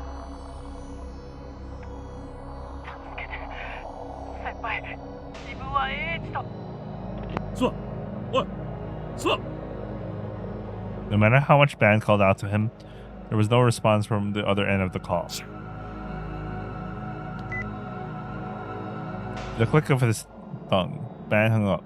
Momose and Yua were looking at Ban with intense concern. 諏訪ちゃんに何かあったの? Ban stood up and lightly slapped his cheeks twice. 諏訪が人質に取られた。どうやら AH 東京総合病院にいるみたいだ。まさか名和と。ああ、わかんない。このままじゃまずい気がする。応援を頼んだ方がいいわ。大ごとにしたらそれこそ諏訪の命はねえよ。俺一人で様子を見てくる。Ban placed his favorite handheld fan on top of the table, close to where Momose's hand rested. Following this, he took a good look at each of the girls. His demeanor was like that of an entirely different person's. The unreliable middle-aged detective that he had often played was nowhere to be seen. All there was now was an intense, fearless expression on his face. ももちゃんとゆあちゃんもどこかに身を隠せ。わかったな。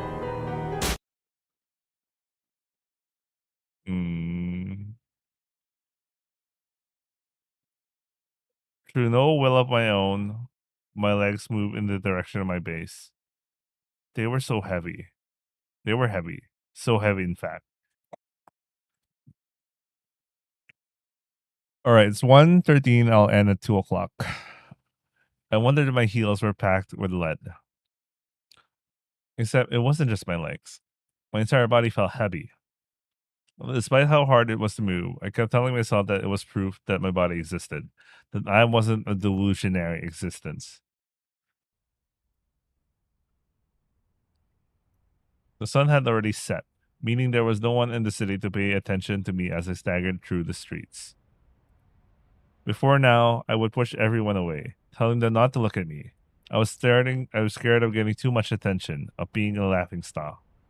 But even though I've done that for so long, right now, I just wanted someone, anyone to look at me. I wanted someone to see me with their eyes. I wanted someone to acknowledge that I was here, that was the Deus Ex Machina I needed. But no one did. If I randomly yelled out something, I'll probably get looks of disdain. But I didn't have the willpower to go through that. With my sweaty hand was my cell phone, the one I'd gotten out to buy with Nanami. I only had 4 numbers registered on it. Rimi's cell phone number, Nanami's cell phone, Misumi's cell phone, and the number for my parents' house. I tried desperately to think of a way to prove I wasn't fake with those 4 numbers. Phone あな numbers. たは妄想の存在なんだよ。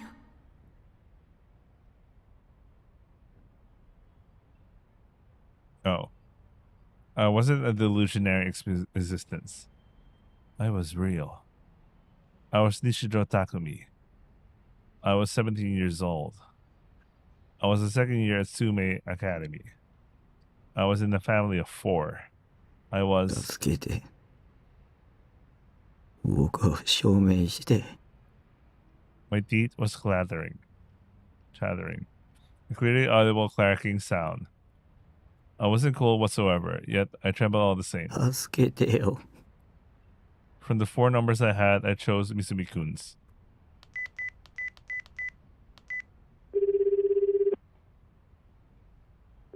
Hi. ミス。ダークだろ。どうしたんだ。リミとうまいこと言ったか。ちゃんと童貞卒業できたんだろうな。感謝しろよ。気を使って2人にしてやったんだからよ。Misumi-kun was the same as ever. That at least brought me some relief. He did know me. He recognized me as Nishijo Takumi. So it wasn't a delusionary existence. Rimi had just been lying. I knew it. そういえば、ついさっき美奈子から言われたんだけどよ。美奈子。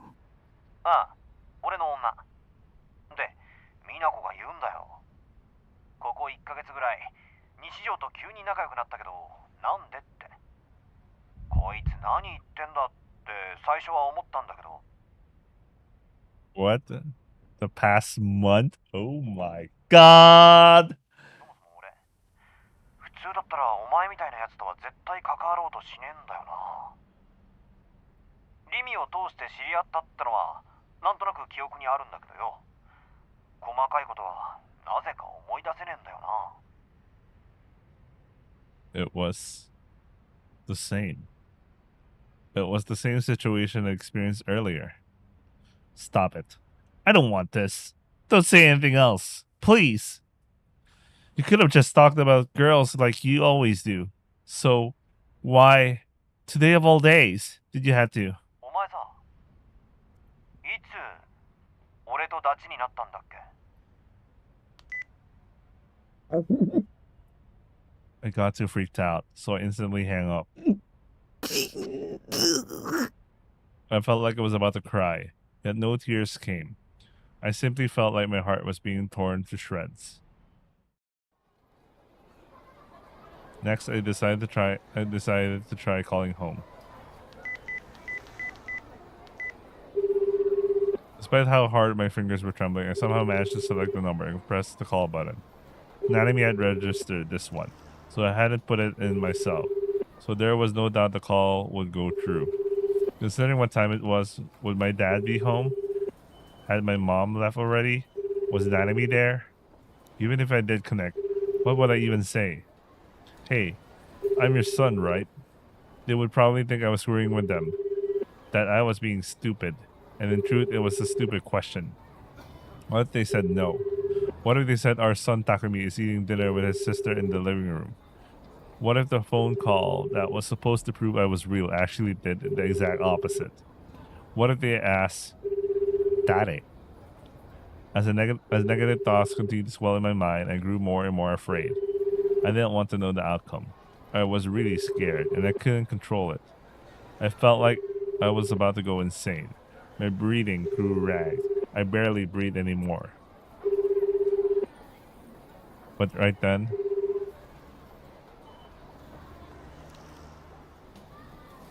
with the phone next to my ear, I prepared myself. あなたがおかけになった電話番号は現在使われておりません。番号をご確認の上、もう一度おかけ直しください。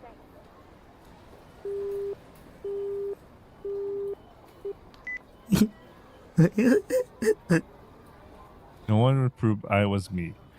There was no one that could. I wanted to die. Raising my head, I noticed the Yamanote Dori in front of me, with lots of cars coming and going.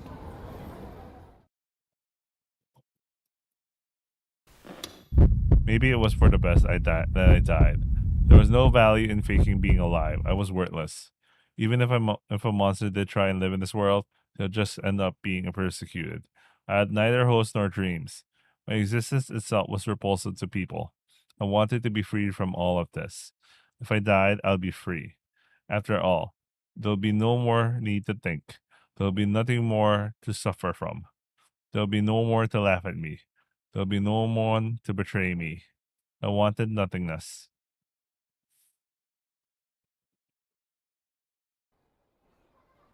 With my own 2 feet, I took a single step forward. Or at least I intended to. But my legs didn't move an inch. They wouldn't do it for me. And before I realized, my knees had started trembling. I couldn't gather the courage. Despite how much I wanted to die, the fear of death wouldn't allow me to take even a single step forward. I wanted to die, and yet I also feared death. I didn't understand. I couldn't grasp my own feelings anymore. Did I want to live or die? Which was it? I clenched my teeth, closed my eyes, and repeated to myself, I want to die. But just as I feared, my legs wouldn't move. Seeing the steel cars pass by so quickly, the thought of getting run over by one of those high-speed weapons came to mind, and my body froze completely. In the end, I sank to the ground. At what should have been the end of it all, I finally got to know how much of a pussy I was, how much of a spoiled brat I was. I ended up thinking about what would be the most convenient for me.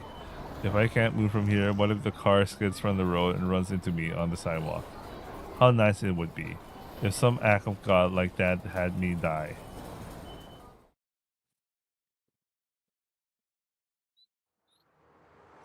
As Sakihata Rimi walked beneath the Shibuya station underpass, she took out her cell phone. She had walked straight here right after parting ways with Takumi. She then selected the number registered in an address book as Nana-chan, then placed a call. They picked up the very next moment. 私、実はちょっとした報告があります。ナナちゃんをこれから助けに行こうと思って。Rimi had an idea where Nanami was being held, as well as who had abducted her. A theory she had only come to because she had been in a similar situation herself once before. It was a past she wanted to forget, but it was one she was ready to confront in order to rescue Nanami, no matter how steep in darkness those memories may be. The reaction of whom she had called was exactly as Rumi had predicted, leading her to inevitably start laughing. 私って信用されてないな。平気だってば。 Or her voice and expression was cheerful. Not an ounce of the grim resolve she carried out could be felt. To an outside observer, it would simply look as if she was having fun, engaging conversation. She was having a fun conversation. Besides, okay. そもそも私の感情とナナちゃんを助けることとどっちを優先させるかなんて決まりきってることだよ。言ったでしょ。私はあなたの力になりたいって。それにタクには関わらせたくないの。 As she said that, Rumi's expression clouded over. ねえ、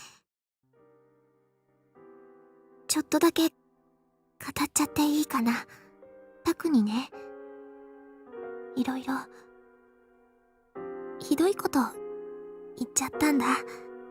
しかもそんなことしておいてすごく自分勝手なんだけど、私彼と一緒に過ごした時間はとっても楽しかったって思っちゃってるんだ。何もかもが妄想でまみれたまやかしでしかなかったのに、学生生活もあの学校に私やタクが通ってることも、大ちんと友達だっていうことも、私がタクと一緒にいようとしたことも、タクの存在そのものも。 Little by little, Rumi's pace slowed.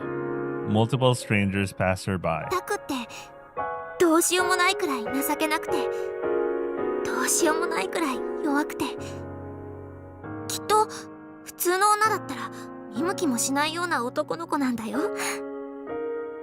As she spoke, she squeezed the hand she held the cell phone with.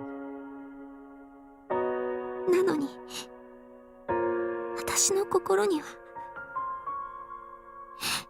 楽しかったっていう気持ちがあるの。なのに私の心には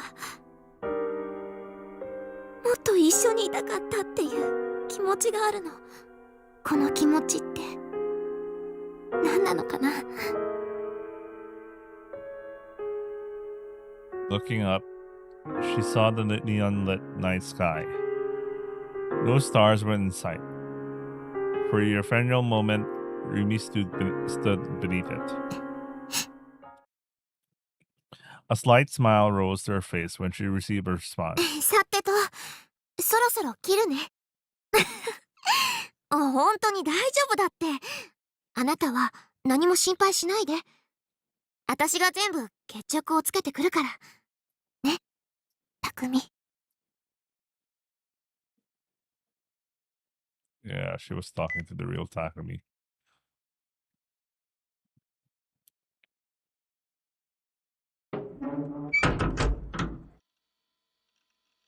Having lost all my willpower, before I realized it, I found myself back in my base. I didn't know how I got in here after failing to die at Yamanote Dori. My memory was hazy. このコンテナって誰がどうやってここまで運んだんだろう。 It was something I never even thought about until now. But now that I couldn't help but notice how odd it felt. The more I thought about it, the more feeling encroached upon my mind. The moment I closed the door, the room went pitch black. Leaning against the door, I simply stood there, as still as it could be.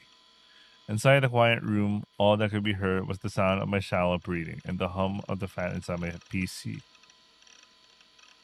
I thought that maybe surrounding myself in darkness would make things easier. Since I could have I wouldn't have to be conscious of my pitiful self. But it had the exact opposite effect. Unable to see anything with nothing else to listen to, Rumi's cruel words before repeated endlessly in my mind. あなたは妄想の存在なんだよ。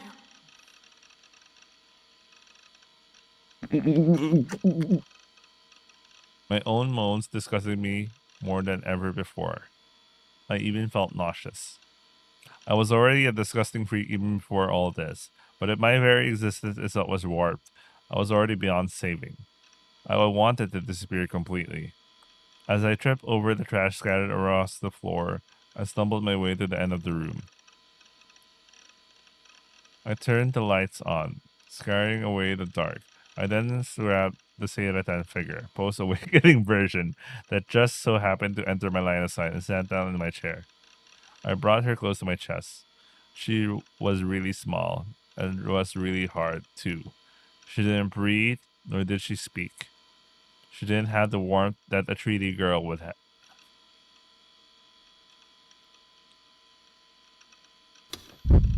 Despite that, she was all I had left. Rumi had left me. I didn't know where Nanami was. Senna had attacked me. Kozupi hadn't protected me. Yuo was my enemy. And Ayase was hospitalized. I feel bad for Ayase. Was hospitalized. They were the only girls I knew the names of, and none of them would do anything for me. Reality was harsh. I didn't give a damn about a monster like me. With my trembling hands, I tightened my grip on Seiratan, then tighter and tighter, tight enough to break her. I wanted to disappear completely. 消えなくたってこれまでタッキーは存在感ゼロだったっしょ。 I felt a sudden pain deep in my chest. To think even Seiratan would say such horrible things to me. ひどいことも何も本当のことだよ。消えたいとか言ってるくせに図星疲れたぐらいでへこむんだ。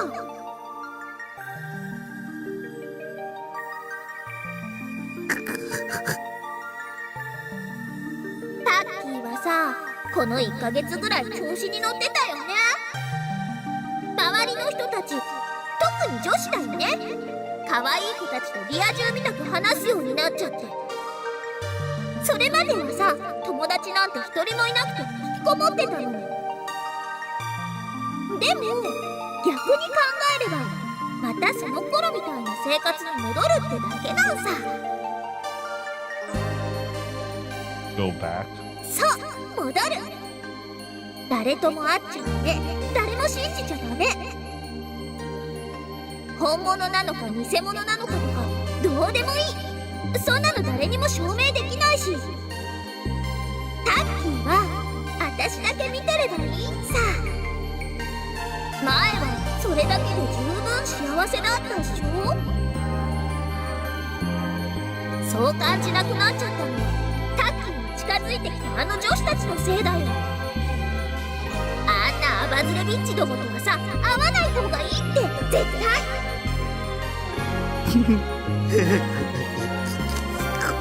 そうか、そういうことか。 The one who got involved with me were at fault. It was their fault. Rumi's and everyone else's, not mine. I'd become a shut-in again, starting with Seiratan. I'd live here surrounded by my waifus as a person with no name, an anonymous existence. Sounds good to me. What about you, Seiratan? そういうこと。 What if I just become an anon? タッキーは私が幸せにしてあげる。 Seiratan spoke cheerfully from within my grasp, and I was hit with a strong sense of disgust toward myself, who had made her do so. I'm such a fucking disgrace. I wanted to die even more than before.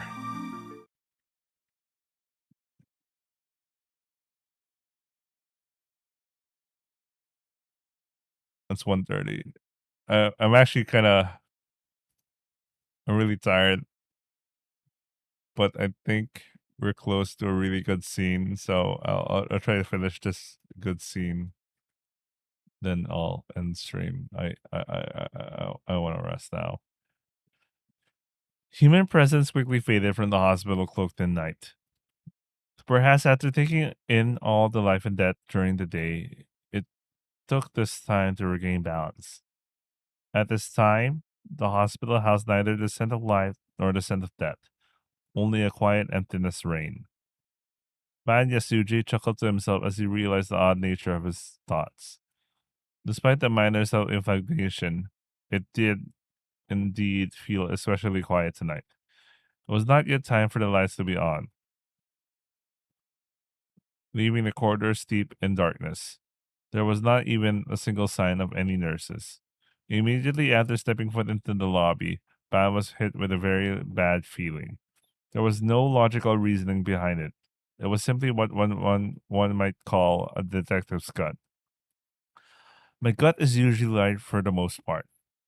In his mind, he believed it to be an oddly superstitious thought, but this may have simply been a way to dismiss the feeling.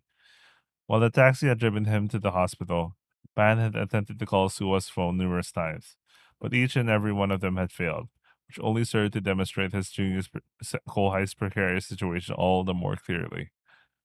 There was no time to waste. He had to find the place where Sua was being held within the large hospital and rescue him, all while not being detected by the kidnapper. The linoleum floor would have made his footsteps echo. To avoid this, Ban took off his shoes before entering the lobby. Winter was swiftly approaching at this time of year, a fact that Ban was readily made aware when the chill from the floor sent shivers to his soles. Sound of the automatic front door echoed throughout the room, followed by the voice of a girl calling out Ban's name. The surprise of seeing her in the lobby put Ban at loss for words.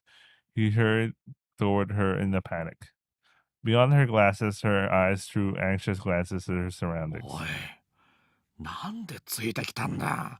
身を隠せって言っただろうね。すみません。でも、私。Ban looked for any signs of Momose, but she was nowhere to be seen. Realizing she had come alone, Ban scratched the top of his head with a concerned expression. 今すぐ戻れ。これは遊びじゃねえんだぞ。それは、分かっているつもりです。分かってるなら帰るんだ。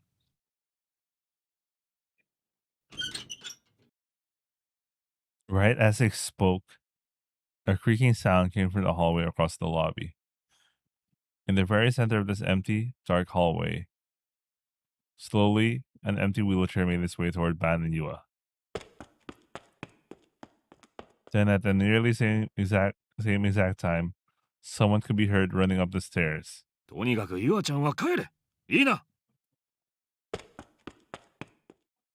Before he had even finished giving his warning, Ban had already started running.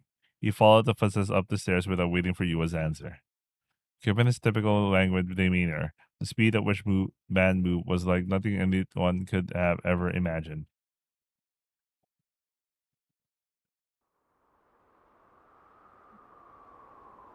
As he followed the footsteps, Ban found himself on the roof of the outpatient ward. There was lines of shrubbery installed on the rooftop, forming a garden of sorts. It was most likely a space of healing for the patients there, but regrettably, as the lights were off, Ban could not see what kind of flowers were blooming there. Given the fact that Ban was on the roof, it was only natural that the wind would blow strong. With ragged breaths, Ban quickly surveyed his surroundings. Without a shadow of a doubt, this is where the man behind the footsteps must have run, but now he was nowhere to be seen. Was I led here on purpose? The man had fled while causing sounds that seemed purposeful. Ban could not think of any other reason for him to have done that aside from leading him there. Ban did not have his gun with him on him, as he was apprehensive about being unarmed. He looked for something that he could serve as a weapon, but to no avail. With a gulp, he wiped away the sweat on his forehead with his fingers. Step by step, he made his way at the center of the garden. Here and there, Ban could see a few hiding spots stuck within the shadows of the benches and shrubbery. He put himself in a fully alert state, one in which he could respond to a potential attacker no matter direction they came from. The garden was set up in a circular fashion, with benches placed around it in accordance with its shape. Ben strained his eyes as he looked at each bench in order, and on one of those benches his eyes landed upon a strange object. Keeping a closer look at his surroundings, he slowly approached the bench, and as he got closer to it, its shape was made clear to him. It was around the size of a soccer ball, round and dark. It was a severed human head. Ban had investigated countless murder cases involving dismemberment in the past, quickly recalled an image of a photo he once seen. The bad feeling in his chest grew stronger and stronger. Recognizing the possibility of being his Kohai's head, vengeful anger and furious rage toward the perpetrator bubbled from within him.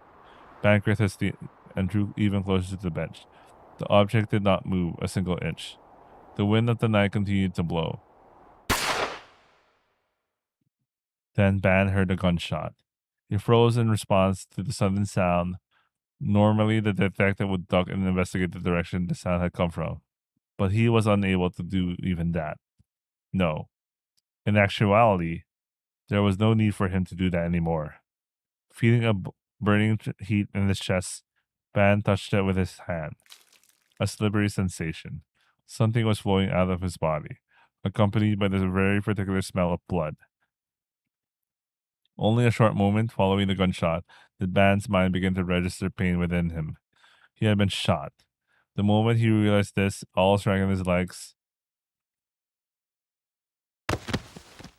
unable to remain standing, he collapsed to the ground. Oh, all strength left his legs. Okay.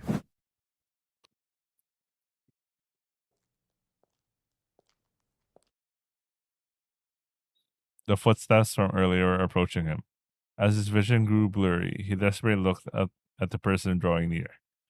The dark shadow with a gun in his hand, a shadow so dark Ban could not recognize its face. A voice came. 手を引けって言ったのに。A voice he recognized. 残念っすよ、先輩。Ban collapsed in a heap, was met with the ridicule of one man, Suo Mamoru. スワがお前が俺をそうっす。いやー、祝初発砲ってところっすか？ As he laughed into the night, Suo casually picked up the object from the bench. ちなみに先輩、やけにこれに注目してたっすけど、そんなに珍しかったんすか？ダース・スパイダーのヘルメット。Suo, who had now returned to Ban, held the dark helmet in front of the detective's face in an ostentatious manner.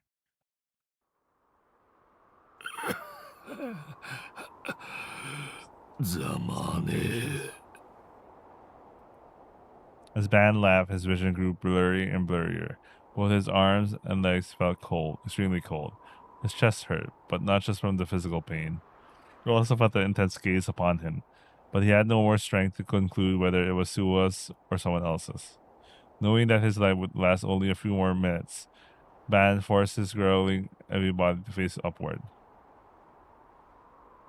With arms and legs outstretched, only the night sky lay above him. A sky overcast with no stars to be seen. But even if there were any left in the sky, Ban had long since lost the ability to see them. After a few coughs, the taste of blood spread through his mouth.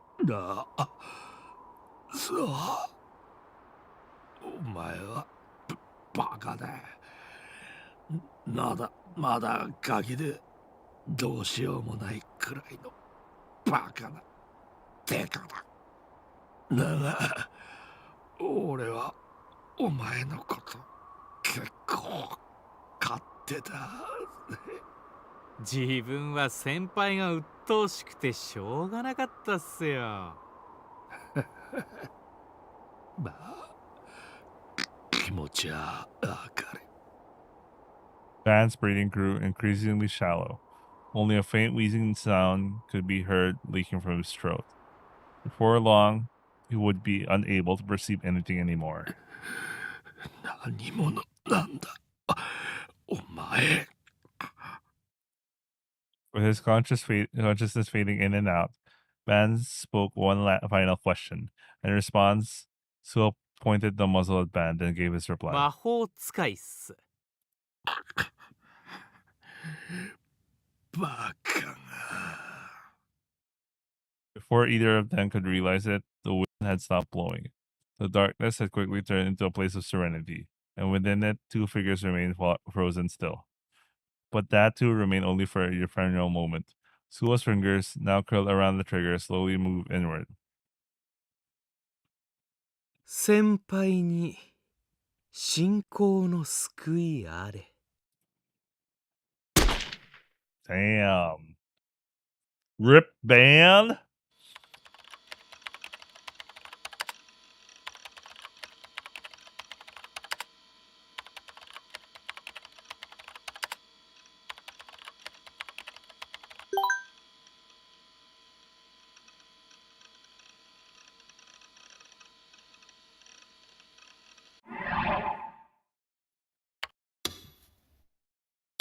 I know the next scene is gonna be good, but I really want to give up for the night. So that's something to look forward to tomorrow. Yeah, tomorrow. Anyway, I hope you guys enjoyed watching, and we're gonna do another long ass stream. Hopefully we can do another long ass stream. Well, I only plan until like 12 tomorrow because it's another work in the office kind of day the following day after tomorrow. So wait, it's already 30th. Anyway, I hope you guys are watching, and I'll see you guys on the next stream.